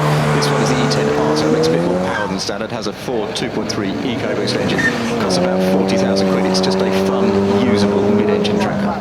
She looks like she is having fun, she and does look like she's really on and being usable. Yeah, absolutely. So Laura Tillett. She's some way down at the first split, the intermediate point just before Molecombe Corner. If you're just tuning in here to one of the big screens on site or on the live stream around the world, good to have your company. We have the Supercar Shootout. And fastest at the moment, Paul Rees in the Porsche 911, 57.83. That compares with the ultimate hill record, which is a 41.6 set by Nick Heidfeld in a McLaren Formula 1 car.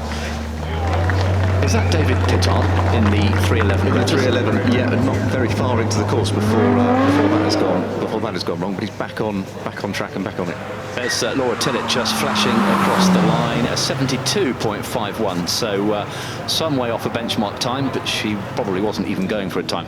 No, and I suspect, given the way that 311 has just turned around as well, these conditions really suit the big, powerful four-wheel drive machines rather than these lightweight track cars. Yeah, it is David Pittard.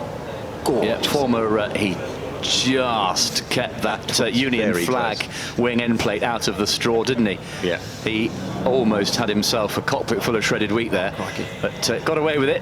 Yeah, just shows you how hard it is to get these cars stopped. Very cross with himself, isn't he? He's ruined his run.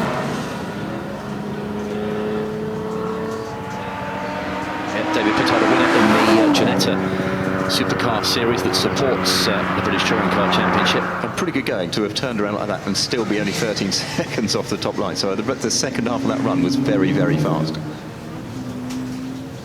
That's the Elemental RP1 you see here. It's nearly ready in its final production form. The Elemental, yeah. And it's unlike some of these mid-engine lightweight roadsters that have a transverse engine. It's a longitudinal engine, so the centre of gravity, the gearbox behind it, is very low. So it does handle like a pure track car. Lots of underbody aerodynamics, which you can just see the diffuser on the back there. And just behind the front wheels, you see where the air comes in, the diffuser in the back where it comes out. So it generates an extraordinary amount of downforce. Nobody's getting near Paul Rees's time. We've got a Caterham, one of the one of the super quick Caterhams, isn't it? The fastest one, yeah. The 620R would be a real handful in these conditions, I think, because it's a 550 horsepower car with 310 horsepower. There's Paul, confirmation of times then. Paul Rees fastest with 57.63, and he's ahead of Justin Law and Kieran Haggerty. This is John Barnes, former British GT champion. He's going to get just a whisker over 60 seconds, I'd say. What's he do? Yeah, 61.76 on the tyres. That is seconds. And given how much that car weighs in these conditions, that is extraordinary. Here we go. Classifications as they stand at the moment. Quickest Paul Rees, Porsche Carrera Cup racer, in a 911, 57.63, ahead of Nissan ACN Mardenborough, 59.76. John Barnes, former British GT champion in that Caterham, 61.76 seconds. Fourth, Scotsman Kieran Haggerty in a 62.18. Anthony Reid, former winner of this event, the Supercar Shootout, is fifth at a 63.97. It's the Praga, isn't it? It is, yeah, it is, and it's going fast. You might not have heard of Praga. They stopped making cars 68 years ago the first time, but they have now begun again. But they have lots of experience in karting and lots of experience in aerospace, both of which lend themselves quite well to track cars like this. Yes, looking at that, doesn't strike me as 68-year-old technology. They've not exactly picked up where they left off. They started again. They started from scratch, absolutely.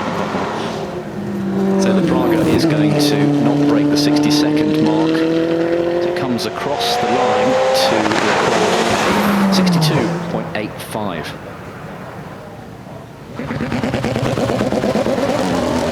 The Radical's away in many ways. Yes, indeed. Yeah. This is a road car. Can you believe it? It looks, for all intents and purposes, like a Group C race car. And well, that's kind of where it started. Like Radical sell more racing cars than anybody except Porsche. That's a great stat. It is a great stat, isn't it? Yeah, they yeah. sell about 100 cars, 100 racing cars a year, and there are not many people who do that. At the wheel is Radical's own Roger Green. I spoke to him earlier. He said he's not actually going to be flat out for this one. I think it's a customer car. Roger Green, ex-road tester. Ex-road tester. Yeah, from, absolutely. Various makes. Yeah.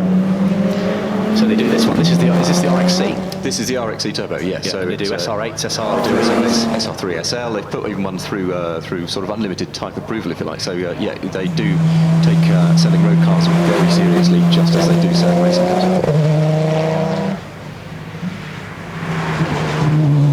No, he's not going to be in the top a few times, but he's safely towards the top. Just the last long uphill left-hander. And if you watch some of the onboard footage over the course of the day, you see how that corner is completely blind. I mean, it's a real leap of faith. The grade, you don't get an idea of the gradient really unless you're either doing it or watching the onboard. Ollie Webb, the sports car racer, LMP1 star, raced at the Mall last weekend. He's in the BAC mono. It's about as selfish as supercar ownership can get, isn't it? It's just, if you look at it, just as pure single-seater. It is monocoque with double wishbones front and back, and mid-mounted engine with a gearbox behind it. It is, as selfish as they come. And Ollie, I strongly suspect, will be going for a time. Yeah, absolutely. And of course, the later you go, the drier it's getting. You can see how much drier it is at Moulcombe now. It's not fully dry, which may lull drivers into a false sense of security. A bit of a wiggle on the exit of Moulcombe there. There are still damp patches all the way up to the flint wall. Yeah, and this is where the sort of skill of a hill driving expert comes in, isn't it? It's finding out exactly where those dry patches and those pieces of grip are. Yeah, let's keep an eye on the time. He's got 57.63 to beat. I don't think he's going to be quicker than Paul Rees in that Porsche. Paul Rees is 911 four-wheel drive. It is, yes, the Turbo S. So it's got 570 horsepower and four-wheel drive, which is certainly away from the line, certainly out of a couple of corners here will be a big advantage. I think him and Jan Martin in the GTR have that four-wheel drive advantage. 62 seconds dead for Ollie Webb in the BAC mono. That puts him fourth quickest. That's good going in these conditions in a lightweight track car. Yeah, with only rear-wheel drive. Yeah, this is the View. We saw GP2 racer, Manor Development F1 racer Jordan King in this car yesterday. Not Jordan today.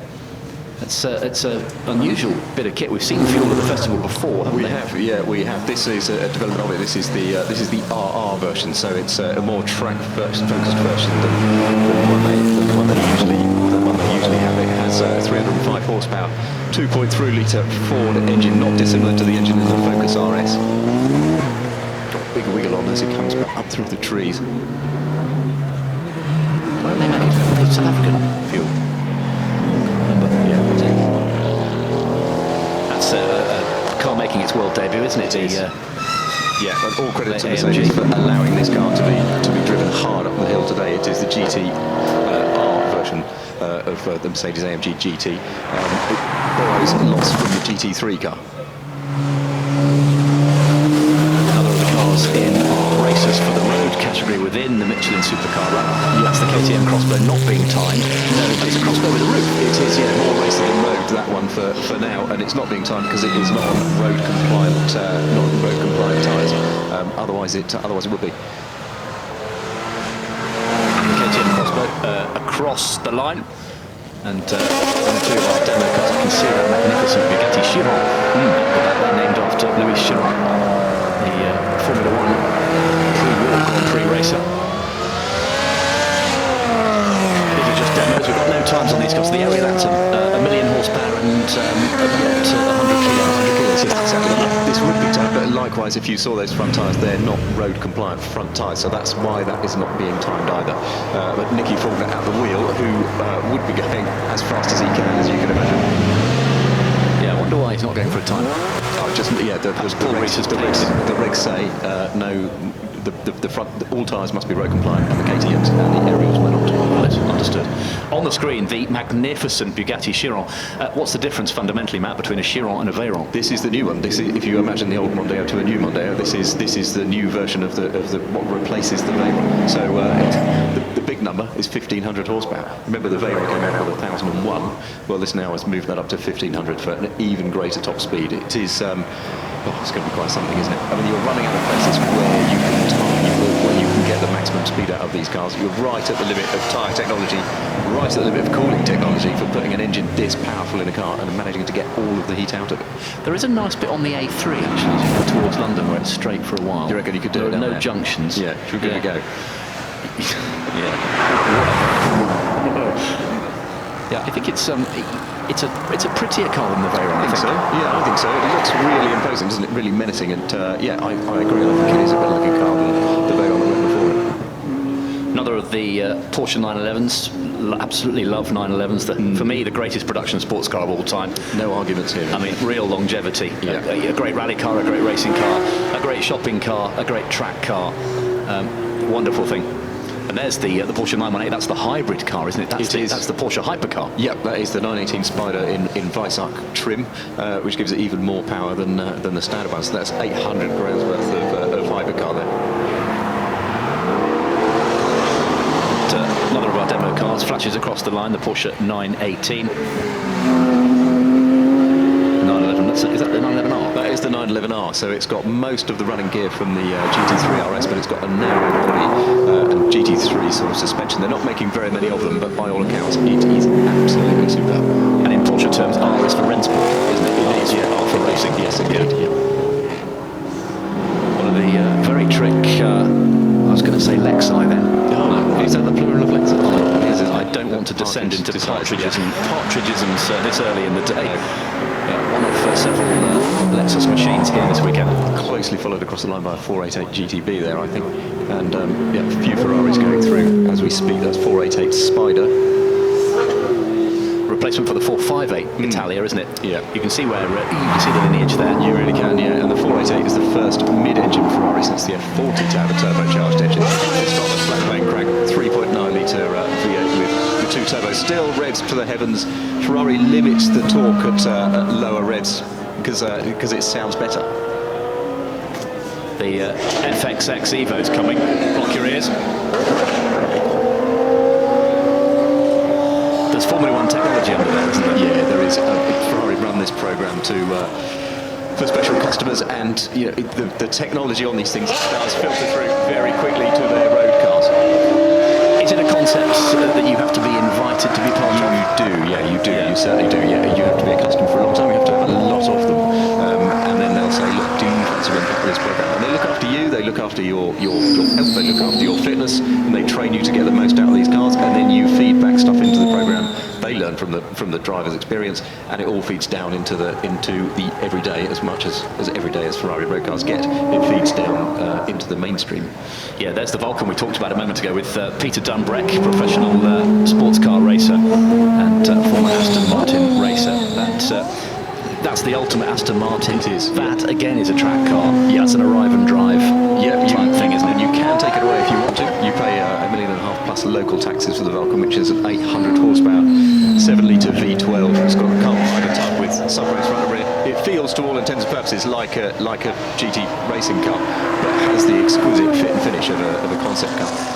You can take it away if you like, or you can let them look after it. Most of its 24 customers let Aston Martin look after it, and you turn up and drive it on track when you want to. Perfect. Here's a real treat, Matt. Jensen Button, Honda McLaren Formula 1 driver, at the wheel of the all-new NSX. It's great, isn't it? Yeah. It's remember the original just brought everyday supercar usability down to to the supercar market, and the NSX. The new NSX will do similar things. It's primarily a road car.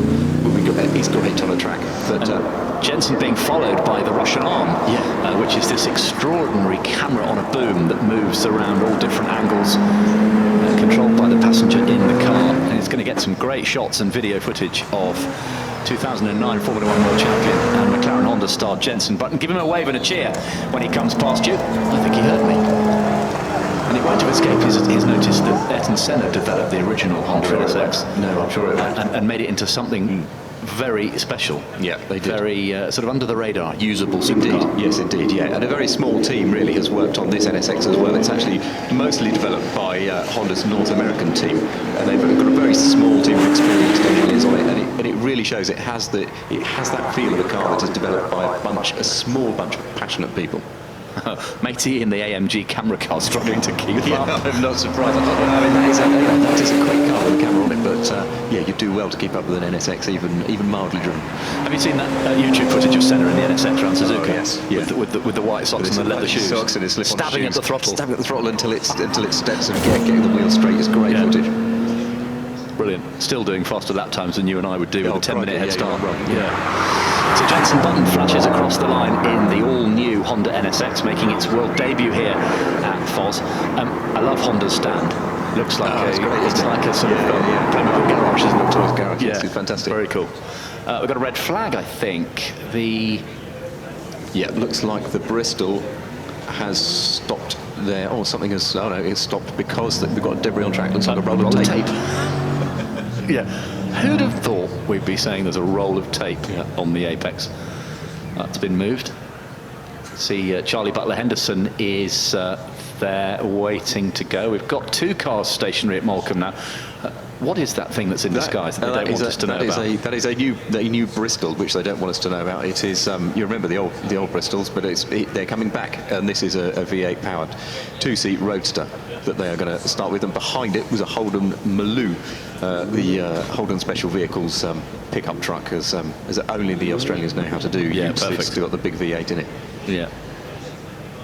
What sort of engines have Bristol got? Because they had BMW engines for many years. Well, this is back with a BMW V8 as well. So it's so there's some real lineage there. They are thinking about sort of hybrid tech, and a couple of years ago they showed an electric car, but yeah, they have decided to come back with a traditional roadster in the old Bristol mould. I say old, it's got carbon fibre body, it's not that old. Yes. So Bristol is moving again. So some sort of temporary glitch on that car, unless it was just the tape. That's very good. That's very good. Was it stopped at Morecambe because there was tape that spotted? Yeah, very by the wall, very possibly. Yeah, it's just that. Yeah, good call. Yeah, the Lexus LC is across the line. 500 is finished, and up comes the Bristol. Yeah, sort of 50s-esque front-engined sports car. Yeah, very traditional styling, isn't it? Yeah, very traditional front-engined rear drive. 2 seats inside, lots of leather and stuff. So they cross the line, and Charlie Butler Henderson is called into stage, and away he goes in the Mini John Cooper Works Challenge edition. He was explaining on the radio this morning it sits somewhere between the road car and the race car. Indeed, yeah, it's the fastest production Mini that they have ever made, and the race car is great fun, and Charlie knows how to drive the race cars like nobody else because he is the reigning Mini Challenge holder, isn't he? Yes, he is. Yeah, won the championship. Yeah, in the R56 class, because there are lots of different variants, aren't there? Indeed, yeah, they run a few classes together in the Mini Challenge because lots of people are still racing the old version. So yeah, so he is. But the new one is the fastest, most powerful. It's a really good race car, actually, really good fun. You did a race, didn't you? I did, yeah. I got beaten by nearly everybody, but it's very good fun nonetheless. Yeah. I know who nearly everybody is. He's very, very good. He's very good. He's very tidy. More Mercedes AMG grunt leaves the line, and there's another special car. Yeah, C63 Coupe, which you probably have not seen before, actually. So yes, it's cool. It's BMW's version of the BMW M4 and other things like that. It's a pretty sideways run first corner. The whatever that was that just went by just heaved a whole load of mud onto the course, right in the braking area on the outside before the turn into Morecambe. So only rallycross drivers need apply. Yeah, there was quite a lot. I missed that as it came. It was the Tesla. It was the Model X, yeah, and and it ran a bit wide on the way into, and it's we've got some. It sort of resembles a farm track. Yeah, it does, doesn't it? It's not a place to go. It's not not a place to go wide, is it, frankly, especially on the approach to Moulton, because the grass is so wet as well. And I think if you go onto it, it'll be one of those things that feels like you're accelerating when you're not. Yeah. I was talking to Hill controller Alec Nivitt the other day, and after the first day actually, and I said, everybody's been very well behaved on the way to Moulton. And he said part of it is they've changed the signage. There is a huge number of signs warning you. The profile of the bales is different. I think people's mindset now is to say, I must not crash. Yes, one of our photographers did say, as he was looking over it, you can see that there are the chevrons pointing which way to go on the approach. So that I'm sure is a help. Just see some of those signs there as the GT86 comes up and goes over that bit of mud there on the way in. GT86 has been very well received, hasn't it? Rear-wheel drive, lightweight, not too much power. No, it's a usable combination. Yeah, exactly. Sort of about 200 horsepower from a naturally aspirated flat-four engine developed by Subaru. And Subaru sell a similar car called the BRZ, of course. I mean, near identical car, actually. But it's good fun. Rear-wheel drive, just nicely balanced, really beautifully balanced on sensible tyre sizes as well. So you can, the limits are not too high. Polestar Volvo on the course. I love that colour. Yeah, me too. That's their sort of trademark colour, isn't it? Yeah, now their signature performance colour, which is a great colour. I think that mid blue, sort of French blue. And, they do not make anything with an engine larger of 2 litres these days. So they've taken the turbocharging and supercharging to get the performance. So and they don't go really above 4 cylinders, either, do they? No, exactly. No. So everything is a 4-pot. They will allow electric assistance, obviously, but no, they're very clever. They've got petrol and diesels sharing the same block, 2-litre block. It's really they're a clever company doing clever things. And they're in racing again in the World Touring Car Championship with Polestar. Polestar are to Volvo what Cosworth was to Ford. Yes, they're the sort of the tuning arm and the racing thing, aren't they? Yeah.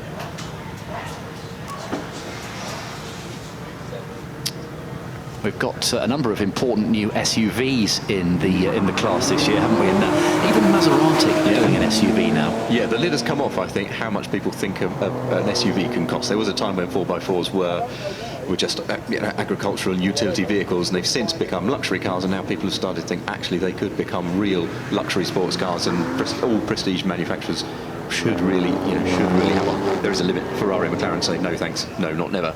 But Lamborghini will have one soon. Maserati have one. Rolls-Royce will have one. Bentley has one. It's just it is the new. There's been a growth area in the market for quite a long time. Yeah, I can just see the Bentley Bentayga coming through as well. The Maserati was there, and we saw also the very handsome Alfa Romeo Giulia. Good-looking car. Very good-looking car. Yeah, and they're launching that in cloverleaf trips. The first one out of the box will be the fast one, which is a bit like they're launching the 3 Series with an M3. But I'm all for that, frankly. Yeah, QV. Yeah, reminds me of Lamborghini Countach. Yes, yeah. Something about 4 valves. There's the Bentayga. There is, yeah. I mean, when we talk about luxury SUVs, they do not come much more luxurious than this. And because it's a Bentley, they want it to be a bit sporting, they want it to be very luxurious, and it also tows 3.5 tons. So I don't think there's a car with a broader remit of what it is asked to do on the market today. It's going quick, and I know why. It's got D. Bell at the wheel. Explain. Yeah, 2-time World Sports Car Champion, 5-time Le Mans winner, Goodwood great, Derek Bell. I nearly said Sir Derek Bell then. Yeah. It seems right, doesn't it? I think there's some method in my madness. Yeah. I'll just keep calling him Sir Derek Bell. He's in the Bentley Bentayga. He's already at the top of the hill. Bentley ambassador, of course, and was involved in the LMP project with the XP Speed 8 in 2003. Yeah, we think Paul Rees has won the time shootout for the Supercars. He didn't show on that graphic, but we'll talk to, Bruce has been talking to him, we'll catch up with that in a moment when our screen highlights are finished. Jan Mardenborough in this, and there's Paul in the Carrera, in the 911 Turbo S, the 4-wheel drive machine with more than 500 horsepower, and he was fantastically quick. He stopped the clock at a 57.83. David Pittard threw it all the way in the Lotus 311. And that very, very impressive Caterham flies across the line. Peter Dunbrett came out non-timed in the amazing Aston Martin Vulcan. And we saw Jensen Button at the wheel of the all-new Honda NSX, and he was chased up the hill by our very clever Russian arm camera car. So we'll get some good footage and photos of that coming in the next few days. Jensen flies across the line in the Honda NSX to complete his first run in that machine. Let's now go to the top paddock where all the drivers from that Supercar shootout have gathered and have been grilled by Bruce Jones. Bill Shepherd, the Shelby Mustang Super Snake. Looks like a beast from the outside, but I gather you've done quite a lot to make it really something special underneath. Yeah, these are really quite exciting cars. We do a lot of work to them. We are Shelby American for UK and Europe, and we kind of upgrade the car all the way through, chassis, brakes, everything, and also add a supercharger, which this one has about 800 brake horsepower and 630 pounds-feet of torque. So it's a little bit more than the conditions really warrant. What are you trying to say, Bill? It was a little slippery out there? Yeah, very slippery. And unfortunately, we sold this car last week, so I thought I'd better keep it in one piece for the owner tomorrow. And just one task before selling it is clearly to chip the mud off the outside. But then again, hold on, Goodwood must be worth something. I'm sure Charles March will send me a bill for topsoil. Bill, great to have you here. Thank you very much. Enjoyed it. Paul Rees, it's safe to say that the Porsche Turbo S was clean at the bottom of the hill, pristine. Now it's mud spattered, but far more importantly, it's more beautiful than ever. It's fastest on the run so far, sub 60 seconds, but tricky conditions. Yeah, really tricky conditions. There's a lot of mud around. It's almost like a rallycross stage. But yeah, it was beautiful. But now it is more beautiful because at the moment I think it's fastest, which is nice. Although it's drying quickly, so I'd appreciate it if they got on with it and sent everyone up the hill before it dries too much. Now, obviously, you're all competitive people, all trying to set a good time, but fully aware that you put a big blot on your copybook if you drop it. That must be in your mind as well. So I've been driving the Porsche GT1, which has been a massive privilege this weekend. They said to me, no one remembers a fast run, everyone remembers it when you crash. So that was firmly in the back of my mind. So yeah, kept a bit in the locker, but had a bit of fun and hopefully did a respectable time. You certainly did. I like that psychology though, very wise. Paul Rees, well done. Thanks a lot. Thank you guys. Up in the Supercar paddock, we find a Mini, but it's not just any Mini. It's Charlie Butler Henderson. It's the Mini John Cooper Works. What does that mean? It means that it's in between a John Cooper, standard John Cooper road car, and the race car that I won the championship in last year. So it's got adjustable dampers, lighter weight wheels, just sort of Team Dynamics racing wheels, pretty much near straight through exhaust with a special valve in it that makes it pop, bang and crackle. And it's just amazing to drive. It's really good fun. And a limited slip diff in the front. So lots of different things and different tyres. And they're only making 50 of them in the UK and they're selling fast. So if you like it and you want one, get your checkbook out. Where does it put it in the sort of pantheon of great Minis? This is pretty much the fastest one they've ever done, is it? Pretty much, yeah. You got the GP as well that was pretty quick as well, that was around for a few years really, but this is the sort of the special edition vehicle that makes it a little bit more of a track day car, a bit more user friendly. It's got slightly different brakes as well that are ventilated just so it can cope with that extra heat and water dispersion if it's really wet, like it just has been. I was just about to say, so here's the shop window, your chance to make yourself look like a complete clown, because it wasn't exactly consistently wet or consistently dry on the hill, was it? No, it's dry in places. Nicholas Griebner, the product manager of Mini, said it's drying out, and I was like, well, okay, so you go out through the trees, and I'm like, no, it's not, it's wet here and I could easily understeer off the track. So he was giving me a bit of advice from the grandstand, but it definitely wasn't all dry, and there's lots of mud at the little right kink, turn 2 as it were. But it was fun all the same. Charlie, thanks for entertaining us. Thank you very much, and well done to the crowds as well for sticking with us in the rain. They're brilliant. Without them, the event wouldn't really be the same. Yeah, thank you very much, Charlie. Thank you. Well, Giacomo Agostini in your leathers, just about to go up, and the sun's come out for you. What did you do? Yeah, just waiting the sunshine because you know the motorbike with the wet is very dangerous. So, but we're lucky now, sunshine coming, and we go up to the hill. How nice is it to be reunited with the bike? Yeah, it's nice. Always Goodwood is fantastic. It's many people, many friends. I think it's the chance to see all the new and the old friends. So it's a good meeting, and we're happy. Yeah, you're in quite a sort of select group, aren't you, with the bikes and the contemporary F1s. You've had Keanu Reeves with you at the top of the hill, Jensen Button, Martin Brundle. Who are the people you really enjoy catching up with at Goodwood? Everybody. Everybody, not just one. But I think here is a lot of champion coming, and everybody do some, this is an exhibition, it's not the race, so everybody enjoy and we don't take any risk. One last question before I let you go on the bike. Who's going to win the World Championship this year, do you think? very difficult, because I think it's difficult for me also to say, because it's three very, very good riders, you know, Valentino, Lorenzo, Marquez can win. So I think we must waiting maybe the last race. Fingers crossed it will be spectacular, as will your ride. Thank you very much. Thank you. Bye. Thank you. Ciao.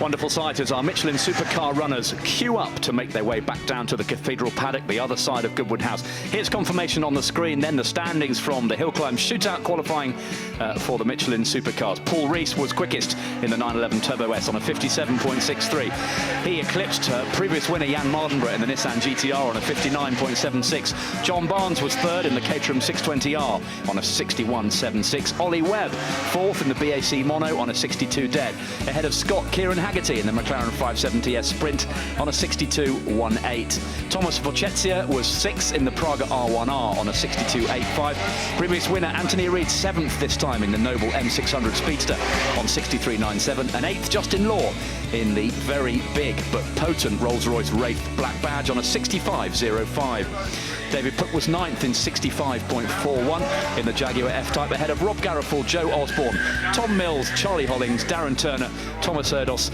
and Roger Green.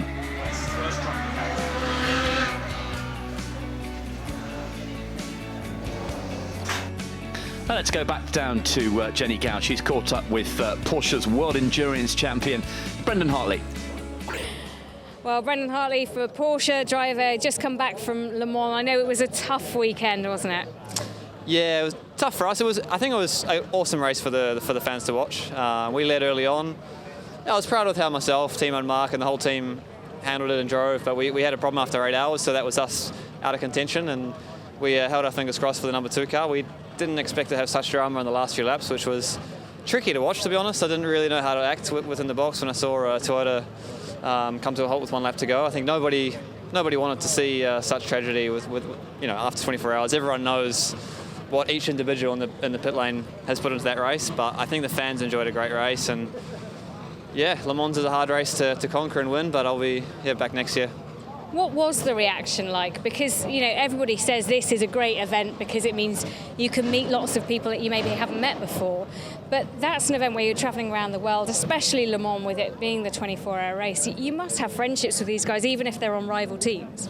Yeah, it's a very friendly paddock. I mean, yeah, we are fierce rivals, like you say, but it's, I think there's a lot of respect between the drivers, and I think endurance racing is a little bit different from single-seaters in that respect. I mean, yeah, we fight hard on the track, but yeah, we all get on and we all have great respect for each other and each other's teams. So, yeah, it was, like I say, tricky race for everyone, but I think the fans enjoyed an incredible race and Porsche's 18th victory at Le Mans.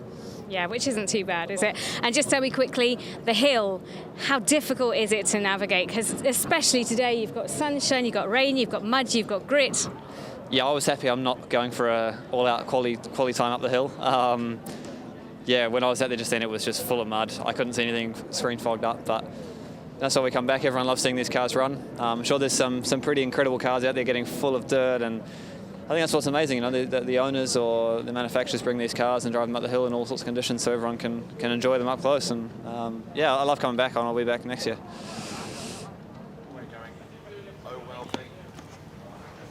Some great shots on the screen there of Carl Fogarty, suited and booted, ready to come up the hill on the Triumph.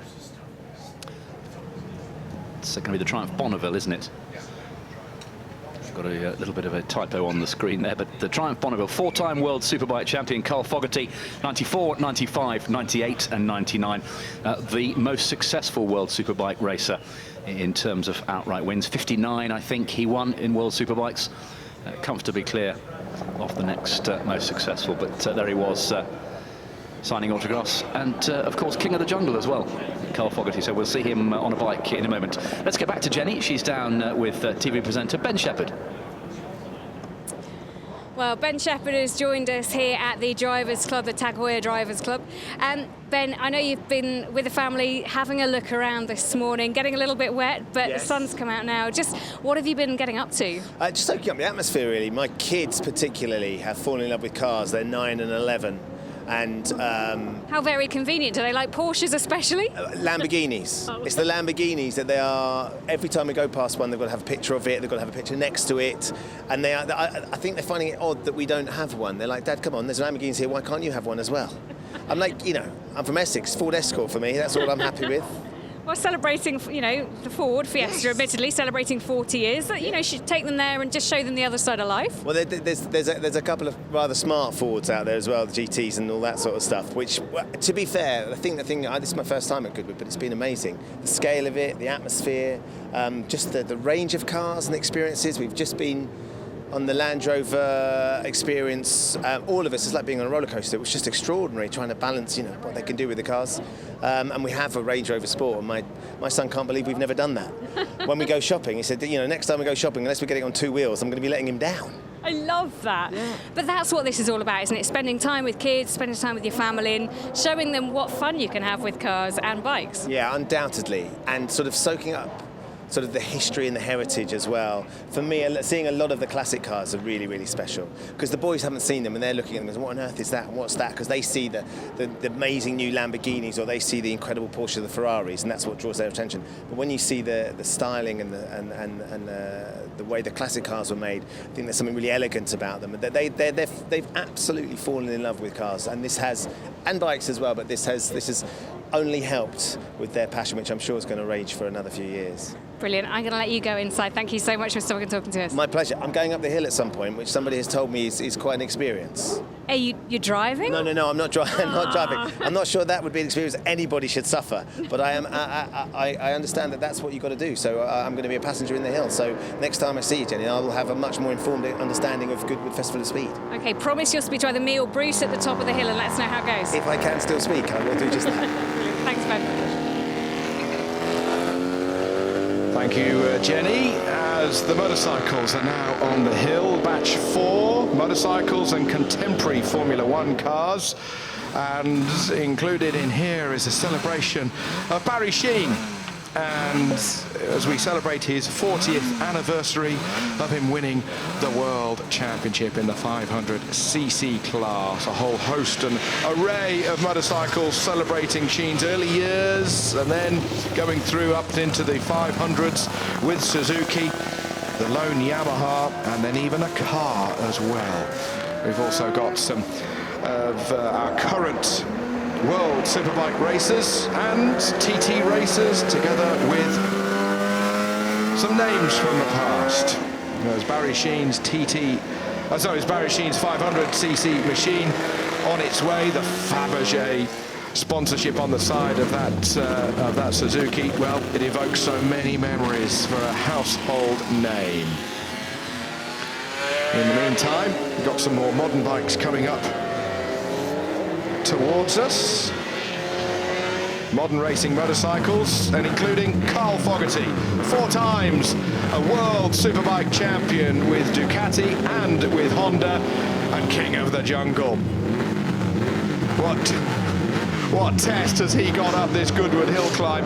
He's with his Triumph Bonneville here today, and Fogarty aggressive on the down changer. It's just as if he's hard on the brakes going into the chicane at Aston. Here he is through the right hand, a little bit of dirt on the inside as the eyes have it. That was his trademark little logo. The eyes of Fogarty, as the Italians called him when he was racing at Ducati. And talking about Italians, well, motorcycle racing is front page news in Italy. It always has been. And after Giacomo Agostini dominated his era with the MV Augusta, with the 500, what a sound. Blipping the throttle on the down change as he comes through Moulcombe. What about the TT guys? James Hillier, TT winner with his Kawasaki. And just feeling his way around the first corner, just making sure that he's not going to go down the road. One of the British Superbike machines is here as well. Mark Potter was riding that earlier. Is he on it again? He may well be. Or this is Flash. This is Gordon Shedden, I believe.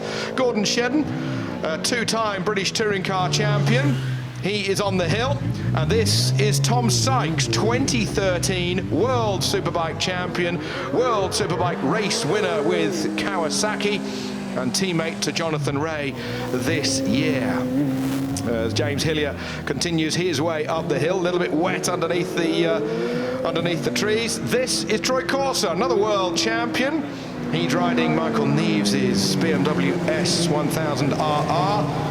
A motorcycle with just a few modifications, and if you take it to Bruntingthorpe, that'll do 200 miles an hour.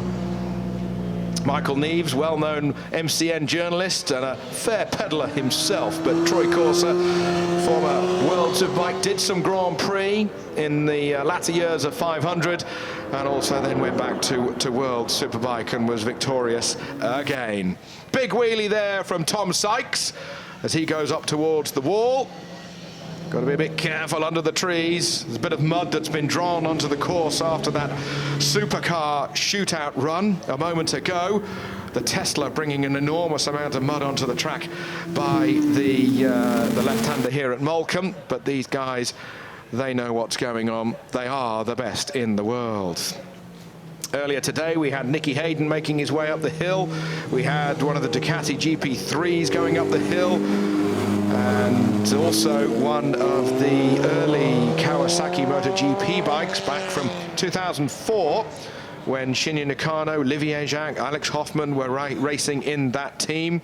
And also a latter Ducati that is here this weekend, a GP8 Ducati that was ridden by Casey Stoner, the second year of the 800cc formula.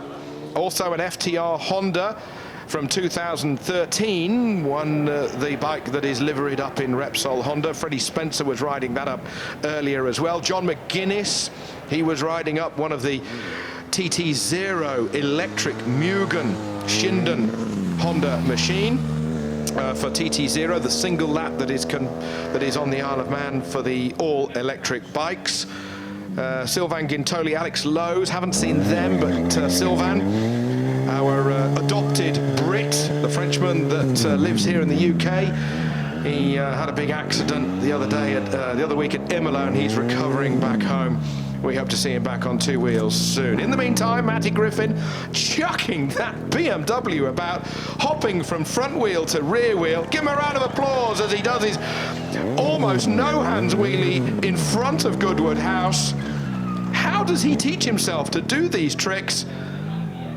The bravery needed to just pick up the front end as he's about to do, I rather fancy. Here we go, after he's done a bit of another loop. He's got his feet on the front pegs through the front axle, holding the throttle with his left hand, and it's still going round in circles. Foot down in the section, might get a penalty point from the judges there. Don't tell me he's going to do a wheelie backwards like this. I will be just staggered. No, stops, and then comes to a halt. Matty Griffin with the BMW picks it round as if it weighs nothing more than a bag of sugar.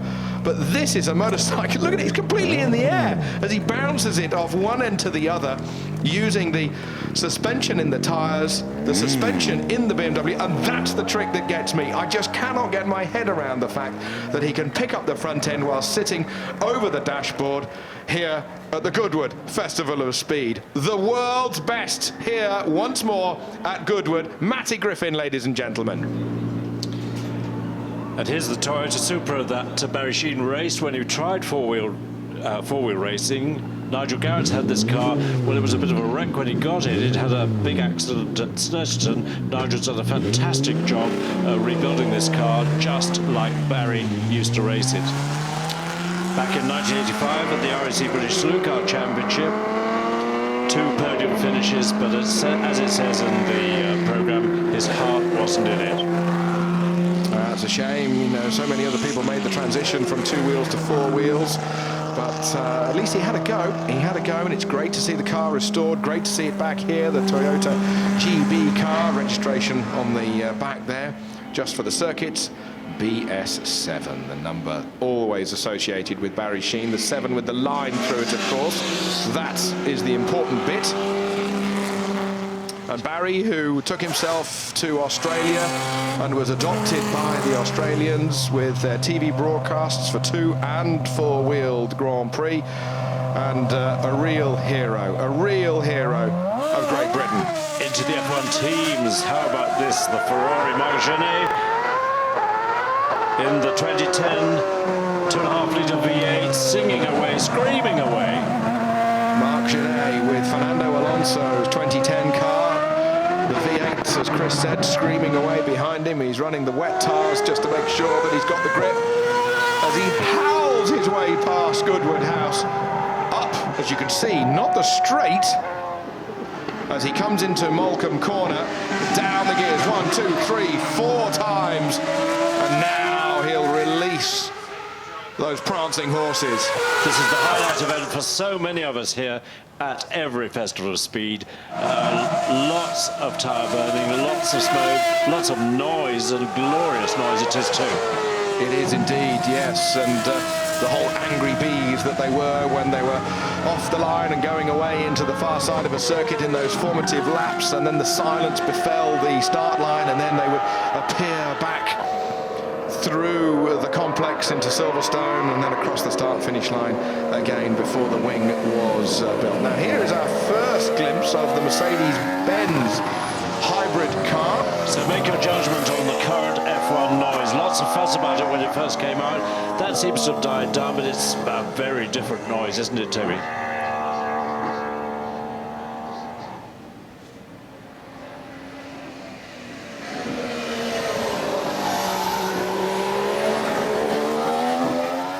It's not quite the same, is it? And as it accelerates its way away, it's Pascal Wehrlein that is at the wheel of the 2014 1.6-litre V6 turbo hybrid Mercedes-Benz W05. Here, though, is a current Grand Prix driver in the shape of Jolyon Palmer.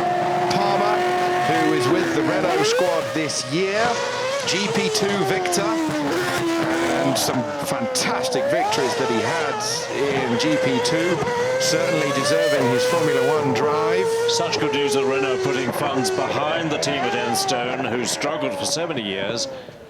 It's going to be quite a program before they're back to the front of the grid, but they're determined to do it. And great to see that Jolyon keeping some of his father's crash helmet colour scheme.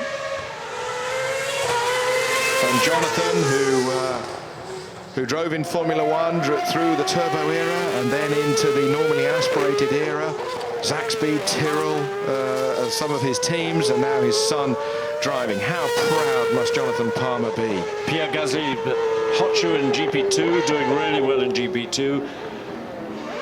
In the tough school of the Red Bull team, but really enjoying this chance to get in the R88, have a go at F1. He's a delightful young man and a really skillful driver. 2012 car, 2.4 V8 in the back of that ex-Sebastian Vettel car that took he and Red Bull to their third World Championship of the four. 2010, 11, 12 and 13. Meanwhile... Change of song. Very much a change of song.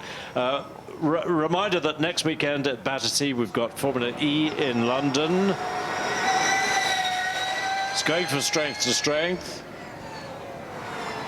And as it whirs its way towards the top of the hill, it's interesting to see that Jaguar coming into Formula E next year, so another manufacturer with Williams Grand Prix engineering technology and their hybrid systems and their electric systems, should I say, coming into Formula E.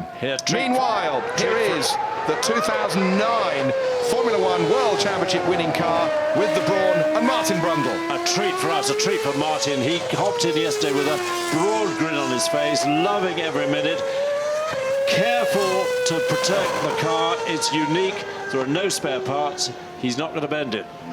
And doesn't this sound wonderful, ladies and gentlemen? Jensen Button here today.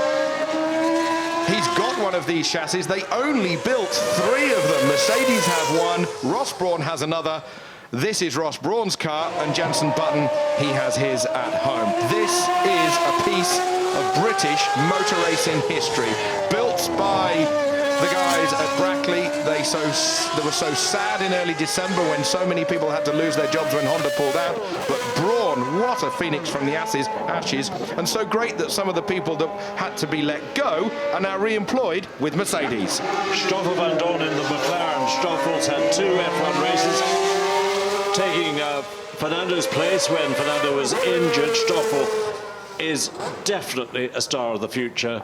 And wow, to be back in this lovely McLaren. You can just imagine that McLaren with Ayrton Senna wheel to wheel, as James Hunt said at the Barcelona Grand Prix in 1991. Talking about wheel to wheel with a Williams, this is Karun Chanduk in the FW17, the normally aspirated Renault V10 in the back of this car. Thierry Boutsen, Riccardo Patrese driving this car in 89, 90.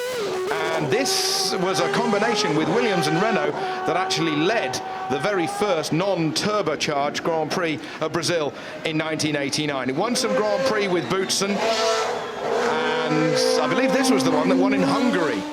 It's been brilliantly restored to tip-top condition by Williams Heritage.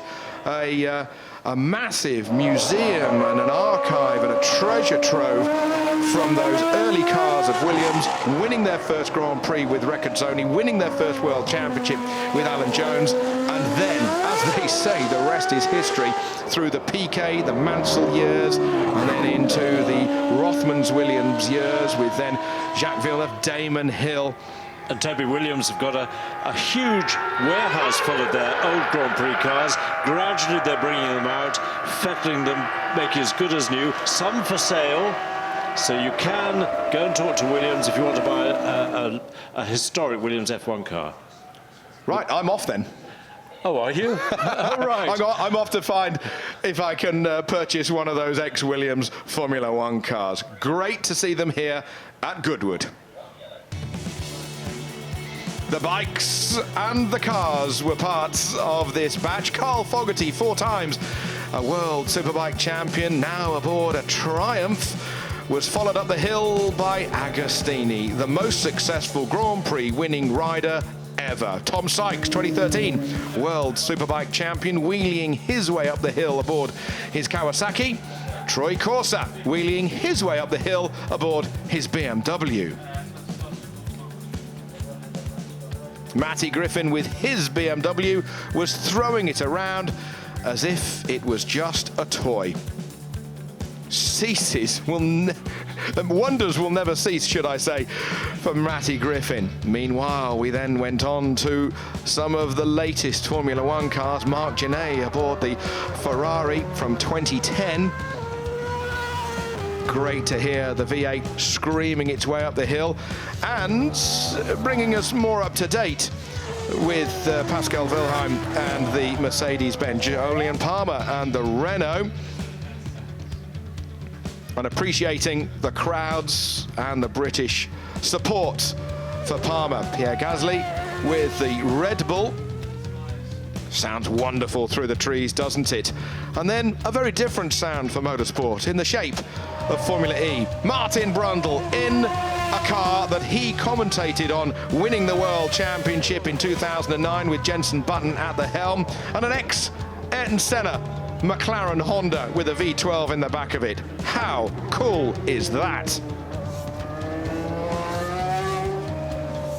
Karun Chanduk took up an ex-Thierry Boutsen Williams Renault, the V10 howling in the back of that car. Brilliant stuff on 2 and 4 wheels.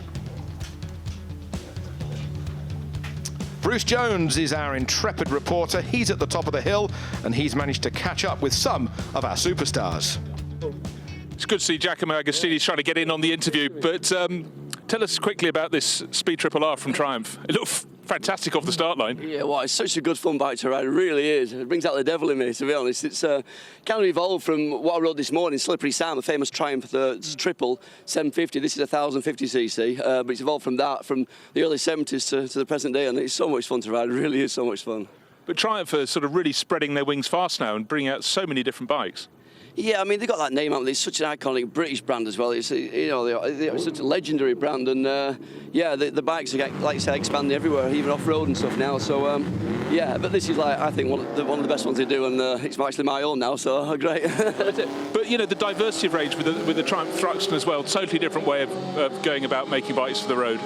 You know what? They've never lost their heritage, really. That's the most important thing, to stay in touch with your roots, what made them famous in the first place, you know.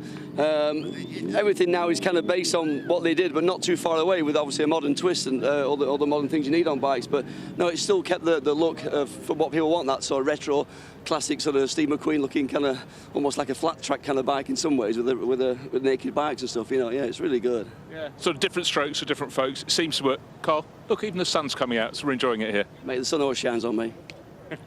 It's the way to go. Thanks, Carl. Gordon Shedden, is this a very crafty way of getting extra runs up the hill to go from 4 wheels to 2? Well, needs must, as they say, isn't it? Although, given the conditions we've got out here, I wish I had another two wheels and tyres on it. Obviously, all your racing action, a little bit in sort of Lotus Cortinas in historic racing, British Touring Car Championship, your main gig, but how much time do you get on bikes?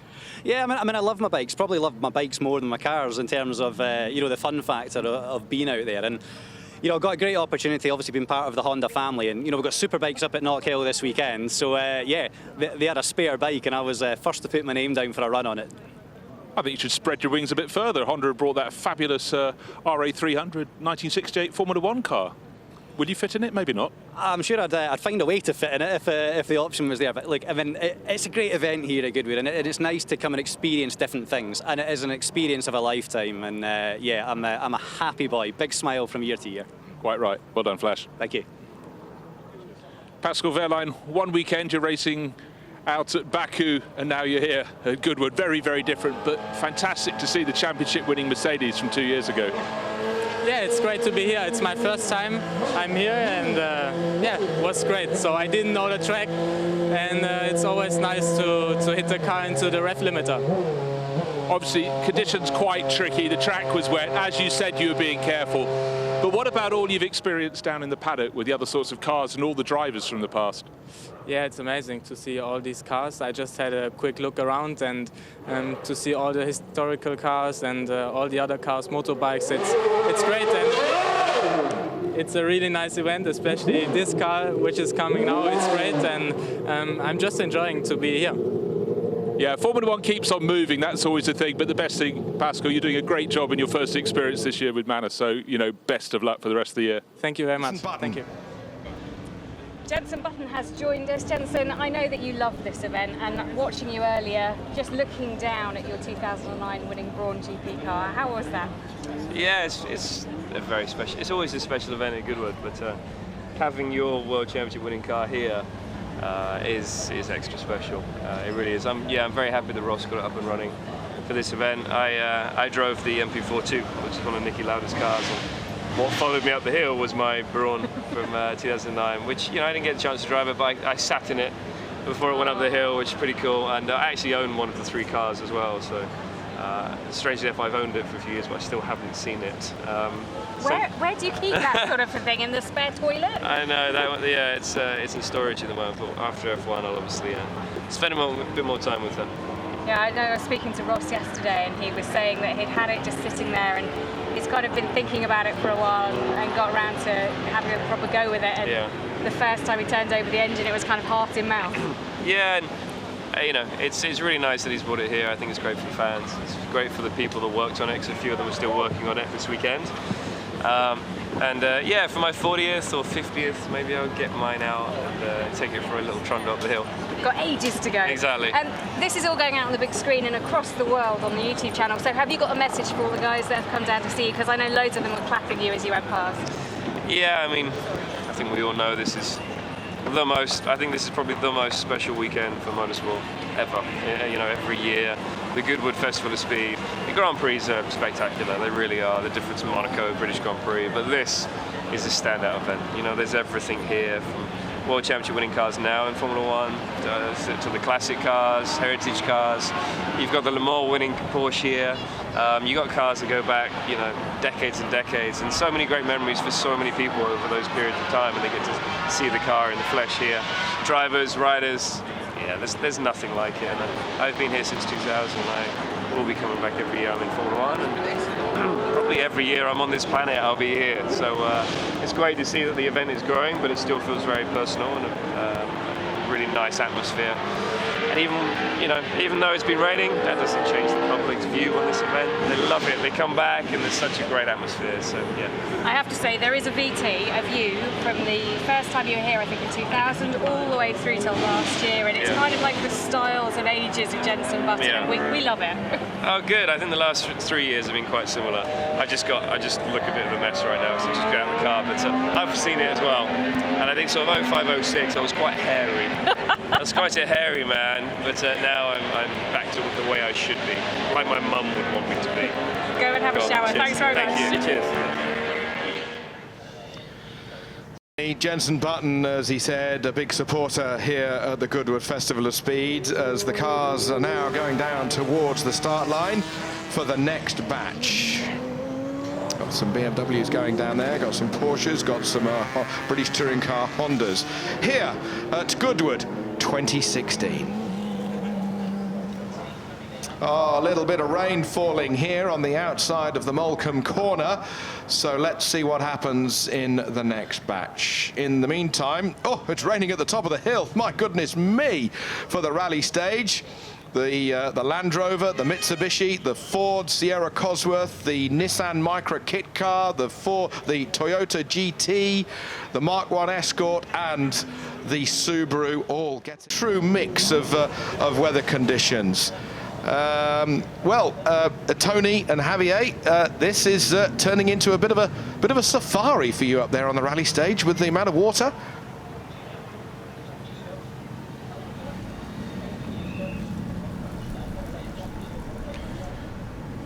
Okay, Tony, Javier, Toby here, if you can hear me. Yeah, well, you're through loud and clear. Yeah, it's turning into a bit of a safari rally stage up there, isn't it? With Kilimanjaro in the background and a Toyota Celica making its way through the mud.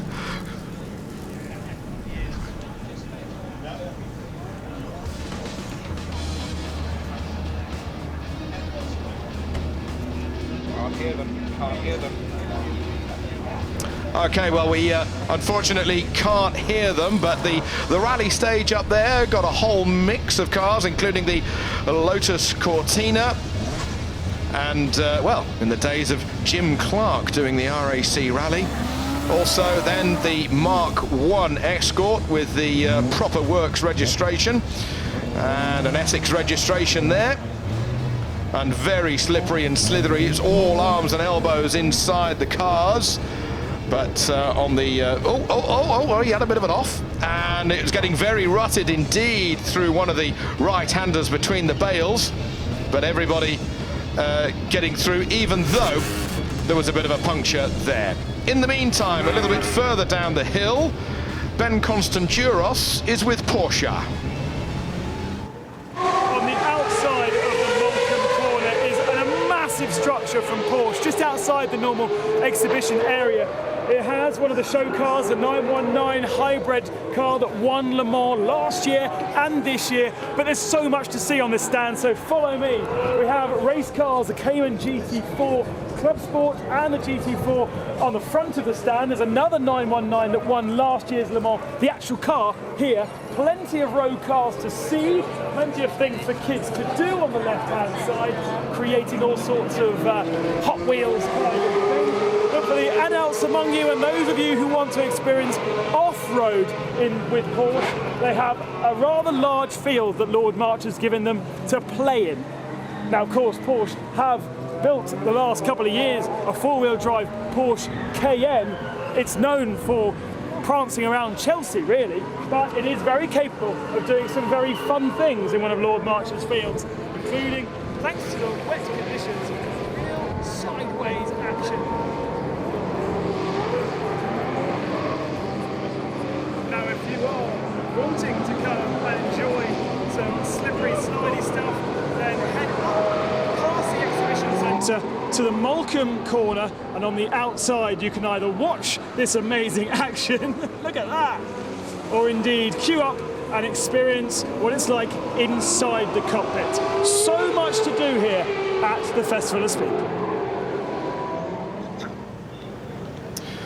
Thank you, Ben. Bit of a mess in that field, but at least they've got the four-wheel drive to make sure that it will be perfectly executed to deliver their passengers back to the start line. So then, now we look forward to our shootout, the shootout that'll be taking place tomorrow afternoon. This is the qualifying. We had a practice session yesterday in dry conditions, and just as these guys come to the line, it's just started to rain.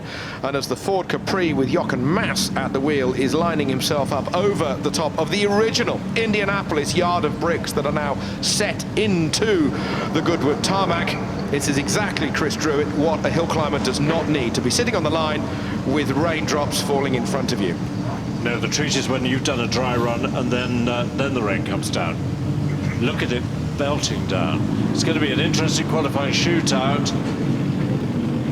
But remember that a lot of people will have left the paddock whilst it was still dry, so they may well be still on slicks. And there's not necessarily a great big trolley and a backup crew coming down with different tyres, i.e. wets, so they are going to be stuck on those tyres. Some people, as we saw earlier, saw Kenny Brack with the brand new McLaren P1 GTR LM pulling off the racetrack because he looked as if he was on slicks, and it was so wet, it was so slippery.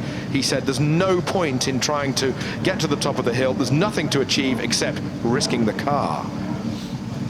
And that's a big car to risk. It is a big car to risk. They're only making 6 of them. And the Indy 500 winner was quite sensible in saying to himself, no, this is not worth it. So this is a qualifying run for tomorrow's shootout proper. So whatever happens tomorrow, if you don't get up to the top of the hill, you won't have the opportunity to get the opportunity of winning best time of day. That is how the hill climbing works. The quickest man at the end of the day wins the prize. Jochen brings the Capri up to the line, and he's on his way. He's on his way very gently. Jochen Mass, the German driver, winner of Montjuic, that Formula One race in Spain, in Barcelona, whilst he was in the McLaren, then going on sports cars, touring cars, and still full of humour, full of stories, and full of great history that he has seen throughout the years. Jochen Mass with the Ford Capri. It's actually going to be a demonstration run we've got here. And Marcus is on the start line as well. We'll hear from him. Indeed. It's not that clever down here at the moment. It's basically okay-ish up the first straight. I wonder if there was some jostling for position down to my right. So those who run early get a little bit of an advantage. But they're all playing the game at the moment. It's all looking good. So a whole variety of different snapshots of motor racing history in this shootout. So they're not necessarily all of them going to be the fastest of cars. Senator and Mrs. Wingard. George Wingard and his wife in the 200 horsepower Benz, chain drive Benz, long wheelbase. It's the only one with 4 seats. He's on wet. If he's on slicks, it breaks something. I think the Blitzen Benz has some problems. That's right. George was a state senator for Oregon. Massive 4-cylinder engine. And the clock is running, so he's going to be the first one to put a marker down here at Goodwood in this qualifying run. Put a marker down and see who will be able to beat the time. We've got some intermediate splits, one of which is coming up in a moment's time, as well as a speed trap. He comes through the speed trap at 38.2 miles an hour. That's on the entry to the tremendously difficult left-hander at Moulcombe. Rain continuing to pour down, and the beautifully clean bodywork unfortunately getting just a little dirty. But that's going to happen now and again. You have to use these cars, don't you, Chris? You can't keep them in a museum. You have to get out there and use them, whatever car you may own. You do, and Blitzen means lightning. Well, it's lightning fast, but it's also thunderous. And it's just been tow started.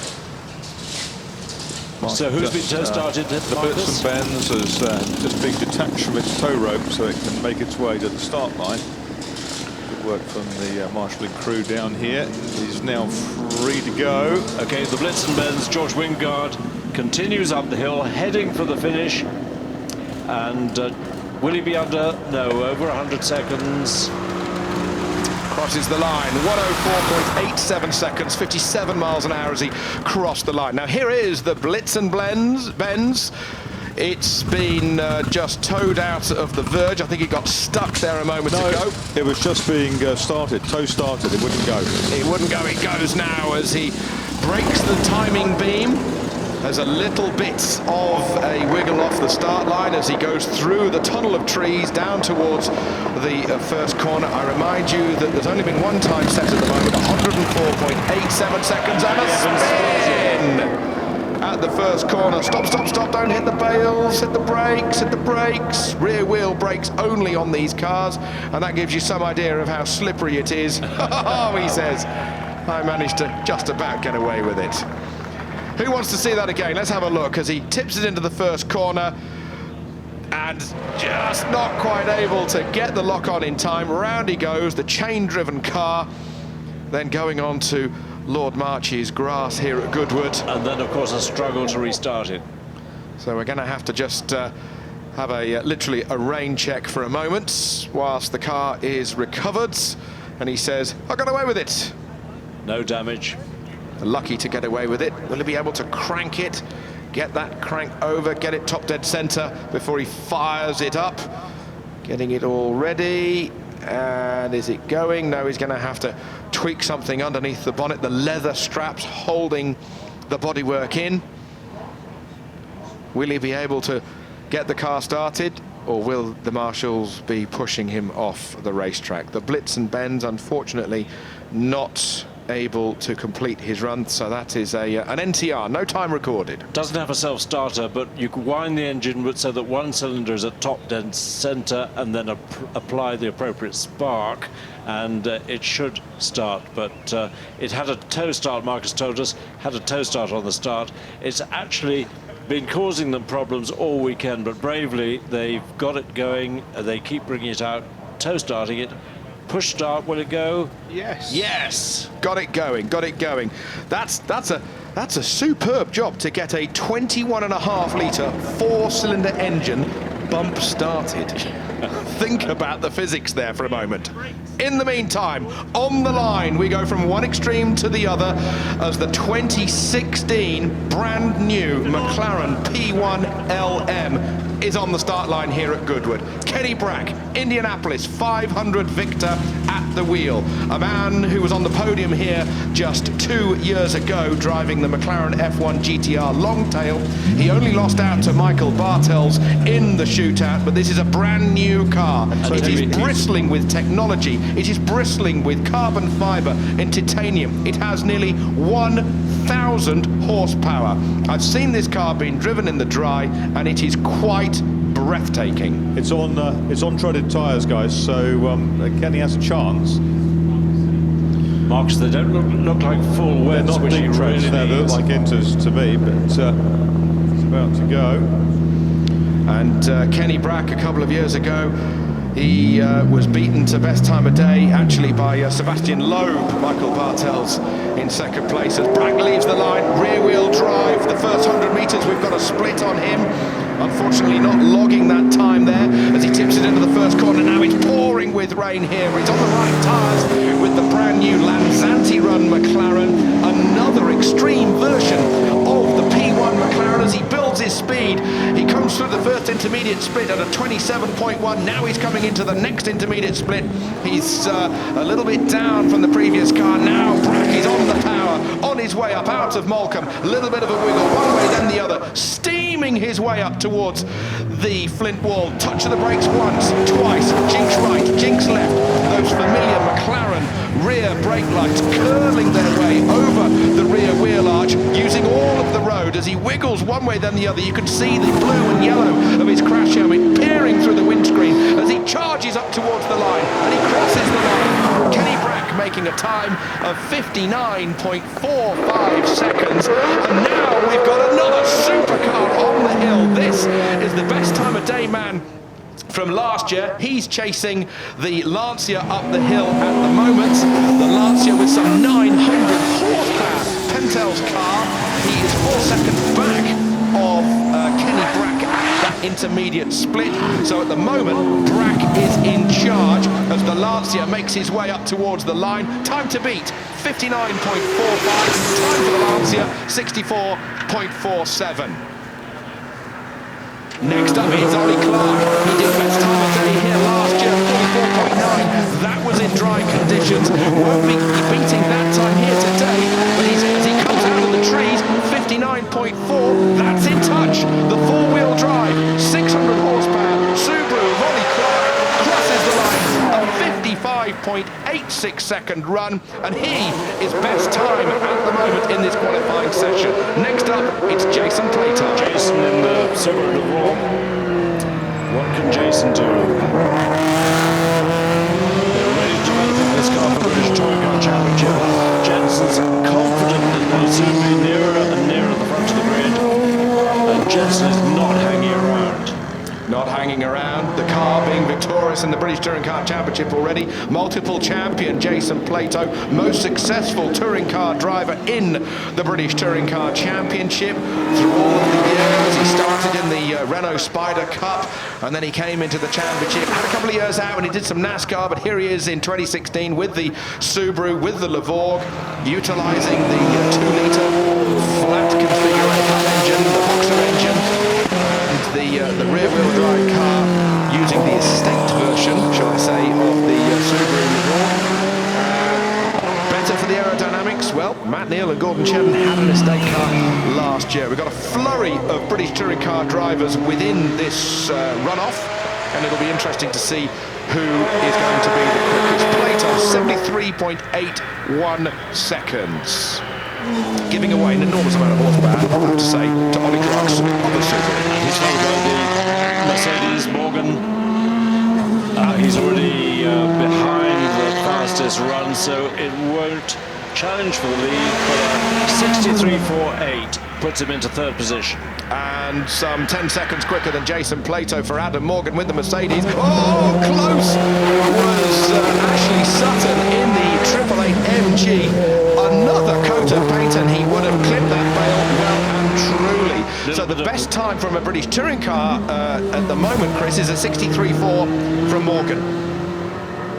63.4 is the best touring car time, and it's going to be beaten by Ashley Sutton.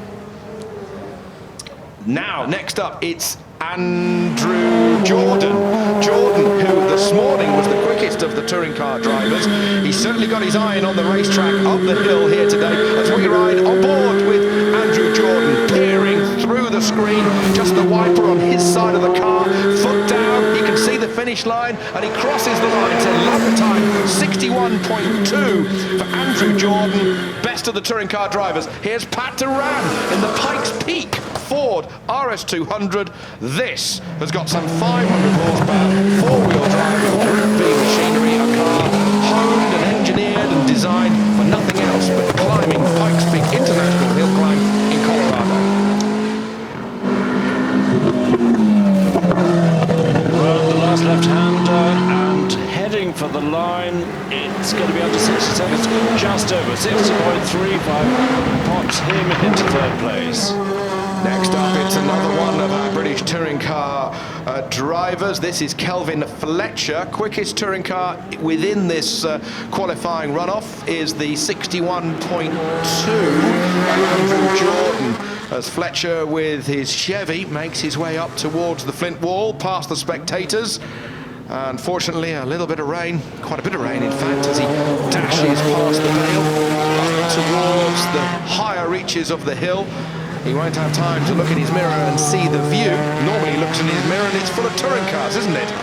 Bashing their way through Paddock Hill or Woodcote or through Cascades at Alton Park. But here we are at Goodwood. Fletcher gets to the top of the hill, crosses the line, and looks a time of 67.28 seconds. Still, best time of day in this qualifying runoff is Ollie Clark, 55.8 at the moment, from Kenny Brack's McLaren, 59.4, Pat Duran in 60.3. Meanwhile, this is Sam Tordoff in the West Surrey Racing BMW. Good run, 61.23. Good committed drive there by Sam with the British touring car BMW. Now, ladies and gentlemen, look at this. This is Justin Law in the Jaguar, the Group C car, and a committed driver. We've seen him up here once already today in the Jaguar and in a Rolls Royce. Unbelievable skill, great hill climber. Look at this as we ride on board with him.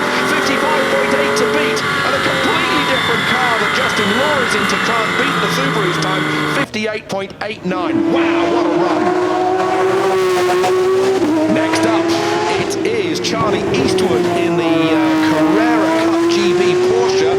These go well in the slightly damp conditions. Engine out the back, rear wheel drive, big tyres that they've got underneath them. On a 55, a 56, the clock tipping away.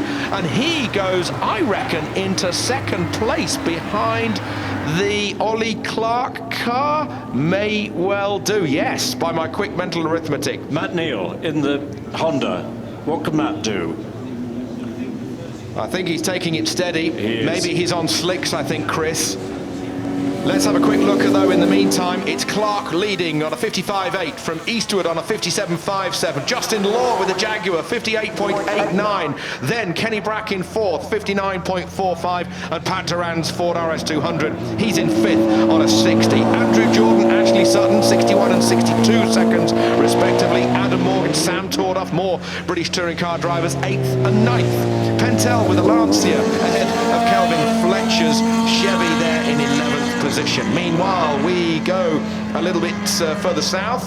We go to Germany with Kevin Cooper's BMW Junior team, the BMW 2-litre, and a car that was brought forward by BMW, one of the first ever junior teams to bring on young drivers. Eddie Cheever, Manfred Winkelhock, being guided by the then head of BMW Motorsport, Dieter Stappert, the Austrian, who was formerly a journalist. Then he became part of BMW, and then he ran the 250cc Grand Prix team and won a Grand Prix. What a career! What a career! Now it's just what class winner at Pikes Peak last year. Here he is in his turbocharged Porsche. The BMW, though, coming to the top of the hill. Let's get him over the line. Cooper's time ticking away and stopping on an 84.83 seconds. Here is Zwart. Jack Zwart, former Pikes Peak runner. Brilliant power that he's got from this car. Brilliant driver, committed driver, knows all about hill climbing, knows about the focus. Massive flash of flame as he changes up on the flat shift as he goes around the top left-hander. Time to beat 55.8, time that he's logged 61.7. Next up, we've got one of the Can-Am cars. What a handful this is going to be. Richard Dodkins creeps his way, understandably, through Molecombe Corner. I think the only thing higher than that stack of trumpets behind his head is Chichester Cathedral. And those mirrors out on big sticks. How did they have time to look in the mirrors? Henry said 13 feet wide on a track that's only 12 feet wide. He's collecting a bit of shredded wheat on the way up. Well, these dug into the march, taking it easy, sensibly, over the finishing line. Time being logged. What a shame it's not dry. What a spectacle it is when it's dry with these big Can-Am cars making their way to the top of the hill.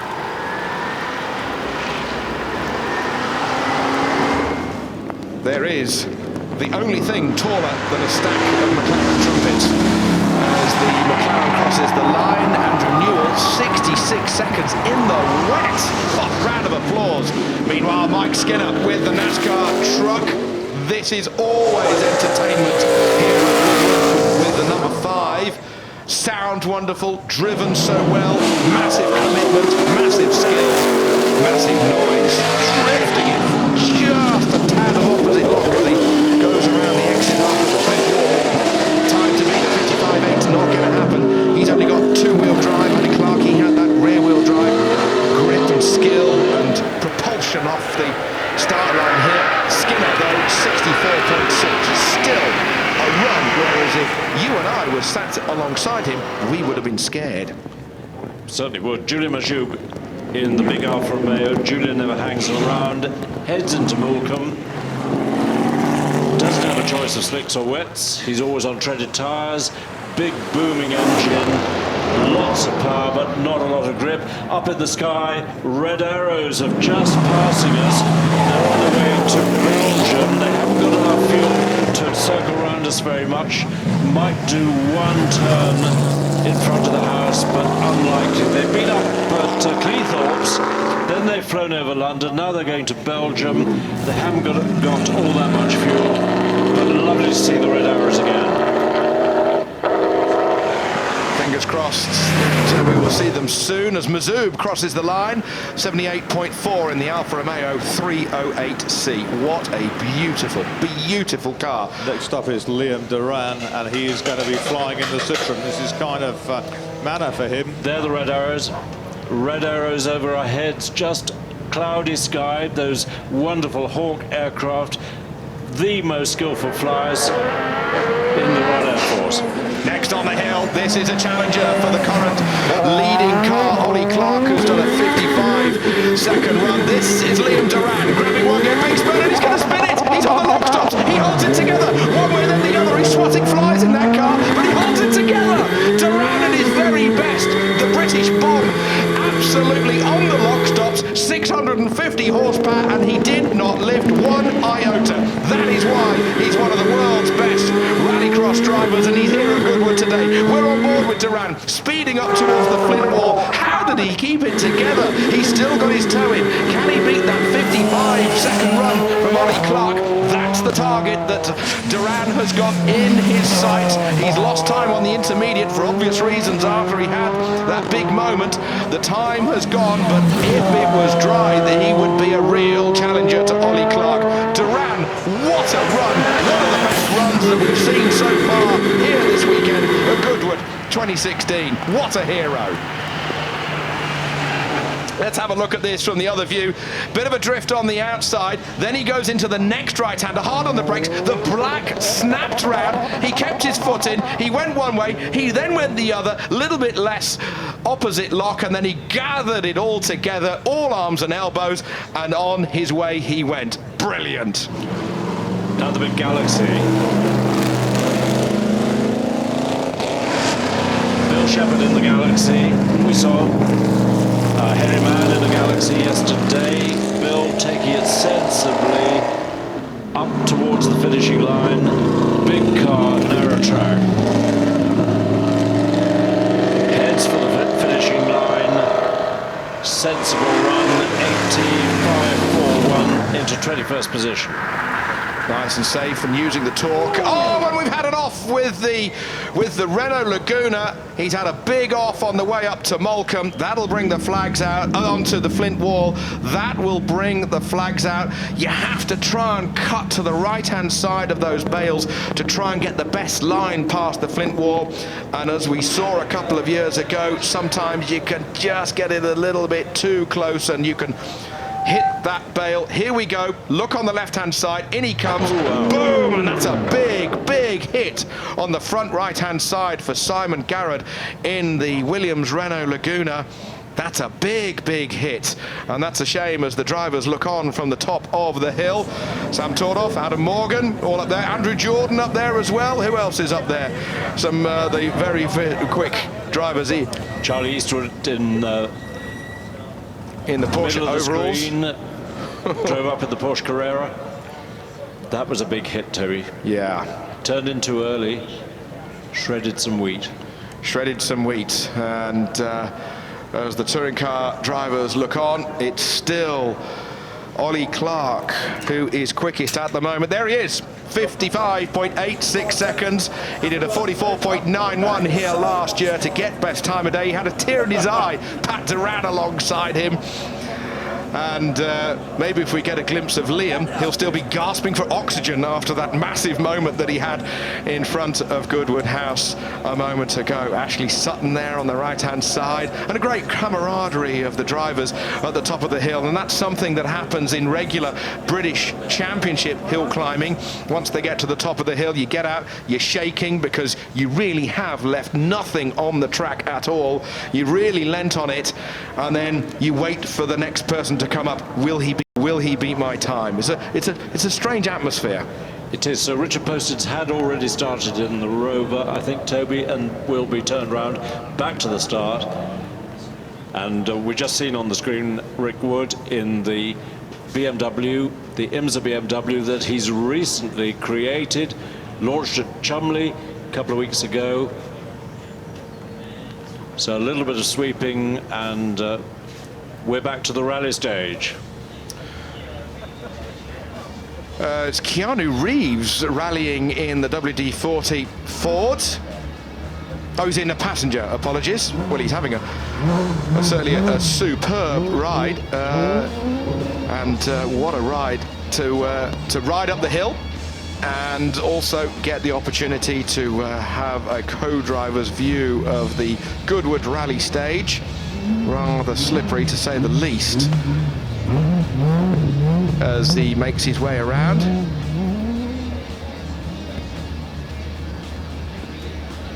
And as he threads his way through the some 3.5 minute course. This was a little bit earlier today, we understand, but those cars certainly getting the full muddy treatment.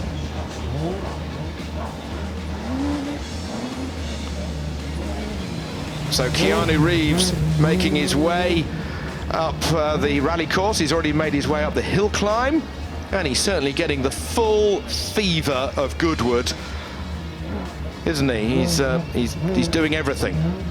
So in the meantime, let's once Keanu Reeves gets out of the car, it would be Tony Jardine who's going to catch up with our Hollywood hero here at Goodwood. Keanu, what did you think? You know, it's my first time in a rally car, and I want to do that. That's amazing.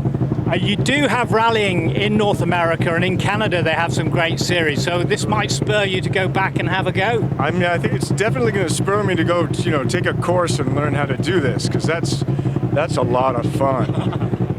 But I'd have to say you've gone in the worst situation. It's slippery as anything down. I'd say it's really treacherous. Were you not worried at all? No, I'm hanging out with Mr. Gill here. No. Here he is. Rob, come on into shot here because we're live on the television at the moment. How was Keanu? Were you talking to each other during that ride? I got an intense, and I think I got a nice on the bottom hairpin. But he didn't say excellent, which was, he's retired that one now. No, it's good. It was a pleasure to take him round. It's a pleasure to show our sport to people that are connected, and I don't know if I'm allowed to say this, am I? But are you allowed to say it or not? What? That you're looking at a script? Can you say that or not? Oh, yes, I am. Yes, yeah. yes. So he's looking at, go on, I'll let you fill him in. Oh, no, I'm developing a rally car project that would take place in China.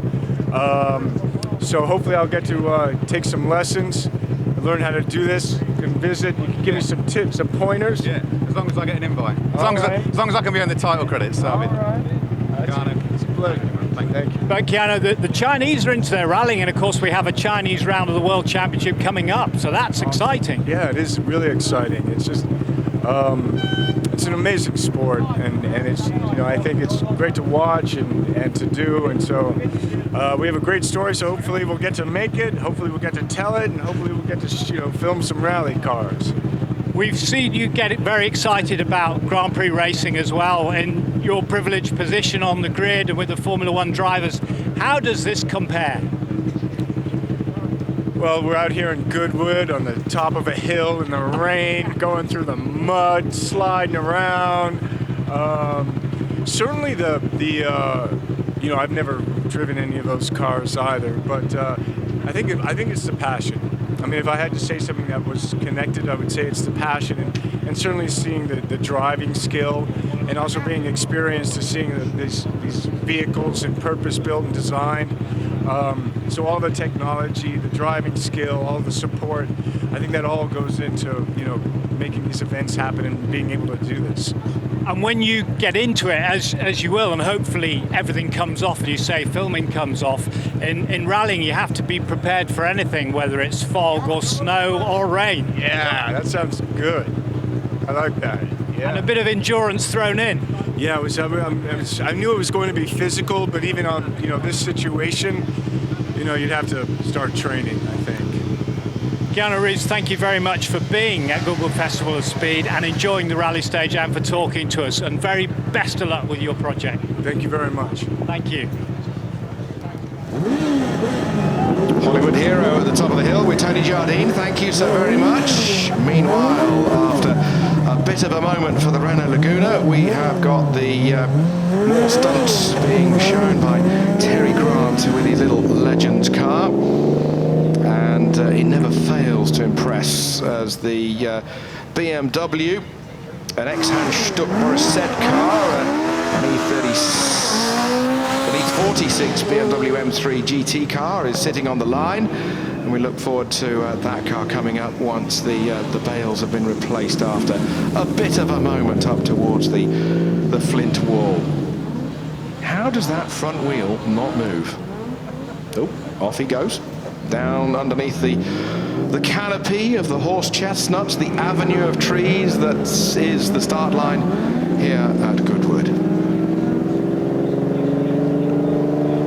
The TVR following Terry Grant down to the start line as the BMW awaits. In the meantime, we've had some of our qualifying runs go up the Goodwood Hill, and let's have a quick review. Kenny Brack with the McLaren P1 LM had the worst of conditions. He was on wet tyres, but 986 horsepower, even for an Indy 500 winner, was quite a handful.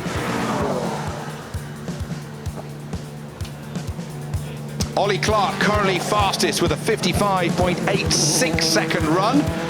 The gobstopper Subaru, four-wheel drive, 600 horsepower, rocketed across the line to be fastest in this qualifying run. Another Subaru followed him up. British Touring Car Champion Jason Plato with the brand new Subaru Levorg. How close was the MG in trimming the bales as it came past the flint wall? We then rode on board with number 77, Andrew Jordan, barreling it across the line with his car to be the fastest of the touring car drivers in this qualifying run for the shootout tomorrow. Justin Law in the Jaguar howled his way up. Commitment, if ever there was one from Justin. Look at that wheel, listen to the sound as he crossed the line. Then we had Mike Skinner in the NASCAR, and then Liam Doran had a massive moment. He didn't quite spin it, but it was as if he was Ken Block going backwards on the limiter one way then the other with the World Rallycross Citroen. Got it all together, and he got it to the top of the hill. He lost an enormous amount of time. And then unfortunately we had Simon Garrett have a bit of a moment and a bit of a big hit on the way in towards the flint wall, and we have managed to clear that car up. But it is still Ollie Clark quickest here in the wet. Still got a bit of clearing up to do as the truck is being reversed up towards the Renault Laguna, and the rest of the cars being held here on the start line at Goodwood. So let's have a quick review of how the qualifying runs have gone. Clark quickest on a 55.86, Charlie Eastwood's Porsche second on a 57.57, and Justin Law's Jaguar third on a 58.89 second run. Fourth is Kenny Brack with a McLaren 59.45, Pat Duran with the RS200 60.35. Sixth is Andrew Jordan with the 61.26 second run, and Jeff Svart with his Porsche 61.72. Ashley Sutton, Liam Duran next up.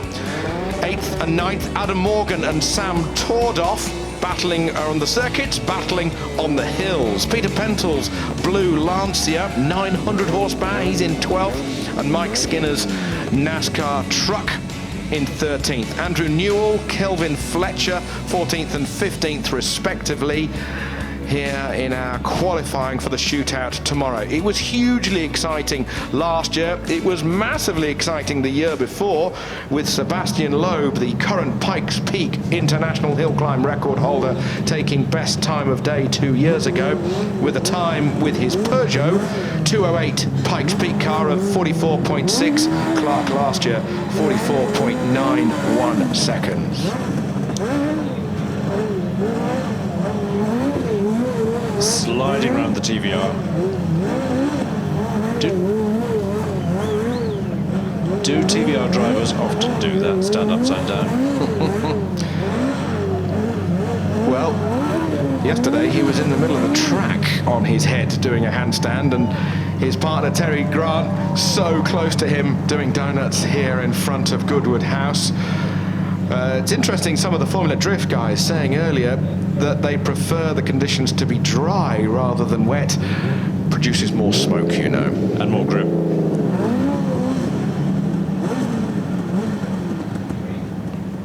So Terry Grant's going to... Is he going to grab somebody's phone?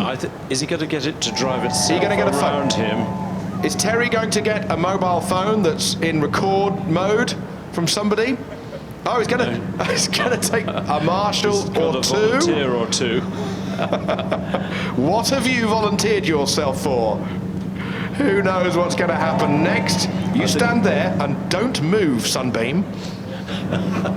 You lie there. And you stand there and don't move. How does he know that distance? Did I see him measure it out, or is it just by eye? I think it's by eye, by experience. You're smiling now.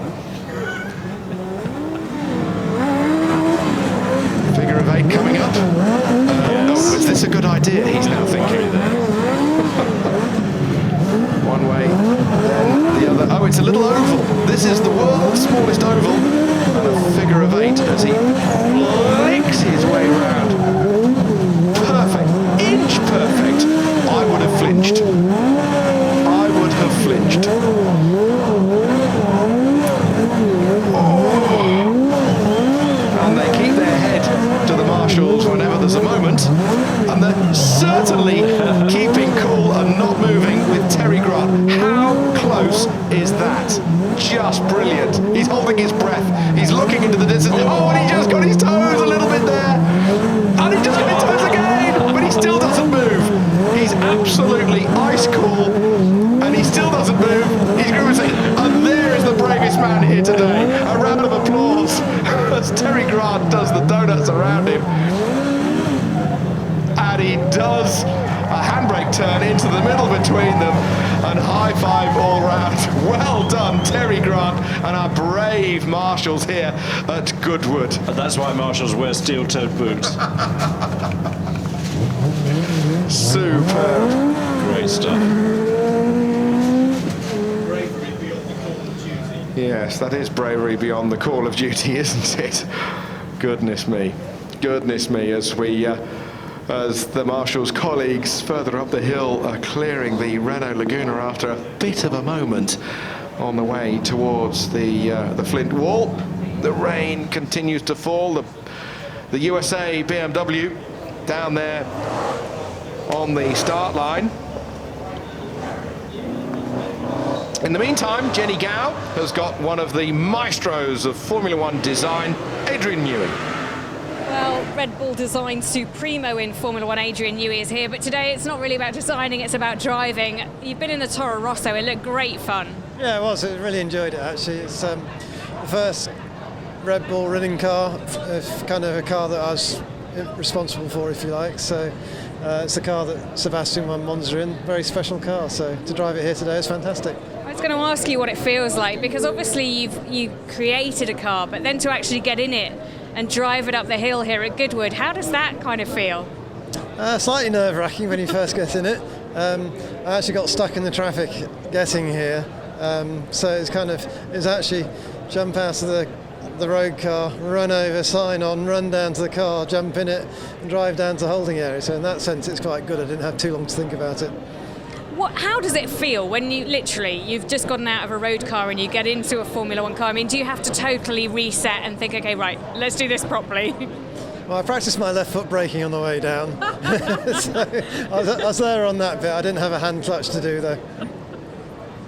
Amazing. I suppose some people would go, oh, I didn't know you drove cars as well as designing them, but that's something close to your heart, isn't it? Absolutely. I mean, I guess in that sense I am a petrol head, I have to admit it, and I enjoy all aspects of it, and that includes driving. And when you see cars here from the century, is it quite nice to look at the different design techniques, see, I mean, you must know them all, but to relive those? Definitely. I mean, I think to understand and appreciate the designers of their day, why they came up with the solutions they came up with at the time, and you can often find a lot of inspiration. I mean, the first monocoque, I think, dates from the 1920s. Somebody showed me a sketch that was published in about 1935 of a ground effect car, so there's nothing new.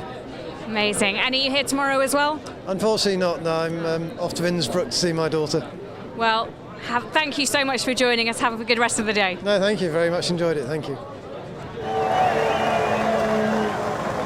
Now, Terry Grant has grabbed somebody's mobile phone out of the crowd. I presume that the video is running. His car is running without him. He's going to video his own car spinning donuts on its own. And now he's got to grab his way back to the car, jumping on the sideboard, finding his way in, video still recording, releases the brake, finds his way a little bit further around the Goodwood hill climb tarmac, videos the owner of the phone who is in the crowd on the right-hand side, does another donut, one-handed, I hasten to add.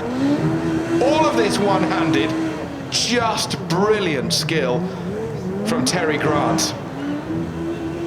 Well, I hope that video is going to get uploaded using the hashtag FOS.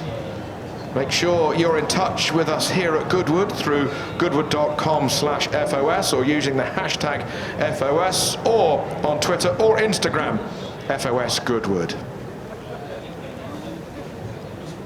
One marshal, two marshal, and now he goes on to the third marshal, who just covering their eyes, can't believe that this is happening.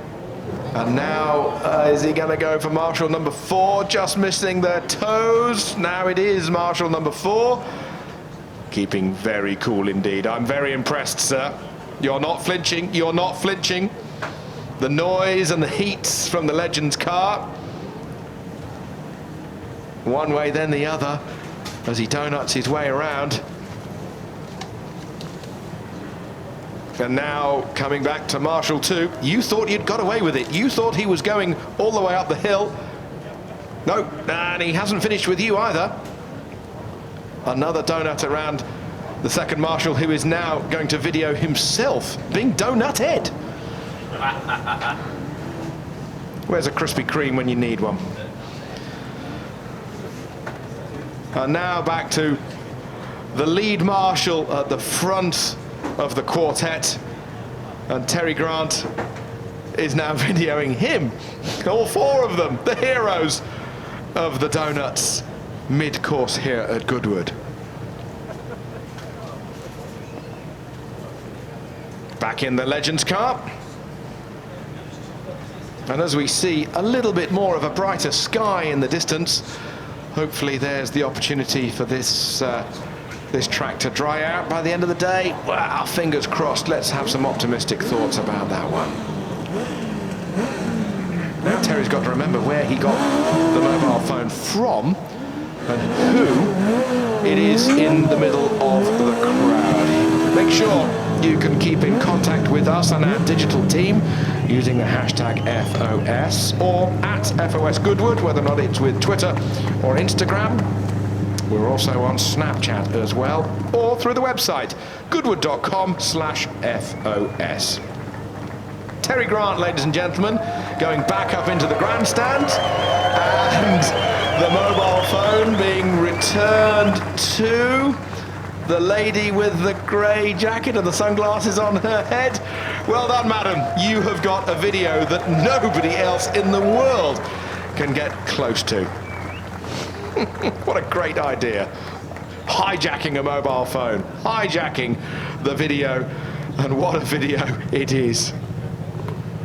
And as he makes his way back over to his Legends car, is he going to grab someone else's mobile phone? Well, let's have a look at some other tweets that people have been sending in to us here at Goodwood. Amy J getting ready for the lap at Festival of Speed with Ford UK. Matthias Pye having a good day at the Festival of Speed. On Famille by the looks of things as well. Great family day out. Denise Waite, look, no hands and legs. Hashtag FOS. Nigel Wonnacott getting my motoring mojo back at the Festival of Speed with teaching_geog. Thanks to Lord March for the kind invitation. David Lee, look how happy she is with Patrick Dempsey. Did you get it back? That's the question. Chris Stevens, Martin and Karun chat before the next run up the hill.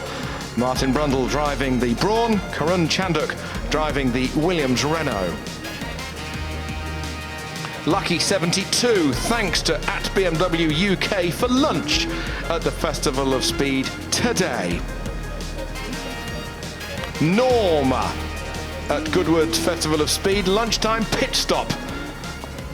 Certainly having a group lunch there. Ollie Thompson, father and son time at the Festival of Speed and getting his lunch in as well. Nick Greaves, best boys day out ever in front of the Goodwood house and the BMW sculpture. Donna W, Donna 43, the Festival of Speed sunshine, beautiful cars and speed, a great day. 3M Wraps UK, meet our UK PMR driver Kelvin Fletcher on the stand. That was at 2:30 down there with 3M. George Bartlett, what a day with Porsche, with the Festival of Speed and at Goodwood. Lee Campbell, loving the Aston Martin Vulcan, very cool steering wheel, just the £15,000. Dad, can we get one please? Hashtag FOS. Matthew Watkins, from couch to racer. Jan the Man Mardenborough, in my dreams. Well, you never know, one day. Just be positive thoughts. Ian C, the highlight for my daughter, meeting Mad Mike Winnett, and for him taking a selfie with her. Top man. That was Ian C. And down here on the hill climb, we have still got our rally cars with Steve Petch up there on the rally course up there. Javier, are you there for us? Yeah, it's been a very entertaining, damp, sunny, warm, cold afternoon, but immensely enjoyable. Rallying all in one day, I rather suspect. It has been. It has been the epitome of 4 seasons in one day. It's been really good. Now here is the Nissan Micra kit car. I had a part of this. I was part of the team when it was built in '97 or so. And the chief engineer for that car is here today, Richard Thompson. He's just engineered Mark Higgins to the Isle of Man TT lap with Subaru. Yeah, and, I mean, it was all a kit car era, that mid to late 90s, wasn't it? Yes, well, didn't it go to a really good finale in the Isle of Man with about 5 or 6 manufacturers all in with a chance of winning? It was all heady days of front-wheel drive kit car, and it just brings back wonderful memories. Russell Brooks with his Andrews Heat for Hire Escort. Andrews Heat for Hire, a loyal supporter of British rallying for so long. And then we got into the world scene. Tommy Mackinnon then winning 4 World Rally Championships on the trot from 96, 7, 8 and 9. We have a terrific celebration of every era and every decade of rallying on the stage here.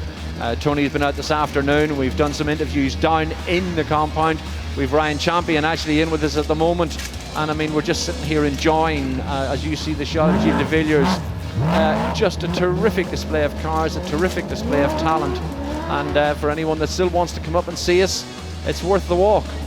And one of the early Subaru legacies that have been prepared by ProDrive. That looks like an X-Works car to me. I recognise that number plate. Super Fever. Dakar cars and also some race to recovery cars. This is the Land Rover Discovery. And was that a Groundhog Day? Going back with the Lancia, and Janelle de Villiers now aboard the Toyota Rally Raid car. And these cars regularly doing some 500-600 miles in a day in some 55-degree temperatures in South America as part of the current Dakar setup. De Villiers already victorious in the Dakar when he was with the Volkswagen crew, and he's now with Toyota. Great to see some of the older Subarus here as well, sliding their way around, and that distinctive flat four growl. Great to see the ex-Piero Liatti 555 Subaru, Ryan Champion at the wheel, and he's a very proud owner of that car, I know.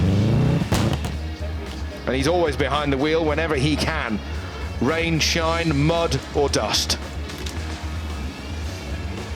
Sister car to the car that won the 1995 World Rally Championship with Colin McRae, sporting the 555 BAT number plate. My godfather had one of these, a Manta 400. He won the British Championship in it. Meanwhile, a little bit slippery up there as the lights ablaze aboard a Beetle. Well, shades of the Baja 1000 with the oh, look at this, a computer vision Metro 6R4 howling its way through the forest with the V6 mounted behind him. What a great sight to see. What a great sound you've had accompanying you up there, Javier.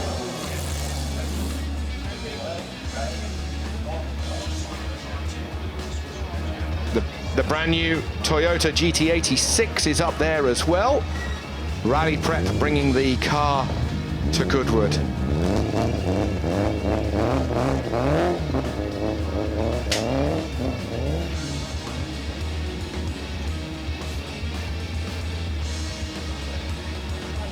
And the latest R5 Fords, and recently having just given with Rob Gill a ride for Keanu Reeves through the Goodwood Rally stage. He's been up the hill on a motorbike and he's had a full experience of Keanu Reeves on the rally stage. Tony, been great day in the mud. Yeah, absolutely fantastic, and it's great to get that visit from Keanu Reeves. It's also great to get to talk to Janelle de Villiers, and it's also great to have Ryan Champion with us here. And Ryan was just watching his Subaru and his work against the straw bales there. Ryan, quick word with Toby about the conditions. Yeah, just watching on the monitor, it looks so slow, but there is so little grip on the rally stage today. It's incredibly slippery conditions and an awful lot of fun, but very, very difficult to keep the car pointing in the right direction. Well, fair play to all of you, still entertaining all of us, and it's literally bouncing off the banks and heading towards the trees. As Janelle de Villiers said just before, it's the only way that you can stop. Yeah, as I said, there's very little margin for error, and it's quite a narrow rally stage in places. As soon as you're running wide, then you are touching the bank at the side and trying to avoid the trees and the tree stumps, which unfortunately not everybody's avoided this weekend, but very little margin for error, and the car's constantly sliding. You're constantly working incredibly hard in these conditions we've got here just to keep it pointing in the right direction. So Toby, it's all going on up here. You can see it's close to being treacherous. But all our rally teams and drivers are still going out there. You're watching Stephen Petch, he's still giving rides out there, and Rob Gill took Keanu Reeves round as well in the WD-40 Fiesta. And there's Keanu again, and there's Rob Gill, the motoring editor of The Sun. Very pleased with all that, and the news coming out, of course, that he's working on a film script. There is Janelle de Villiers sitting on the line at the start of the rally stage. Quickest car at the moment through the rally stage, a 3:32 from Steve Petch ahead of David Wright, and then Rob Gill hard and close on their tail.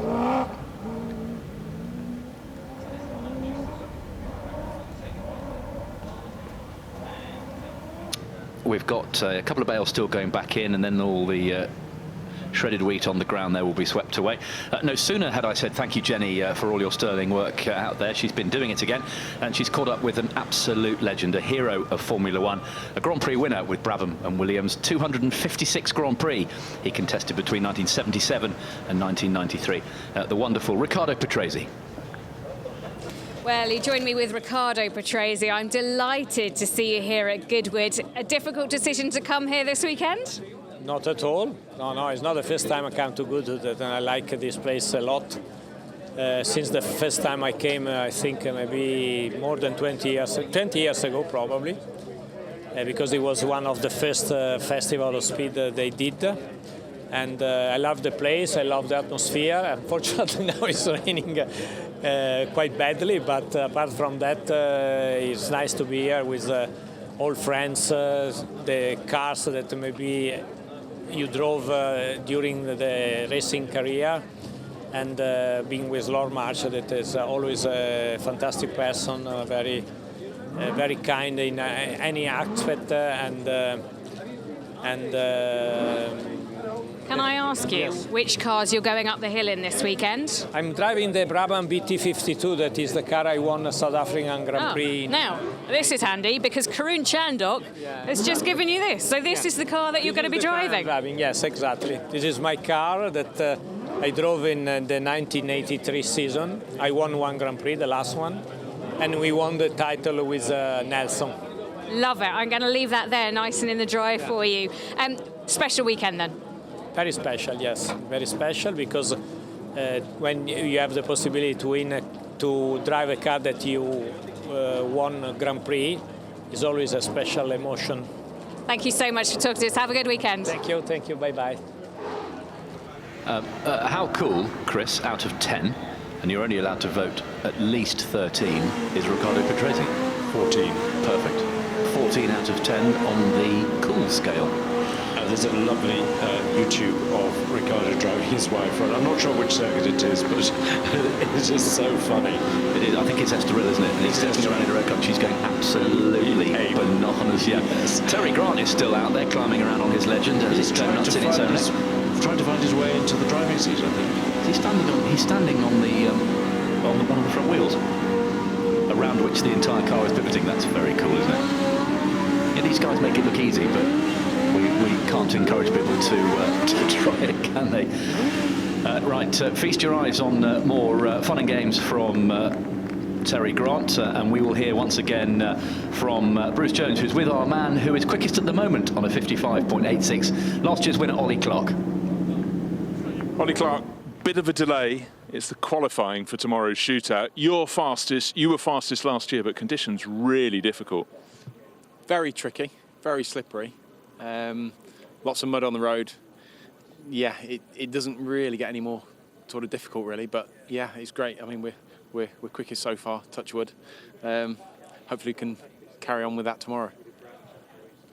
Obviously, starting position tomorrow could be crucial. I mean, over years gone by, we've seen some people moaning when they're late in the running order. They've got grass and stuff flicked on the track. But if it goes the right way for you, it's about being sensible today. You've been very sensible. And the Gobstopper, too, fastest of all. Tell us a little bit about the car, though.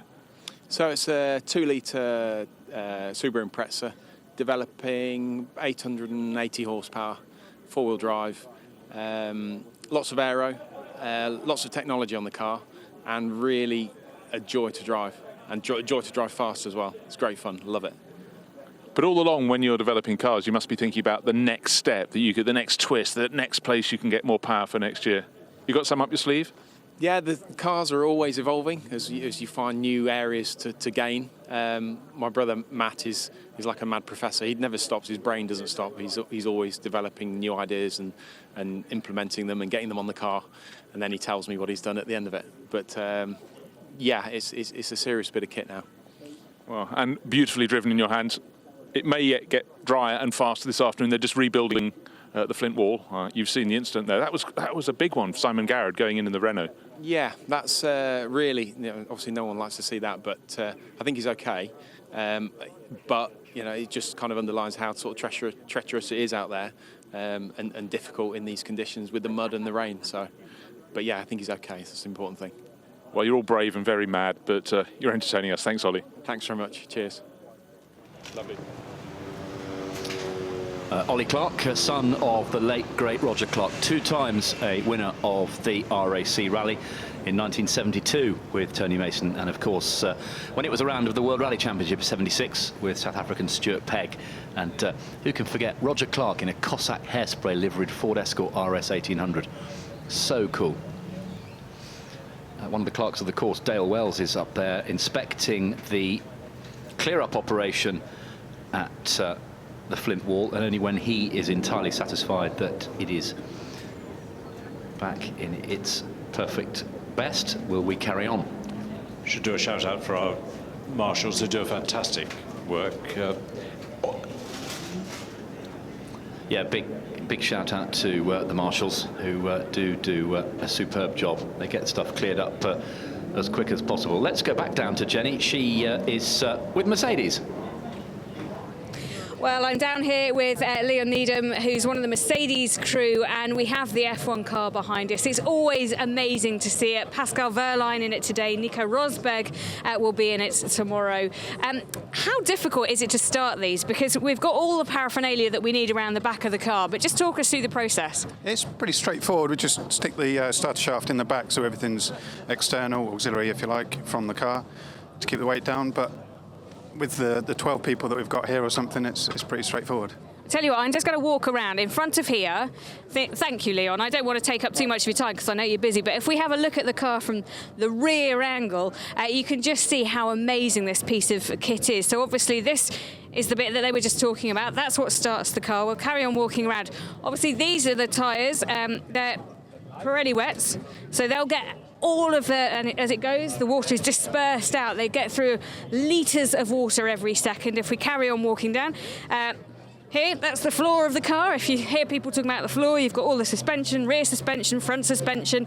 And then as we come through, you can just see, maybe make out here, Wehrlein, because Pascal will be in this. Of course, Pascal driving for the Manor team this year with the hopes of at some point progressing through to be a Mercedes driver as well. He's a big talent and a big hope. Steering wheel goes on this bit. It's not got it on. Who's got the steering wheel? Hang on a minute, we've got the steering wheel coming. And as we go through, you can see front suspension. This bit, that's the T-tray. So if you hear us saying, oh, they've smashed up the T-tray again, that's the bit they've smashed up. And then as we come round here, the most basic of front wings, £30,000 roughly just for the front wing. This one probably way more expensive when you take in on board development costs, you've got machinery costs, all of that goes into making a very complex front wing like this. And then I'm just going to swing around here because they've brought out the steering wheel as well. So these are the gadgets. Let's just say in Baku, when Lewis Hamilton was having all of these problems because he was stuck in the wrong mode, didn't know which mode he was in, it's because there are so many modes on there. It's very difficult to tell if you haven't put yourself into that mode, how to get yourself out of that mode. So that was the problem for Lewis Hamilton in Baku. We shall see what happens next time out when Formula One goes to Austria. That's the next location, so no pressure for the Red Bull guys, but it is their home track, and notoriously they go really badly around it. So fingers crossed they can have a better weekend, and the guys from Mercedes will be hoping they have a good weekend. Guys, thank you very much for chatting to us, and we'll see the car going up the hill very shortly. Okay, Richard Poston's TWR Rover Vitesse, the Marlboro liveried machine, prepared by Ken Clark, who, of course, helped build that car in period, is down on the start line. Richard Poston's is a classic touring car champion, races this car extensively. I can see Ken there as well. Clark, of course, going back down the hill. That optimistic sign will be underway very soon. The clouds look heavy, don't they, down over the way there. There's a little bit of brightness peeking through in places, but Dale Wells is back down in the AMG DTM safety car.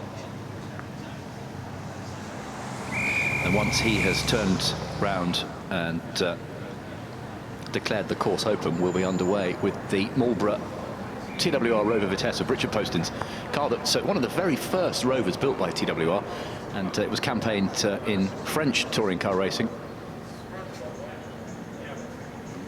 It's been sympathetically rebuilt by Ken Clark for Richard Poston's, who is at the wheel today.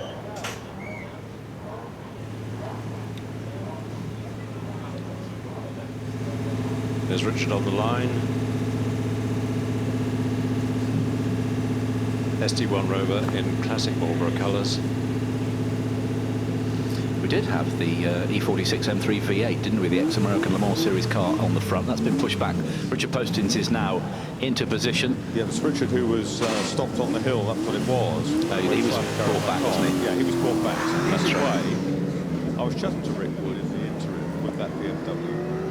And 614 horsepower at 8.2, 5-litre V8 engine. Not today, though. Not today, exactly with his words.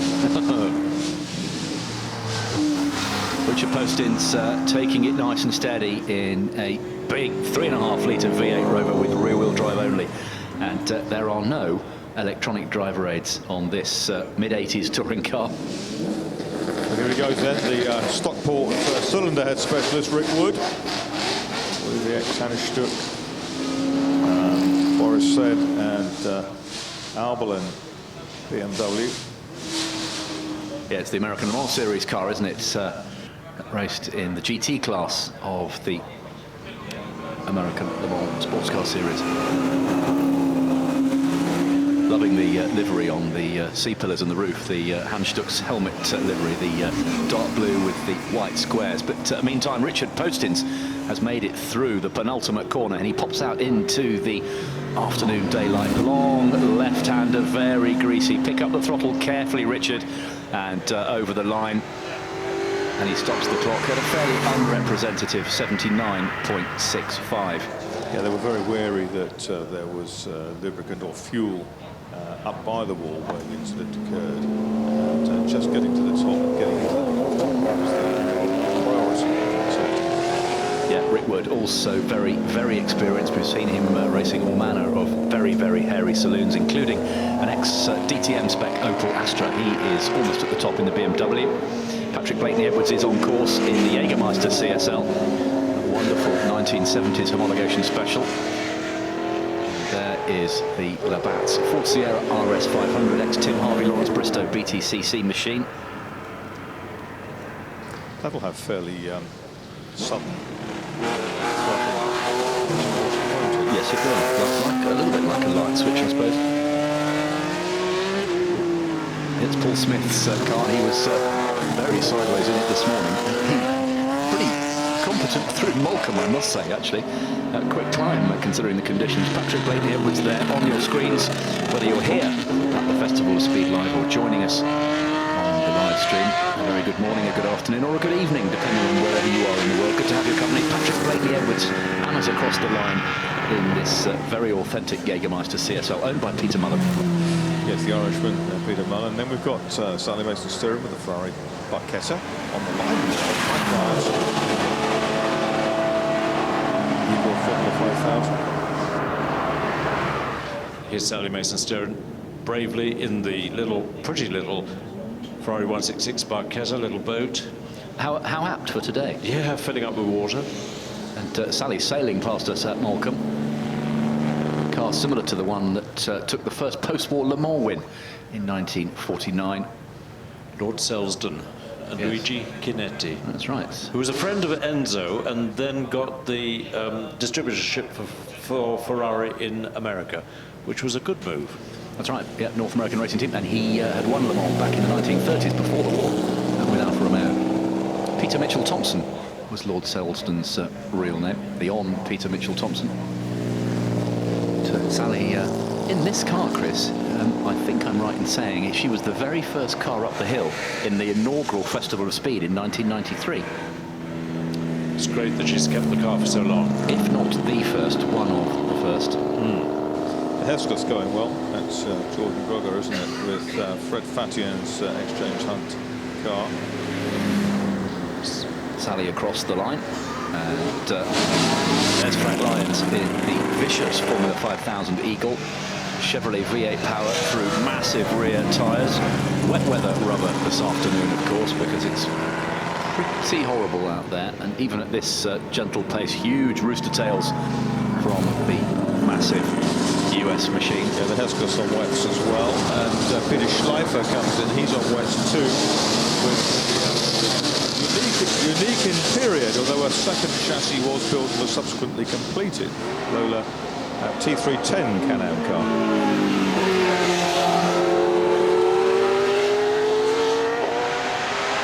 And Rick Carlino hammers across the line. 69.97, still good for almost 100 miles an hour. No, that's not Carlino. Carlino's is the latest. Okay, yeah, wrong caption there then. Here's David Franklin. Yeah, that's definitely David. Great hill climber and circuit racer, of course. Often brings a lovely Ferrari to Shelsley Walsh. A lot of long distance rallying as well on a Shelby Mustang. It's a good time for David. It's only 104 in these conditions. Yeah, 90 miles an hour in the 1969 Ferrari Sports prototype. Here's Hans-Jürgen Stuck with the Golf GTI Mark 1. 40 years of Golf GTI now. They've got bigger, haven't they? They have indeed. Yeah, this, the ex Hans Stuck Klaus Dietrich's car, and it's Hans-Jürgen himself back behind the wheel in the Mark 1 Golf. Peter Schleifer across the line in the leather T310. 82.02 into 25th position. Yeah, quick reminder, fastest at the moment, Ollie Clark in Gobstopper, the outrageous 700 plus horsepower Subaru Impreza. 55.86 is our wet weather benchmark. Maserati V8 RI coming to the line. This will be a handful. Nick Jarvis on your screens comes up to the finish in the Repsol M Sport Ford Escort WRC.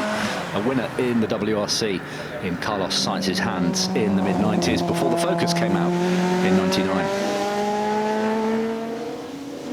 But the Maserati was spinning its wheels wildly on about a 10th throttle away from the line.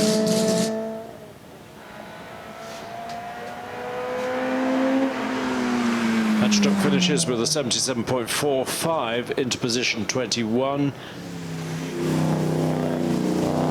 Meanwhile, Stuart Scott threads the big Camaro up the hill. It's the ex-James Hunt Tour of Britain car, isn't it, that he shared with one of the prime movers behind Donington Park back in the day, Robert Fernell, the late Robert Fernell.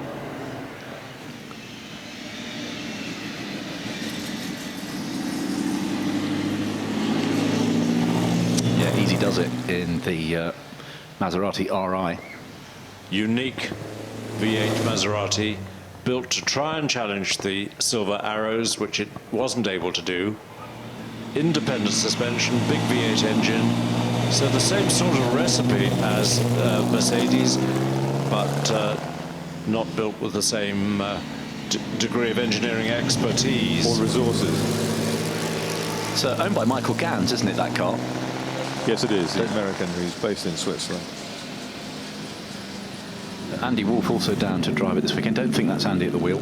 No, Andy's not driving it.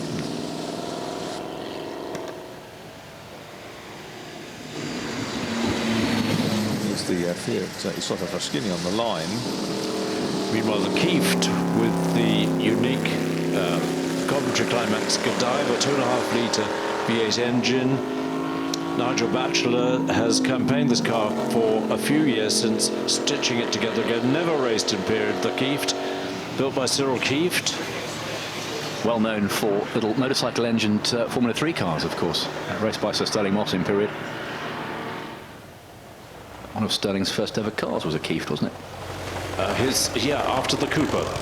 Little 500 Cooper, then he was persuaded to take the Kieft. Billy Evans bravely in the big S61 Fiat.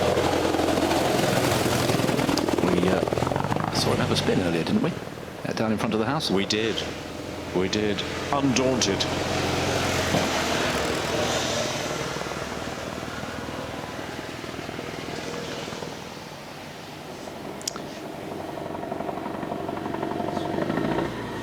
See the chain driving, doing its driving job. Billy heads for the finishing line.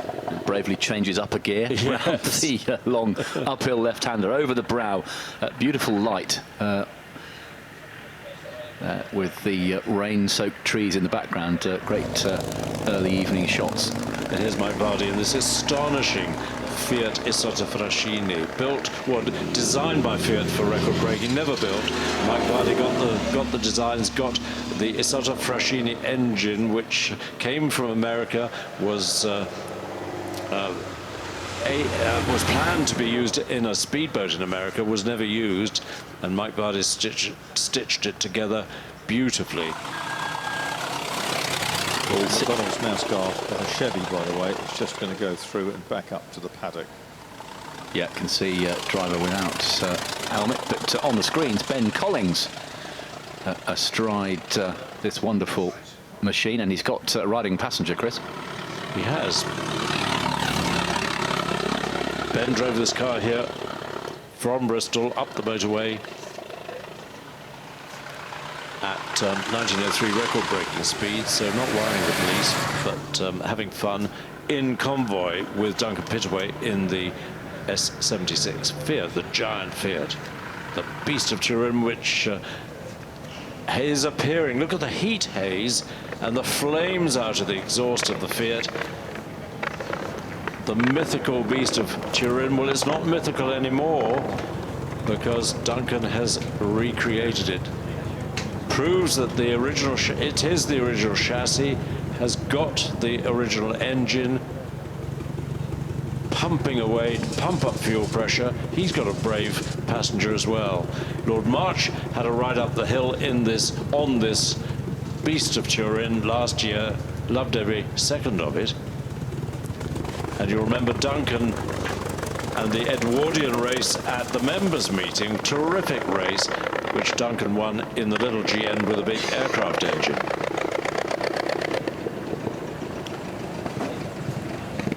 Snatches a gear change into the first right-hander.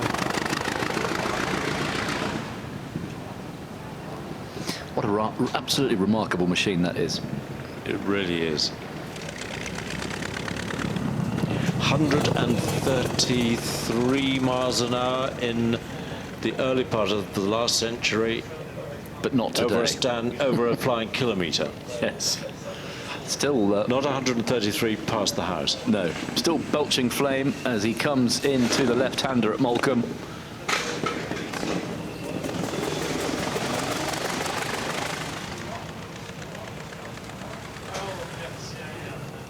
If you're in the paddock and you're near the Fiat, Duncan, a lovely guy to talk to. He's only too happy to tell you all about the Fiat.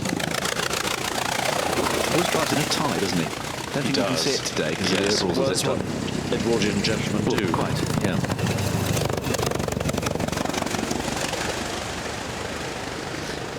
Fabulous machine. 28.3 litres, 4 cylinders.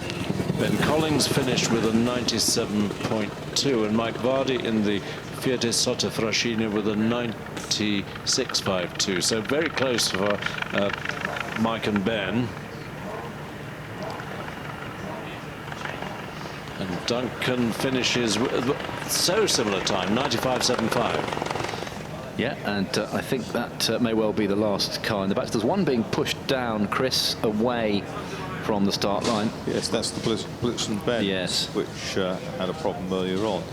Did Lorena McLaughlin in the Arrows Megatron just turn into the paddock? I think she did. Yes, she did. Yeah, she didn't come past us. Yeah, probably wisely thought it was too wet.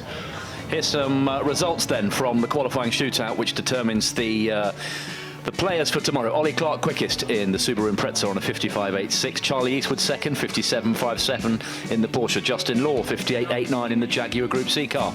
Kenny Brack, 59.45 in the McLaren P1 LM. Pat Doran in the Ford RS200 Rallycross Pikes Peak machine, 60.35.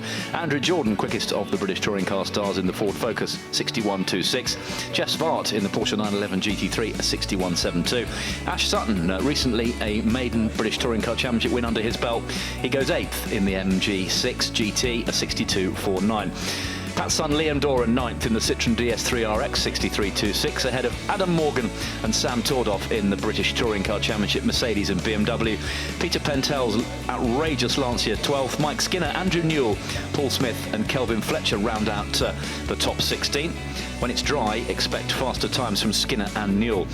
Enda Garvey, Stuart Scott, Rick Carlino, David Franklin round out the top 20 in Peugeot, Chevrolet, Hesketh and Ferrari machines respectively.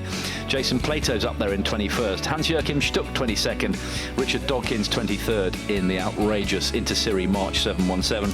Julian Mazoub in the Alfa Romeo 308C, we usually see being driven by Julian at all these festivals of speed. So those are the 24 fastest times for the qualifying shootout, which takes place tomorrow afternoon at 5 to 4 this afternoon. If you are with us tomorrow, that will be very exciting indeed. Follow it live on the live stream. If you're not, it will be fantastic. Okay, let's go up to the top paddock. Bruce Jones is with Ollie Clark. Well, it's dry up here, but it's certainly been wet. But the guy who's going to be starting last tomorrow, and maybe he's going to come out first, is this man here, Ollie Clark. An interesting afternoon it's been. A crazy afternoon, really unpredictable, very sort of slippy and treacherous. But I mean, yeah, it's so very, very difficult. And yeah, we just got to try and do our best. Well, the weather forecast for tomorrow, it could be rain in the afternoon, so maybe going last isn't the best time to be going, but it's just a big lottery. But we know with the Gobstopper 2, you've got the machine to do it. Yeah, we've got the four-wheel drive, which is definitely going to be of benefit. Obviously, running last, the track might be drier, but then you've got the downside of maybe pulling some of the mud onto the road as well. So it's 6 of one and half a dozen of the other. But yeah, we'll be definitely giving it a good go anyway. Well, Friday you put down a marker. Today, Saturday, you put down a second marker. Good luck for tomorrow. Let's hope we can find a third marker. Thanks very much, Ollie. Cheers. Well done, Bruce. Chatting with Ollie Clark, who provisionally fastest at the moment, but it's all to play for tomorrow afternoon in our Sunday afternoon timed shootout. Let's get some highlights on the screen of that last batch. Richard Postins in the Rover Vitesse, the ex-TWR machine, was first out after the clear-up operation when Simon Garrett's Renault Laguna smoked the bales up at the top. Wonderful M3 of Rick Wood, the V8 ALMS car. Paul Smith in the Ford Sierra RS 500 hammers across the line with the Group A homologation special in Labatt's livery. Sally Mason-Stiren in the Ferrari 166mm, the Barchetta, the little sports racer from Ferrari. Wonderful and highly original machine. Peter Schleifer in the outrageous Lola T310. Very, very careful up the top of the hill with huge amounts of power and very, very little grip. No downforce this afternoon to help him in these conditions. The ex-Carlos Sainz Ford Escort WRC, and Stuck in the Mark 1 Golf GTI that he raced many, many moons ago when he was just starting out on the road to success in single-seater sports cars and touring cars.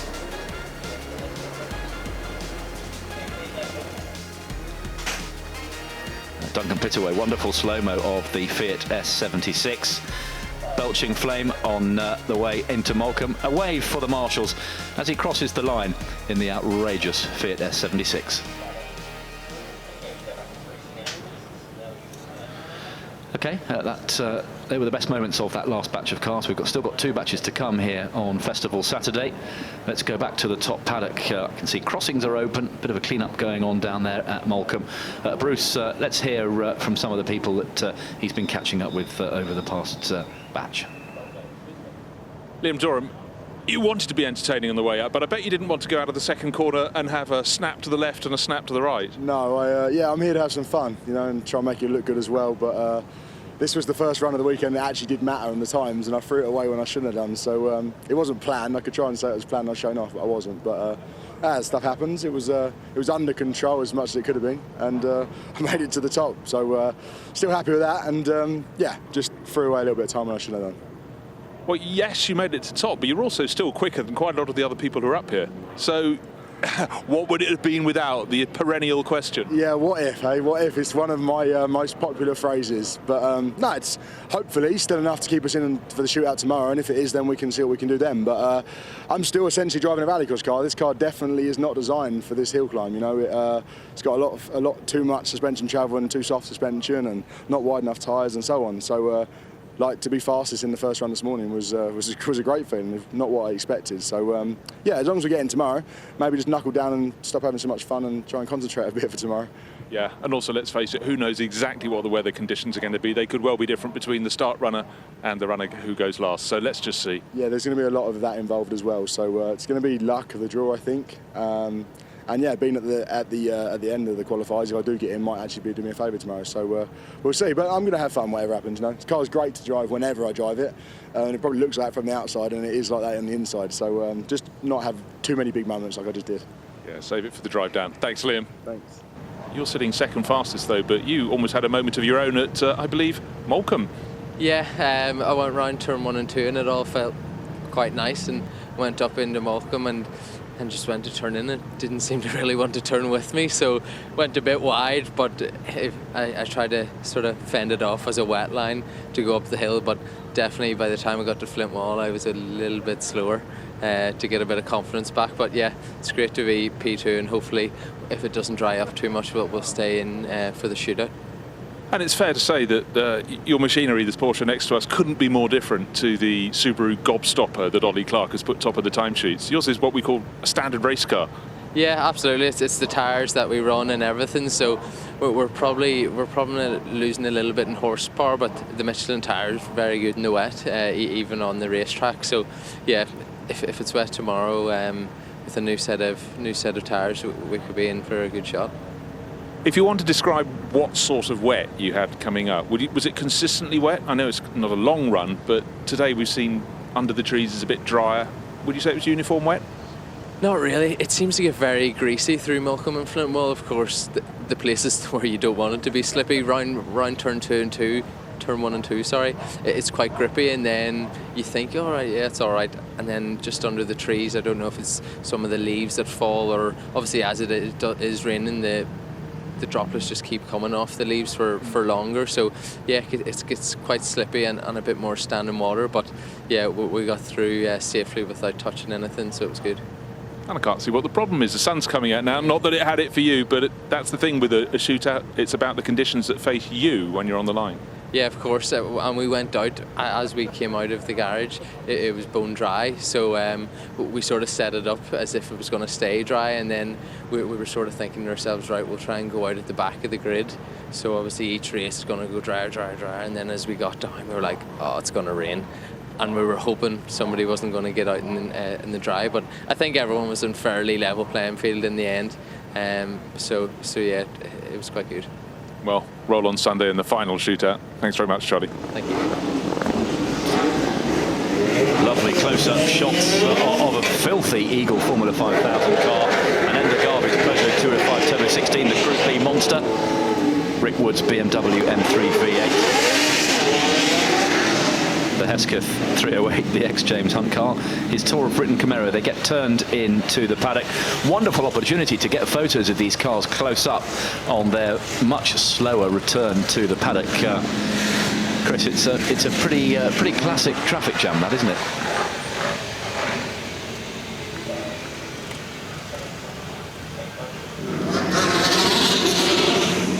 Cars coming down the track, the Bill Shepherd in the big Galaxy.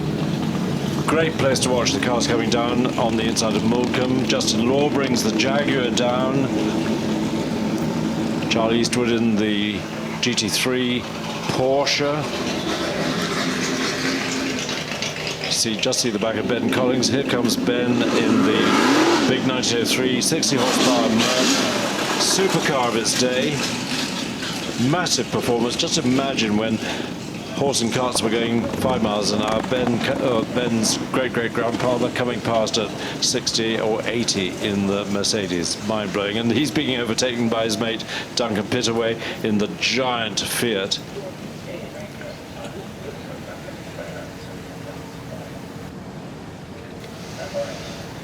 Don't forget to keep in touch with us using all the usual social media channels, Twitter, Facebook, Snapchat and Vine. Upload your videos and your pictures and we will try and read some of them out. The hashtag is FOS. The official Twitter handle of the event is @FOS Goodwood, and the website, as ever, goodwood.com/FOS.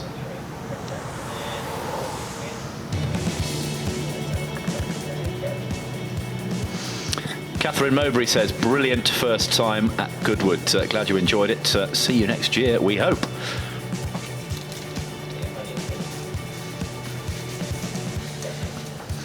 MasterCard UK, new sponsor of the Festival of Speed. English Grace, American Pace. What's the most unique car you've seen at FOS Goodwood today? Tell us, answer the question. What's the most unique car you've seen today?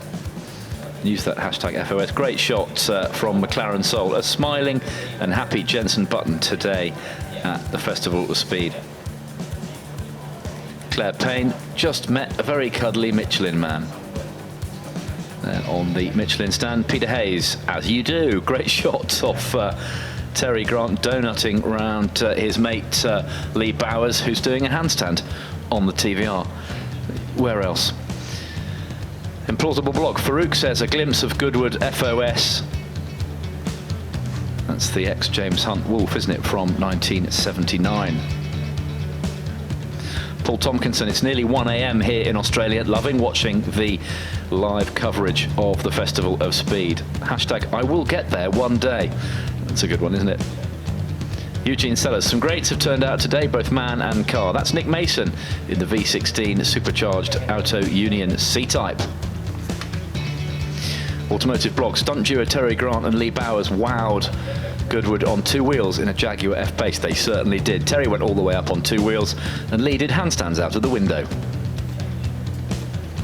Sophia having a cracking day. Dad and daughter day at Goodwood. Trying to choose my next car. Oh, the agony of choice. Ryan Neville, Goodwood Festival of Speed.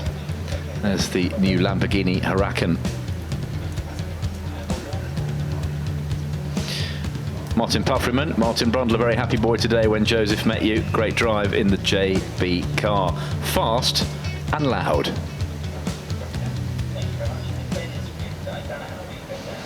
Great shots of the BMW Centenary Central feature there in front of Goodwood House. Ben Constant-Durat is out there, out and about, gathering all sorts of snippets and bits and bobs from our exhibitors and our stars. At the moment, he's down with Audi.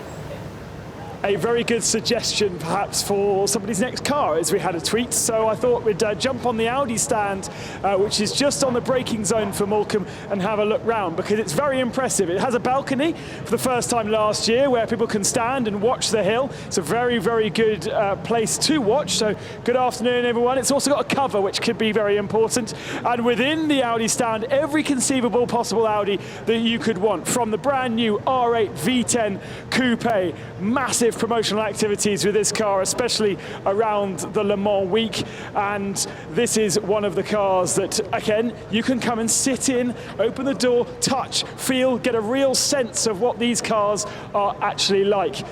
There is also somewhere around the new Audi TT RS, and that is definitely one of my favourites. I'm not quite sure where it is, but there is the TTS, and obviously the new grille, the fantastic new look that Audi have employed, the new laser lights that they have, and generally just a much more aggressive look to the Audi TT from now the 3rd generation of car. Actually, I've just spotted where the TTRS is, and it's inside, so we can't see that. If we go over to here, we'll see the new Audi 4, I think this is, the A3 Saloon.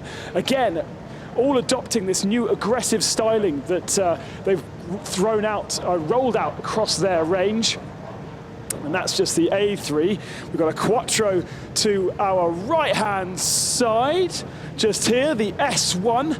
And there's not so many of those about. There's actually an RS1 that came out when they first launched the 1 Series.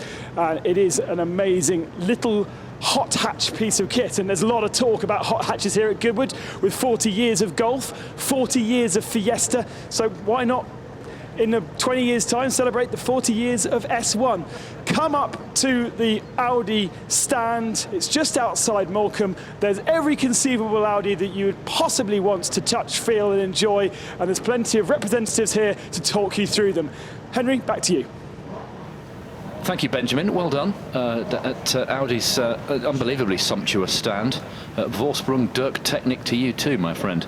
We're going to be running our last... well, I tell you what we've got here. I think we've got Pascal Wehrlein, Manor Grand Prix driver, in the W05, the 2014 Mercedes Grand Prix hybrid car. Here he comes. First time we've seen this on the course this weekend. And young German Pascal Wehrlein, DTM champion with Mercedes last year, now racing, of course, for Manor, and very much a shoe-in for a drive at Mercedes. Once Lewis Hamilton or Nico Rosberg have moved on or retired. It's a man definitely to watch out for, Chris. Yeah, he certainly surprised people with his performance in the Manor. Yes, he has indeed, yeah. And of course, you've got to be good to win the DTM championship. Doesn't sound too bad, does it? The exhaust note bouncing off the trees and the straw bales. So that one running out of batch, of course, but great glimpse of a star of the future in Formula 1, Pascal Wehrlein. Dmitry Solikov absolutely on the lock stops in the Kamaz track. That is absolutely brilliant. Those poor marshals, they've spent the last hours sweeping up all the you-know-what of the road that's been dragged off the grass. That's so cool. The Kamaz T4 Dakar truck, it only just fits under the bridge. And it's almost as tall as the Flint Wall when it gets there, isn't it? And look at the puffs of smoke out both sides. Huge long travel suspension. Rolls its way around Morecambe. It's a 17.2 litre turbo V8 diesel. Absolutely brilliant. Entered by Red Bull UK. A superb machine. And used to, of course, going for hours and hours, hundreds of miles in each competitive day on the Dakar Rally, now based in South America. You could call this a mixed batch, Henry. Yeah, it includes our BMW celebration, and it's got our rally cars in there as well, because the Kamaz truck is in that class.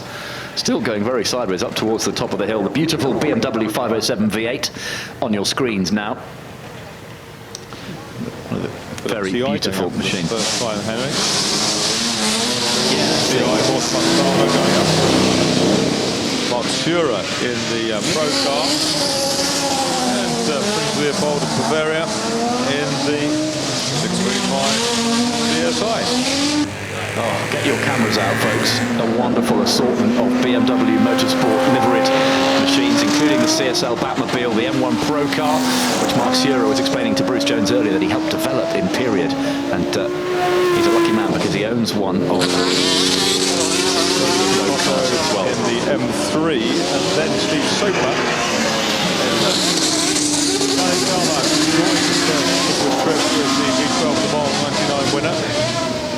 We caught a glimpse of the 1939 Mille Miglia coupe. Here's one of the stars of the event, the BT52, Brad in the hands of its original driver. How cool is that? That's absolutely epic.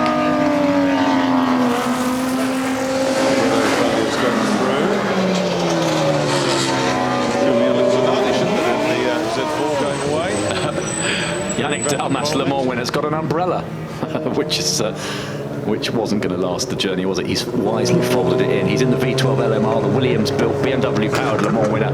Behind him, Riccardo Patrese, ladies and gentlemen, 6 times a Grand Prix winner between 1977 and 1993. For many years, the most capped Grand Prix driver of all. 256 Grand Prix Riccardo did.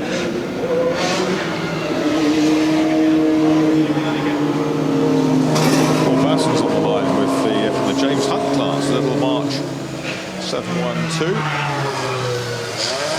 PDA engine these days, rather than Yeah, nice revvy little 1.6 litre 4-cylinder machine. Yannick Damas struggling with his umbrella and his gear lever. Don't think you can operate both at once. Here's the little 712 March. similar to the car in which Ronnie Peterson started. Here's a fantastic Lotus Renault. Kubota from Japan. Look at this crash helmet, ladies and gents. Half Senna, half Kubota. Wonderful scenes. Katsuaki Kubota, the Japanese historic racer, many times a winner in historic Formula One circles. He's in the Lotus Renault 97T, in which Ayrton Senna took his maiden Grand Prix win, the first of 41 wins. And that came at Estoril in the Portuguese Grand Prix in 1985. It's a Skull Bandito.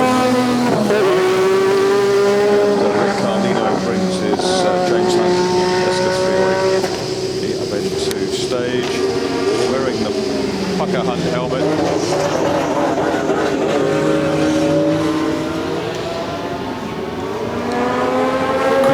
Service announcement. Would Marcus Smart please make his way to the Lamborghini restaurant? Marcus Smart to the Lamborghini restaurant, please. Skull Bandit Ram Hot on the screens, disappearing out of sight under the bridge, and now back in focus on the way into Molecombe. Colin Stone in the Ram Hart 03 F1 car. 1985, 1.5 litre turbocharged Brian Hart built V6 power plant in the John McDonald run. Developed very limited resources. Absolutely, yeah. One of my favourite liveries, that Skull Bandit. Yeah. Coming straight through at the start will be Karun Chandhok, Williams FW08C. Indian racer Karun Chandhok raced in 11 Grand Prix for HRT and Lotus 5 or 6 years ago. Also has raced for teams in the World Endurance Championship and of course in the FIA Formula E Championship, and he is a real feverhead. He's been tweeting pictures of himself with superstars and great cars all day long. That's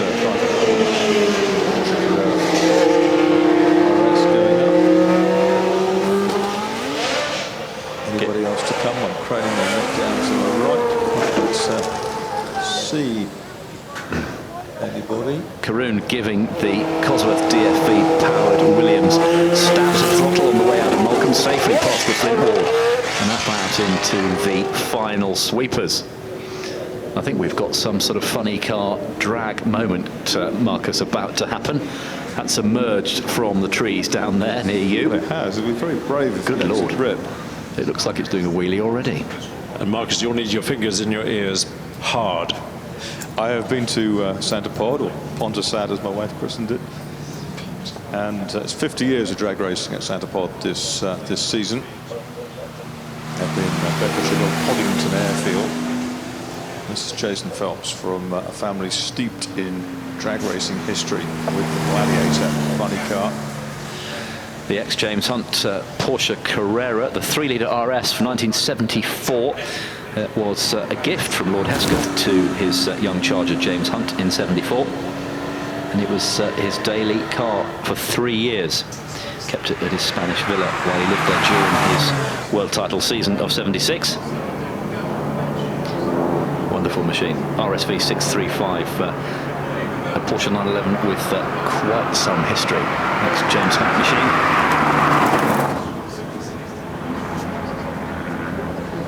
Comes the Gladiator then. Bodywork up to reveal the V8 engine lurking amidships in a tube frame chassis. Royal Bootsy in the front, such as Roy Phelps and Alan Bootsy Herridge. Drag racers of the past.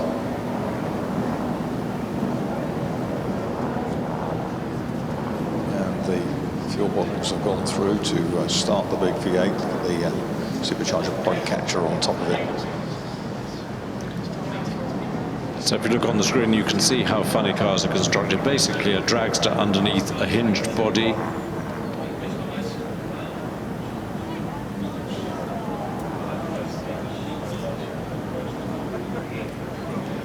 This is going to be quite spectacular, isn't it, in a straight line, I suspect. I wonder how many starts he'll do. He'll do one up the start straight, one in front of the house. And then into the paddock? Yes, absolutely, yeah, because they don't go around corners, these things. And they don't do wet either. Quite no. So it's a special effort from the team. When they drop the bodies down, they won't be running anything like full run.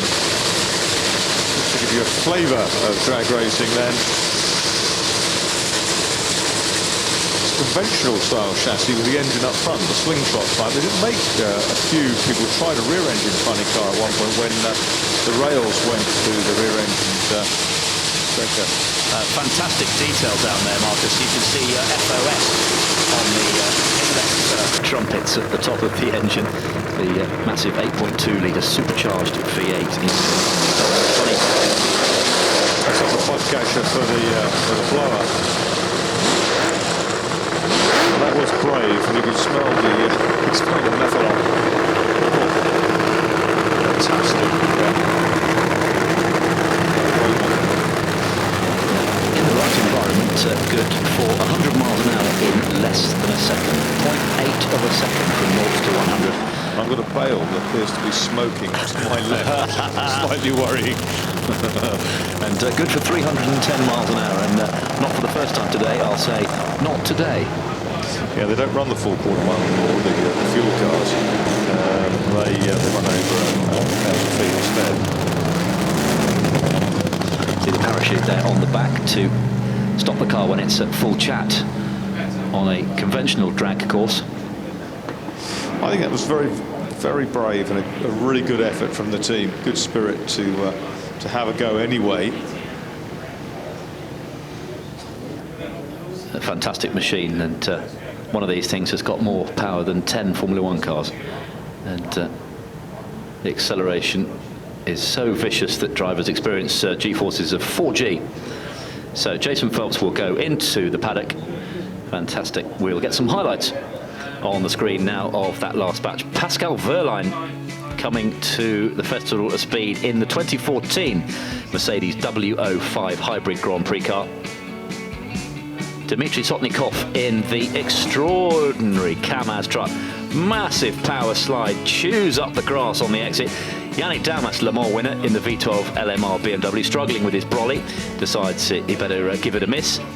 Katsuaki Kubota in the Lotus Renault 97T. Troy Corser on the BMW 1000 RR Superbike.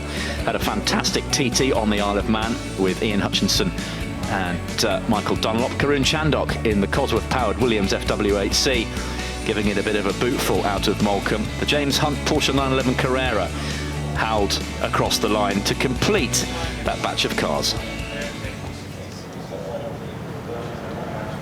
Okay, let's go up to Bruce Jones. He caught up with multiple touring car champion and Italian BMW legend Roberto Ravaglia.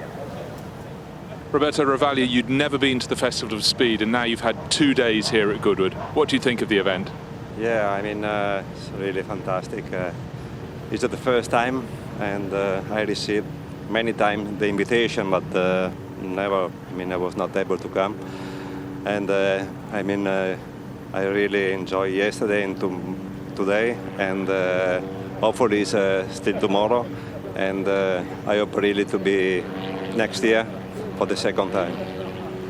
Now you've timed your arrival very well, celebrating 100 years of BMW, a mark with which you had just so much success in touring cars. Yeah, I mean, I drove for BMW many years. Together we won many titles, and of course I would like to drive hybrid car here, because I drove, I mean, the M3, I drove the 635, I drove the McLaren GT, and hopefully I'm driving today the DTM M3, winning with Bruno Spengler, so it's an honor for me to drive this car.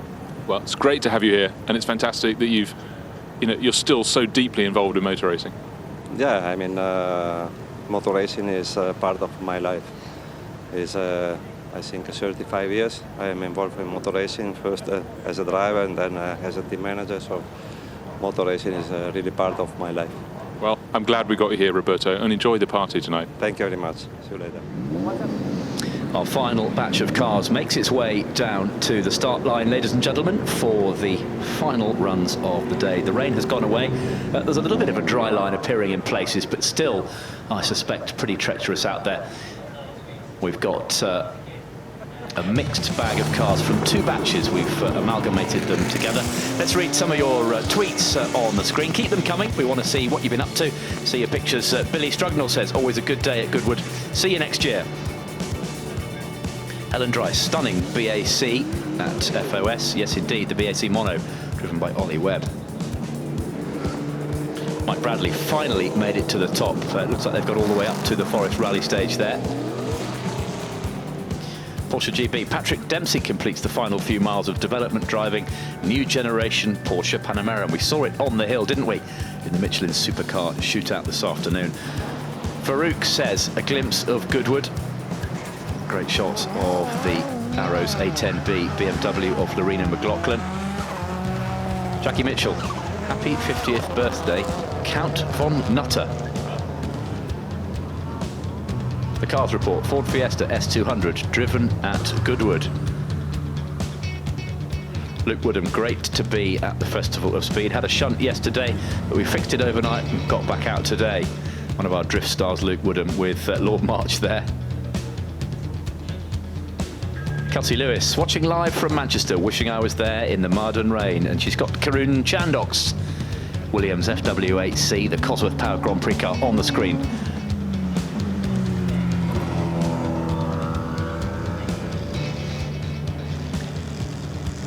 More action to come on the hill in the final hour or so of Festival Saturday. Ben is out in the holding paddock to paint a picture for us ahead of this final batch of cars.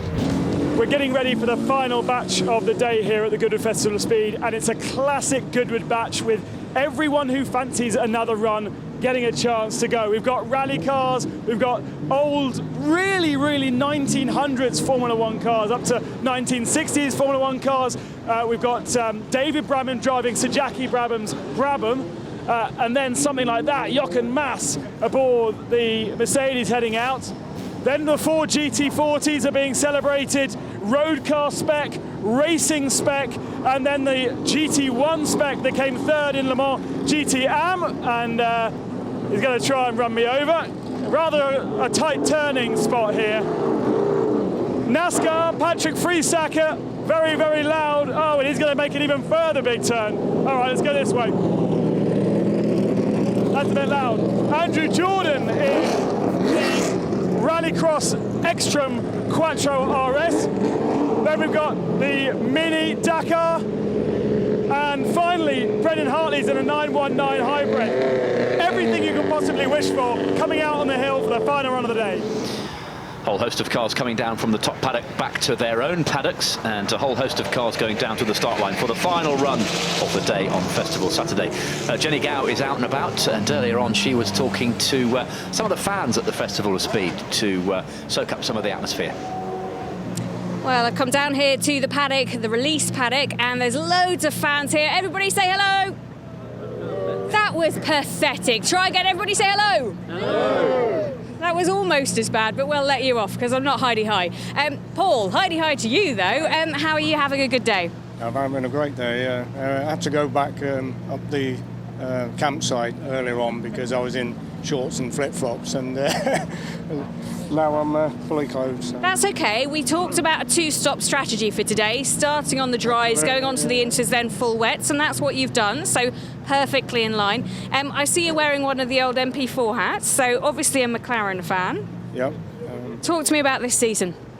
This season, well, it doesn't seem to have paid out very well, but I mean, back in the heydays, you know, when money seemed to be no object for McLaren.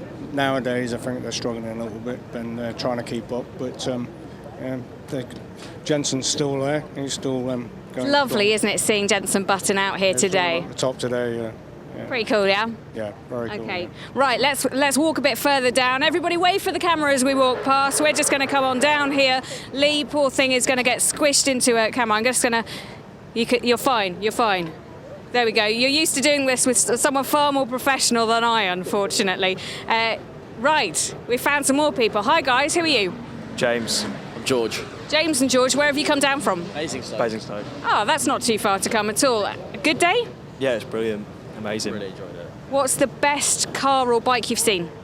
Ooh, probably Senna's F1 car. Yeah, it's pretty awesome, isn't it? Yourself? Yeah, probably the same. Yeah, it's pretty an honour to be in front of it, really. When it comes to something like this, are you strictly car men, or do you like the bikes as well? I'm a fan of bikes, so you know you gotta give them a chance, you know. And who have you seen that's been uber cool? Probably Jensen Button. We saw him. Probably. That's about it, probably. Isn't it amazing that you can come to an event like this and actually see the likes of Jensen Button? We've got Rosberg tomorrow, we've got Giacomo Agostini, and they're just kind of walking around. If you're lucky enough, you might catch them in the middle of everything just looking at cars. Yeah, it's pretty amazing. It's just something completely different, really. You know? Right, I'm going to leave you to all have fun. Guys, thank you so much. Have a good rest of your afternoon. Yeah, watch where you stand down there, Jenny, won't you? The support crews are back down towards their paddock and will be underway in a little while.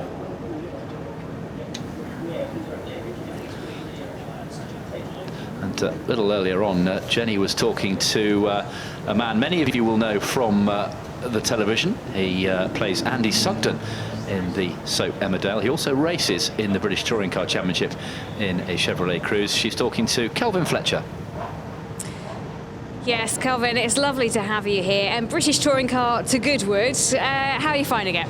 It's been great. Yeah, the weather has certainly hampered things a little bit, but I should have brought my wellies. That's one thing I normally do bring. No, it's been fantastic. My first year as a driver here at Goodwood. I've been here many times as a spectator, somewhat a little bit hazy-eyed with the champagne tents and whatnot, but it's been fantastic. And I've done 2 runs up the hill, so I was a little bit tentative. We're testing on Wednesday, so the car certainly had to come back in one piece. So I just took it easy, and it was great to see that many people out cheering and that. So yeah, what a great occasion. I mean, it does bring it home to you, doesn't it? When you've been here as a fan, but then you come back to be able to drive it. It must be a little bit like a dream come true. Yeah, it is. You know, sometimes it's better as a spectator because you seem to have the whole day to go and be a bit of an anorak, which I am. So we're going around taking pictures of the cars and really getting a full taste of everything here that the show's got to offer. Whereas as a driver, there's separate responsibilities. So I'm kind of being dragged from pillar to post with little Q&As and then you've got to drive up the hill. So yeah, it's different, but it's just great to be here. I mean, mingling in the driver's lounge has its own kind of benefits as well. Are there any of your idols that you've actually managed to sit down and have a chat with? Yeah, I had to ring my wife this morning and kind of like, guess who I've just been next? It was like one of those moments. But yeah, I think I was getting changed next to like Jensen Button, and it's just crazy. For me, who's always been a huge car enthusiast. My racing career only started 3 years ago anyway, so to kind of be amongst these as with them as a driver, I guess. Yeah, it's a pinch yourself moment, but there's some huge names there, some huge talents, and all very humble and very approachable people. So it makes it all that little bit sweeter. Lovely. Thank you so much for joining us, Henry. Back to you. Thanks, Jenny. Well done. Talking to Kelvin Fletcher, who is a self-confessed petrol head.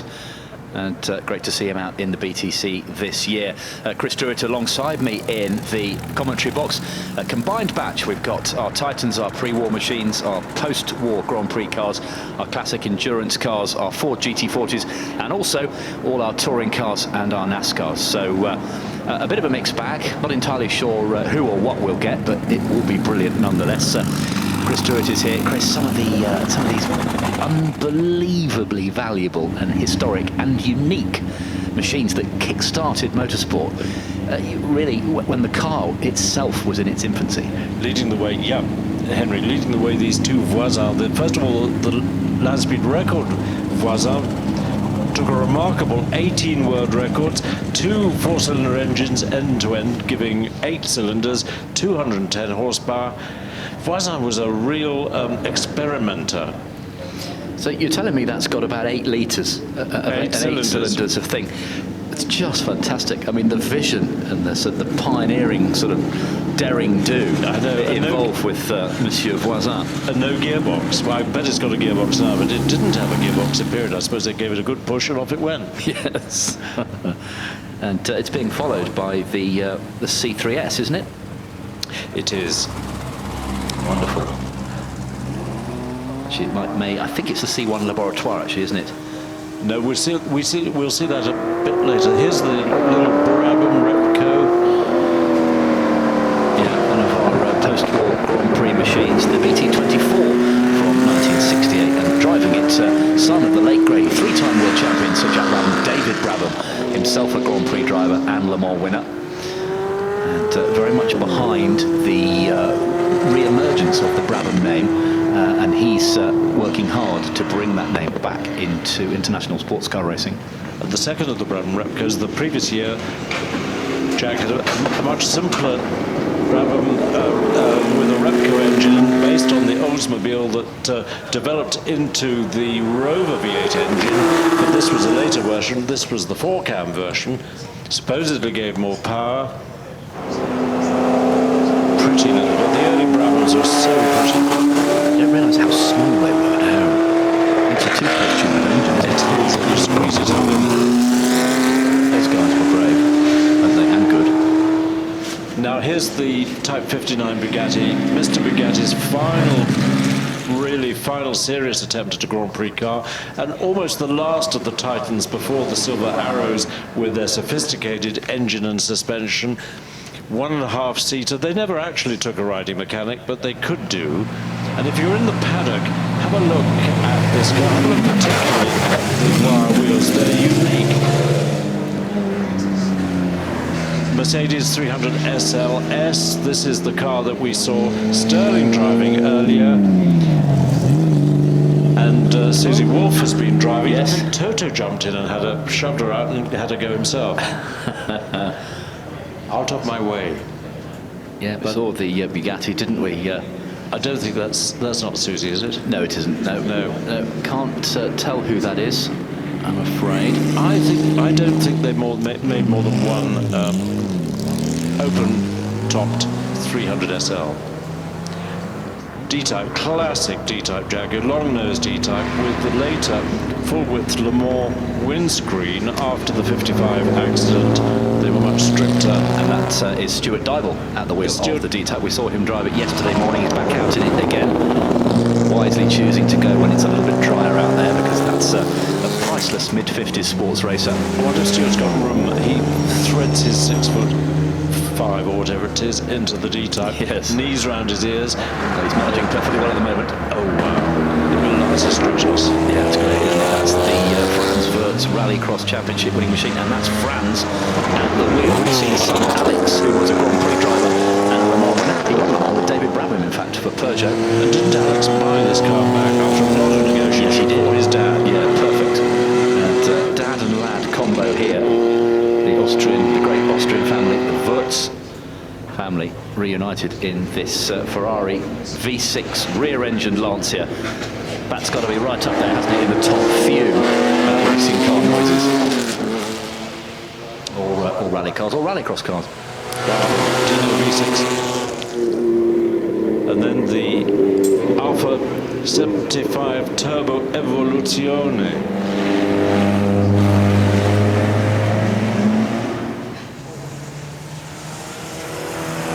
Part of our touring car set. We've mixed the batches up, ladies and gents, so if you've got a program, you've got the entry supplement, you'll have to flick around to keep up with what we've got. Now look at this. This is the unique and recently recreated Mercedes 540k Streamliner. Another legendary car that no one had ever seen. They had the drawings, they recreated it perfectly. Have we seen this car at Foz before? No. No, it's wonderful. First time out of captivity in Stuttgart. Early attempt at streamlining for driving down the Autobahn, 1930, late 30s at high speed. Heaven knows what that's worth. It has no value because it'll never be sold. No, priceless. Yeah. Road-going version of the GT40. This is a rare car. I think they only made 6 road-going versions with wire wheels, the twin headlights at the front, extended tail to allow Madam to have a little bit of boot space at the back, and then the Mark II. Yeah, it's Gary Bartlett's car, wasn't it? The first one, the Mark III, the third of only 7 built Originally sold to Sir Max Aitken of Beaverbrook Newspapers. The 5-litre V8. 50 years since the GT40 win at Le Mans. And Ferrari made, I think they made 7 308 GTBs for Group B rallying. Tony Warswick, we know, has had one in this country for 35 years. Yeah, Bjorn Faldergaard finished second in the Tour de Corse in 1982 in one of these. This is Chris Wilson's car, the 3-litre V8. An unusual but popular sight on the World Rally stages. David and Andrea Robertson in the 2005 spec Ford GT. That has since been superseded by the all-new GT. Doing so well at the Mans this year. Yeah, that famous GTE Pro Class win in the GT. Just last weekend, really spectacular. So very, very twitchy out there. He's in the Red Bull Toyota Camry. It's a V8 NASCAR. He's going to stop in front of the house and unleash the beast. We had red smoke from the car this morning. What are we going to get today? I think just conventional, slightly blue-grey. Yeah, blue-grey tyre smoke. It's gone. I think Andy Jordan's going to have to watch out to get some flags out there, because Andy's going quickly and that NASCAR is messing about on the course. Pink smoke. Fantastic, loads of cameras out there. Yes, he's showering the crowd and pursuing Andy Jordan with red smoke. We've just seen Mark Higgins get on in the Subaru WRX STI, the stonking ProDrive built machine that smashed Mark's own production car record on the Isle of Man just recently. Andrew Jordan's absolutely stonking along in the Matthias Ekstrom Audi S1 World Rallycross car. And Hickey's not hanging about either. 128 mile an hour average around the Isle of Man GT course. 128 miles an hour average speed. 170 through the villages, looking out for the cops. For interesting banter at the speed awareness course.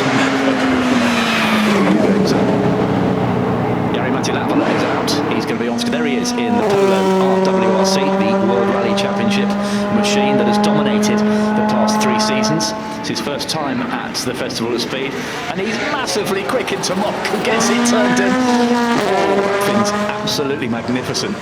Got all the trick diffs, the total traction, 4-wheel drive, the turbo. Awesome. He's flying in that car. He doesn't care that it's greasy. He's won the 1,000 Lakes Rally. This isn't going to bother him. And he's used to those changing conditions in Monte Carlo as well, where you're on dry tarmac, you come around the corner and it's covered in ice. Just deal with it. And I'd love to have seen a time on that. Harry Hunt has a massive knock-up at Malcolm. That woke us up a bit. Notice we all went quiet. Our producer Toby absolutely leapt out of his seat and almost fell out the window. Harry Hunt Dakar star in the swollen Mini, the Dakar spec car. 3-litre V6 diesel, 2.4 tons of car, massive long wheel travel. Surprisingly nimble. And Ellen Law is out as well in that Mercedes truck that was so successful in the European Truck Racing Championship.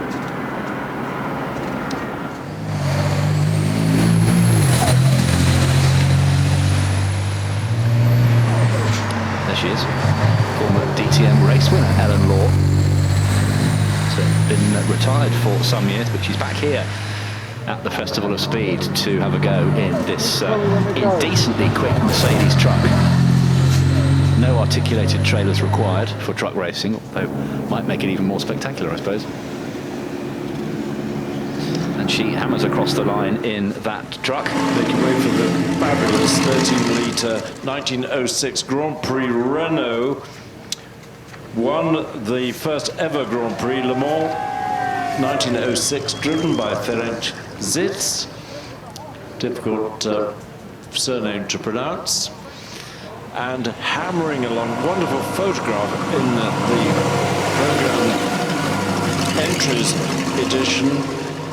These two classic Titans hammering down a French highway, gravel road. Yeah, wonderful stuff. On the screen, the Porsche 919 Hybrid, the number 2 car that won at Le Mans, in the hands of Romain Dumas, Mark Lieb and top sitter Neil Yarney. Driven for us today by Brendan Hartley, the Kiwi, reigning World Endurance Champion. Took that title last year with Mark Webber and Timo Bernhardt. They led Le Mans in the number 1 car, but it was this one that was on pole position. Courtesy of Swiss racer Neil Yarney. They took that absolutely extraordinary run in the final few minutes of the Le Mans 24 Hours after disaster hit the leading Toyota of Kazuki Nakajima, Anthony Davidson and Sebastian Buemi.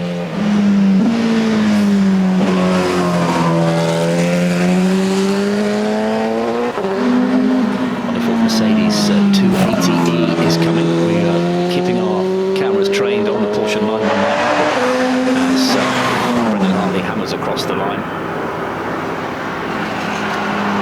We should get a glimpse then of the London-Sydney Mercedes. Motorsport first, actually. Yeah, newly recreated by Renault using the original engine, most of the original chassis. This was a streamlined body, well, it looked streamlined, 1934. Covered a record-breaking 5,000 miles at Montlhéry. I don't know how long that took to do 5,000 miles, hammering Mount Montlhéry.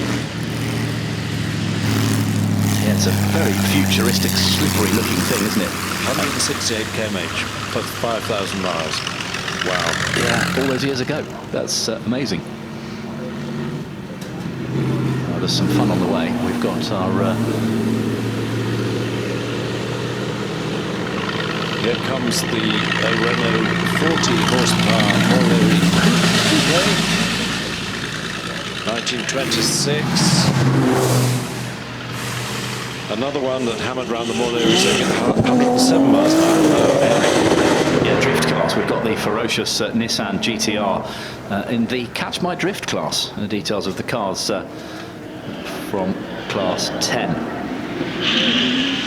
This is the R35 GTR. James Dean in this one. That's fantastic. They've absolutely lit up the rears. Sliding out the... He's still sideways, way out of Molecombe. Oh, that's absolutely classic.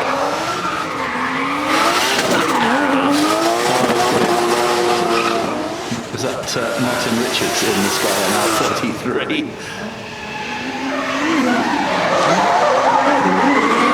It's all getting a bit hairy now because it's dry. It's almost dry. They said, didn't they? They prefer it to be dry because they're set up to work in the dry.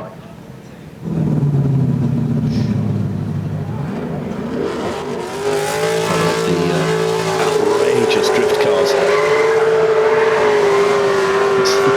There's tyres squealing. The Nissan 200 SA. We all go quiet. That's his Luke Woodham, isn't it? Tweeted earlier. Had a bit of a whoopsie at Molecombe yesterday. Got the car all repaired. Looks absolutely mint. And he's going to be stuck coming around the first 2 corners. The car's never, ever straight. Making an early turn in there, just using his right foot and the flying handbrake. And Big Donuts outside the house. Give him a round of applause, ladies and gentlemen. Those of you filming these drift boys, yeah, reasonably new addition to Festival Speed, and jolly good fun they are too. Get the cameras ready. Woodham is fishtailing his way up to Molecombe. Get your cameras ready for Mad Mike, who's up next. Yeah, we want you to film Mad Mike with it. If you haven't seen it before, if you didn't run last year, when you haven't been trackside for his run this morning, you won't believe what you're about to see. Here we go, on board with Mad Mike with it in the Mazda RX-8. Huge hydraulic handbrake just nips the back of the car and round it goes and holds it with that extra wide steering rack. And you see very, very calm use of steering movement to keep the car under control. Comes under the house and he's going to pendulum flick it over the brow into Molecombe on board. Puts the wipers on and a flick to the right, a flick to the left, and he sets it up perfectly. Tuck the nose into Molecombe, get back on the power. master rotary producing 1,000 horsepower. Took Lord March up earlier. On board with Mike Whitnett as he comes to the wall. He's going to be sideways in and sideways out. Thank you very much. Inch per. Oh, that's brilliant. Sticking on the grass, he's just round the penultimate right-hander. Very close to the bells. Foot still hard down in this 1,000 horsepower rotary. Next to RX-8.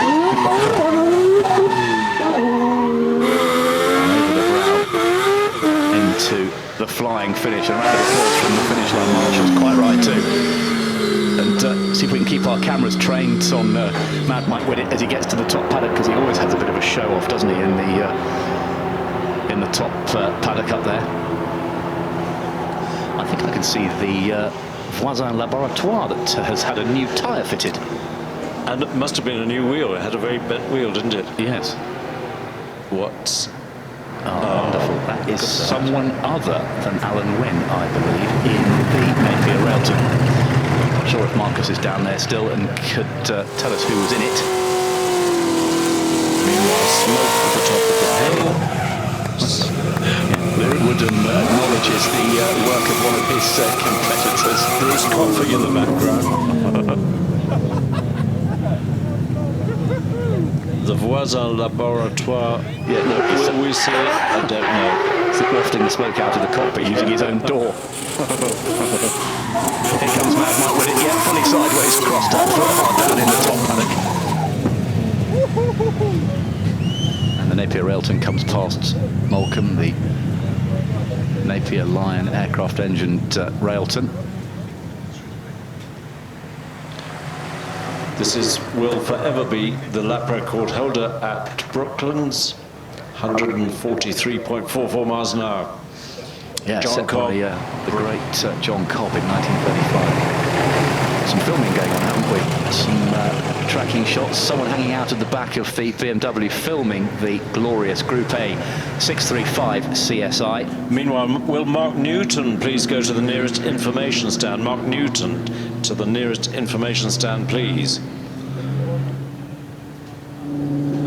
635 CSI, BMW's European Touring Car Championship weapon, winner of the Spa 24 Hours Leopold, Von Bayern, a period racer in that car, doing some tracking shots with a crew in front. It's going to make for some nice pics, isn't it? It is. Prince Leopold commenting on the effort needed to turn the unpowered steering of the 635. Wonderful car in that original BMW Tyler, original BMW parts livery.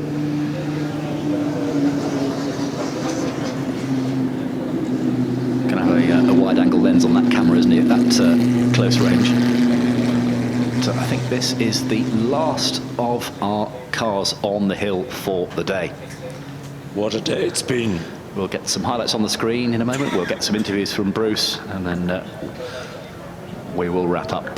Before we do that, let's hear from the Festival of Speed's important commercial partner. The final time today from Bruce Jones, who's been gathering interviews up there in the top paddock with the stars of our very final batch of the day. Over to you, Bruce. Andrew Jordan, we're used to BTCC champion Rallycross. What's going on? Does a second Andrew Jordan arrive and go and let loose in this?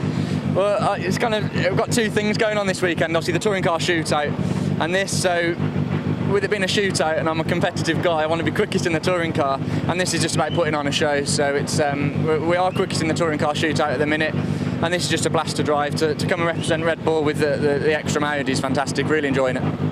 Yeah, so Matthias Ekstrom's crossed over to Rallycross, but I mean it's growing so fast, isn't it? It is, and you know, a lot of people kind of jump on the bandwagon, but I started racing in Rallycross. That's where I first started when I was 14 in a little 50 horsepower Mini. So to see the sport grow and evolve is fantastic. I'm involved with this team a little bit, and maybe doing a couple of races later in the year. But it's good just to get, you know, any driving in a car like this puts a smile on my face, and it's good just to get any seat time in this car.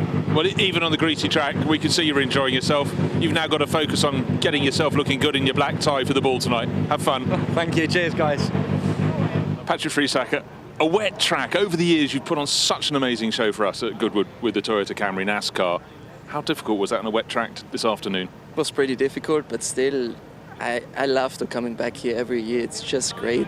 The people out there, it was really hard, heavy raining. They were still standing there, and just to put on a great show for them, it just makes me really proud. You always build towards sort of grand finale on the Sunday. Have you got something up your sleeve, something extra special for this year? Always, yeah. I will try to do my best tomorrow and put on a really good show, hopefully. Now, one of the things that's arrived in the last few years has been these drift cars. What do you think of them? Because you were the original drifter in this. Yeah, they are quite good, you know, because they have a lot of power too. But still, we have around 850 horsepower. Our car is a little bit heavier, but still we try to do our best tomorrow.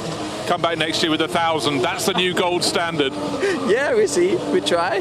All right. Thanks, Patrick. Luke Woodham. Your Nissan's looking a little bit muddy, but yesterday it's safe to say it was looking a little bit tatty. Tell us what happened. Yeah, simply the hill got the better of me. You have to treat this place with respect.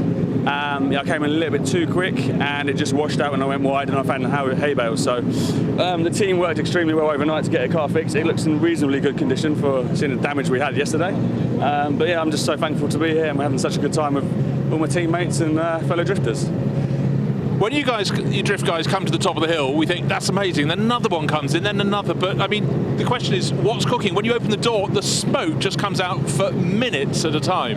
Yeah, so I think I've just killed that set of tyres off. That was one run on the set of tyres. Huge burnouts to please the crowd, and yeah, it's just fun. So smoke's coming from all areas of the car now. Obviously, yesterday with a bit of a knock, there's a few holes here and there. So.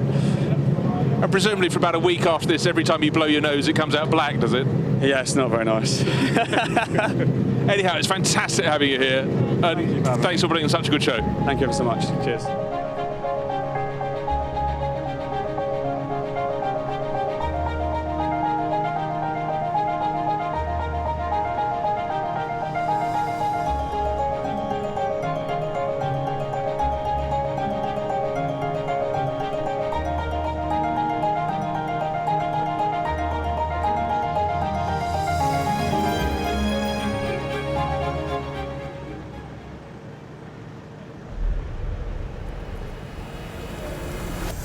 Everywhere you look, there's a fight.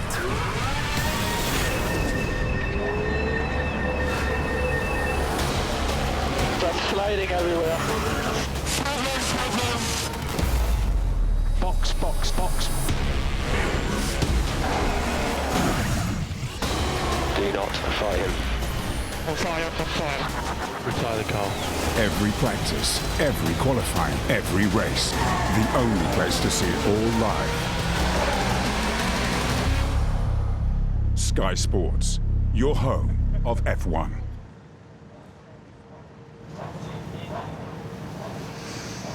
Well, that's it for the second day of the 2016 Goodwood Festival of Speed. It's been a wonderful day. We've seen some fantastic machines on the hill climb course. We've had wonderful action all around the site. I do hope you've had a memorable and wonderful day. We'll be throwing down to Jenny and Ben in a few moments, but from me, Henry Hope Frost in the main commentary box. Been a wonderful day. If you're making your way home now, do have a safe trip home. I hope you've enjoyed it. Keep sending us your photos and your tweets, and we will throw some of them up on the screen. If you're coming back tomorrow, we very much look forward to your company there. Thanks for your company online as well throughout the day, wherever you are in the world. It's goodbye from me, and for the final time, Jenny Gow with Ben and Toby. Thank you very much, Henry, for all your hard work throughout the day and all the commentary you and the team have provided us. Lads, that's the end of it. That's hard to believe, isn't it, that Saturday has gone. It's been a tremendous day, hasn't it? What a shame about the rain, but there were some real highlights, weren't there, Toby? Yeah, some great highlights indeed, Jenny. The action with the qualifying shootout, Ollie Clark as quick as always. It was quite close between the British touring car drivers as well, wasn't it? But for me, to see some of the cars in the paddock, I managed to just come out of the commentary box and see some of the heroes and see some old faces, some friends I used to work with. So it's been a little bit of a treat for me to come and see some old friends, including some people who really got me into motorsport in the early days. And here we are 30 years later. So yeah, it's been fun. Looking forward to tomorrow. Bit of a big shunt as well, wasn't there, today? That red flag came out. everyone okay? The flint wall, the haystack, and the driver, more importantly. Yeah, well, I think the bail on the car came off a little bit worse. He didn't quite get to the flint wall, but it was a fair old hit, so he won't be making that mistake again. Shame to see such a nice car in private hands as well, taking such a big hit, but it's going to happen now and again. When you're on the limit, there's going to be a moment. Yeah, it is just bodywork at the end of the day. They can miraculously put it back together. Ben, we've seen so much action, it is hard to pick out your favourite, but I'm going to make you. I really enjoy this moment, actually, on a Saturday evening. Well, just spending time with me and Toby, Yeah, exactly. chilling, kicking back, watching the rain. Watching all the racing drivers transform from race suits and T-shirts and hoodies, going up to their camper vans and coming out in full tuxes down to the house, because the house opens this evening for the traditional massive party, and they all have an amazing time. And it's about this time where a few tuxes start wandering around the Goodwood estate. Yes, where is yours? I'm not invited. Toby? I'm going back to see my wife and my little man. Yep, I don't have an invite either. Just, you know, just saying. Hashtag just saying. Just saying.